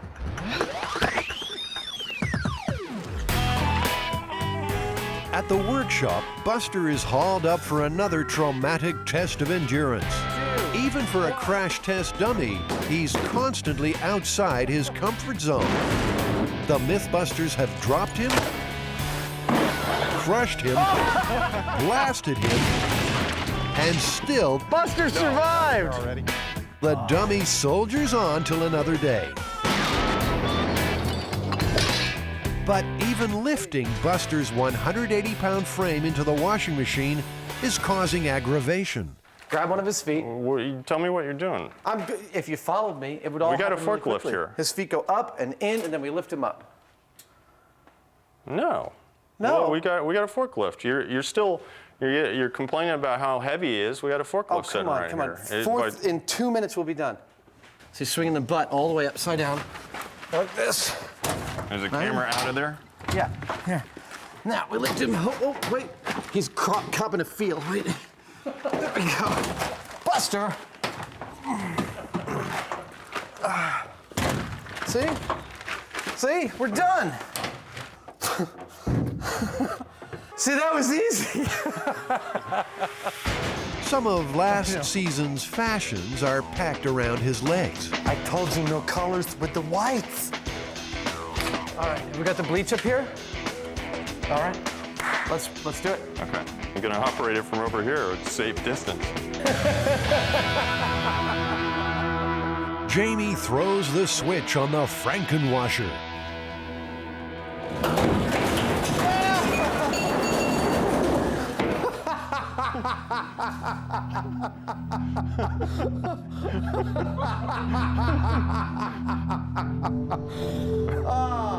I'm glad we were all suitably safe distance.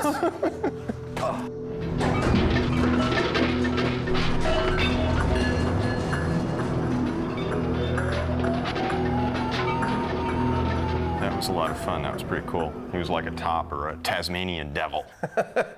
And now, for the experiment's final phase. There's the baking soda. It's dumped all over the place. I think that's exactly where a dog would pee if a dog came in and was startled by all this. Which it no doubt would be. Well, So we have our carefully collected specimens. Shall we see if this causes a small explosion? Did someone say explosion? We'd better dress for the occasion. Basically now I'm about to pour the dog wee on the pile of baking soda, which, if the myth is correct, should cause a small explosion. Or if we're actually on Earth, we'll do absolutely buckless. Fire in the hole!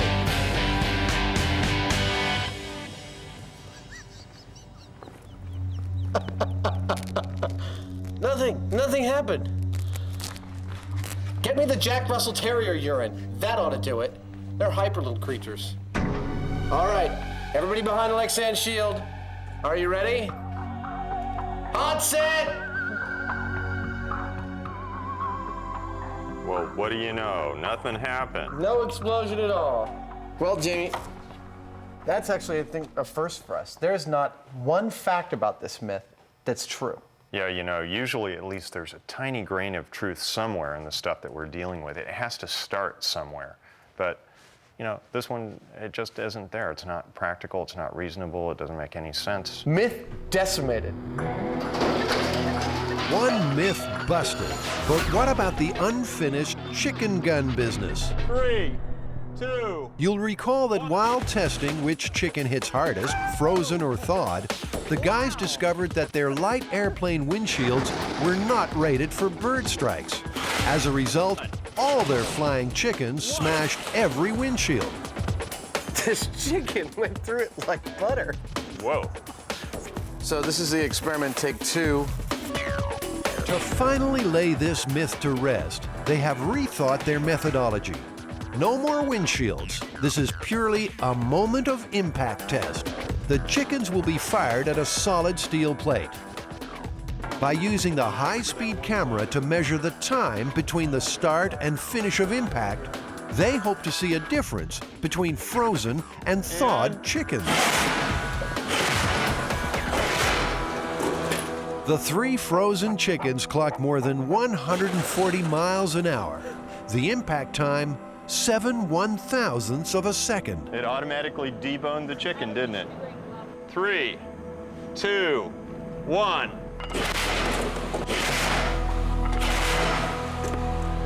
Impact times for the 3 thawed chickens showed a perfect match with the frozen poultry, 7 1/1000ths of a second.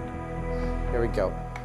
1 point of impact, 2, 3, 4, 5, 6, 7, and then now it's starting to move back again. It's given all of its impact in that amount of time. The results from the high-speed camera seem to be fairly convincing. You know that adage that it's not the falling that kills you, it's the stopping? The stopping is where the force gets imparted. So both the frozen and the thawed chicken have the same mass. They have effectively the same speed. So the only difference between the two is going to be how much time they take to impart their energy to the plate. And on the high-speed camera, we showed that each of them exerted all their energy in 7 milliseconds, almost exactly. Basically, there was no difference. So does that mean the myth is busted? At these speeds, frozen or thawed chicken, myth busted, no difference at all.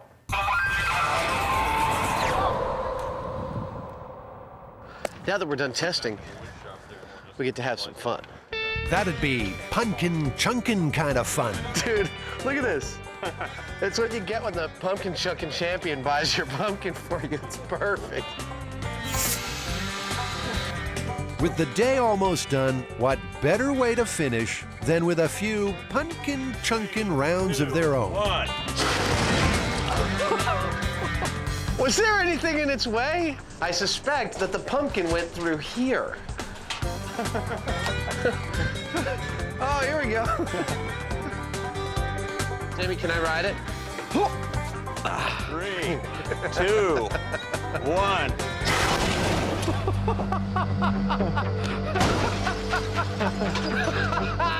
Woo! That was so cool. You feel a little tingle between your legs when that sucker went out? I do. It's gonna be hard to top that.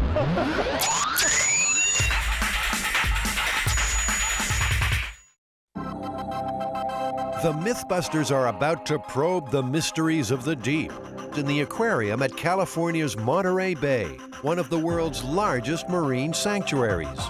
This odd story is one of the more enduring legends, with its origins way back in medieval times. No, really, honey, those are octopus hickeys.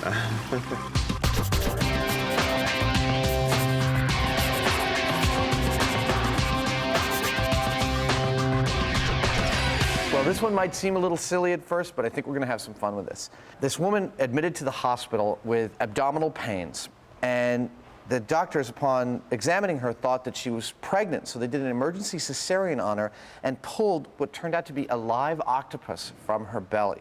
This is the myth. It seems that perhaps 6 months before, she was diving and ingested an octopus egg while diving, and it had grown to full size in her stomach. I think partially this story is playing upon young girls' fears of pregnancy and their mothers' fears that the young girls could become pregnant. I mean, it's almost the same as the story that you can get pregnant by going in the swimming pool if there happens to be sperm floating around in that pool despite the chlorine.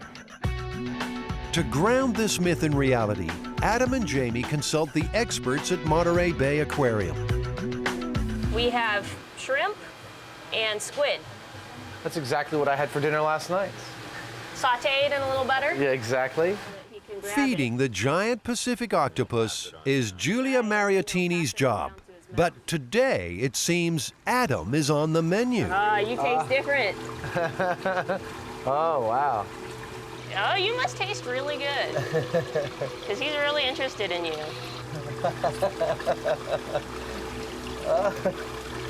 Oh, that is so cool. Yeah, he's very excited.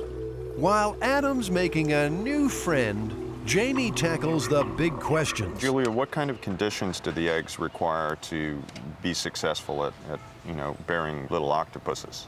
Well, they really do require the attention of the mother. She will blow jets of water on them to make sure that they're aerated. She'll clean them. They also require the correct temperature, the correct salinity, and if all goes well, then they'll hatch out. For giant octopus, it's about 6 months later. Is it possible, let's say, if an octopus egg had just detached and was floating free, could a diver actually swim in and swallow one of these things? That's the only part of the story that could possibly happen. By some fluke, the octopus eggs are small enough that maybe a person could swallow them, but there's no way they would hatch out. The conditions in the stomach would not be amenable to their hatching. Not at all. The octopus myth is already looking pretty shaky. The MythBusters must now take another tack. You know, Jamie, talking to Julie, it's really obvious to me that the whole idea of octopus pregnancy is just ridiculous. I mean, octopus egg can't even survive in open water without constant tending from the mother. It's definitely not going to survive in someone's stomach. Yeah, but you know, there are myths around other creatures like frogs, lizards, snakes, even newts, you know, that this can happen with. The octopus is perhaps the most recent incarnation.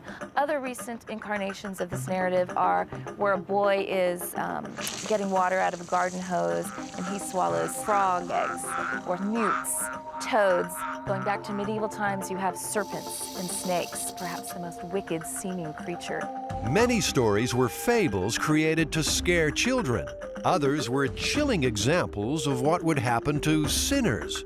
Sometimes the sufferers would regurgitate the unwelcome visitor, but usually the episode would end badly. So it's something taking you over, something insidious, something making you bad, and I'm sure in some versions of the narrative you did something wrong to let it in. So, is it possible for foreign organisms to survive inside the human body? We can replicate a stomach or several of them and put, you know, stuff that eggs would run into, like acids and maybe salinity, temperature factors. And we'll see which ones survive and which ones don't, and which environments they work in. Yeah. Busting the pregnancy story means a MythBusters trip to the lab supply store. Or should that be candy store? I love this stuff. One of everything. I've never seen continuous pipe cleaner before. I didn't even know it existed. Which is smoother? That's smoother. Do you think we need to get some beard covers here? What you have isn't really quite a beard, though. I'm not sure what it is. It's like an accessory tuft. Ever wondered what's really inside Adam's head? Now somebody wave from the other side. Oh, that's cool. When do you ever get a chance? Oh, I'm a little embarrassed. That was kind of a personal experience. Thanks, guys. Thank you, guys.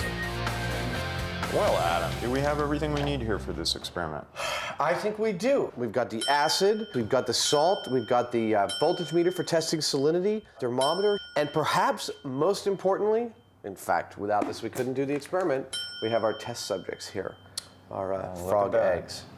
With the octopus angle ruled out, they have opted for frogs' eggs and tadpoles, small and common enough in nature to be swallowed, and they don't need constant parental care. Yeah, those puppies came all the way from Florida. They have a lot of frog farms down there, I understand.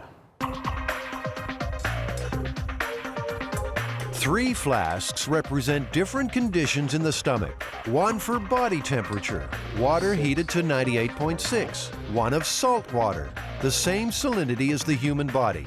A third with a pH of 2 contains acid, imitating human stomach juices. A 4th flask is the control sample. All right, so we got some tadpoles and some eggs in there. Let's say we do 2 of each. Okay, you got the little squirt bulb? I do. Here we go. The control sample of eggs and tadpoles will swim in a flask of aerated water, the ideal environment for tadpole survival. You ready for the acidity? Okay. Okay, which one is that? Acid, this one here. Hydrochloric acid actually secretes in the stomach, and it's powerful stuff. Extremely corrosive. A single drop can eat through wood. Jamie and Adam need to dilute their pure hydrochloric to match stomach acidity. Yeah, real close. All right. 1.99. All right.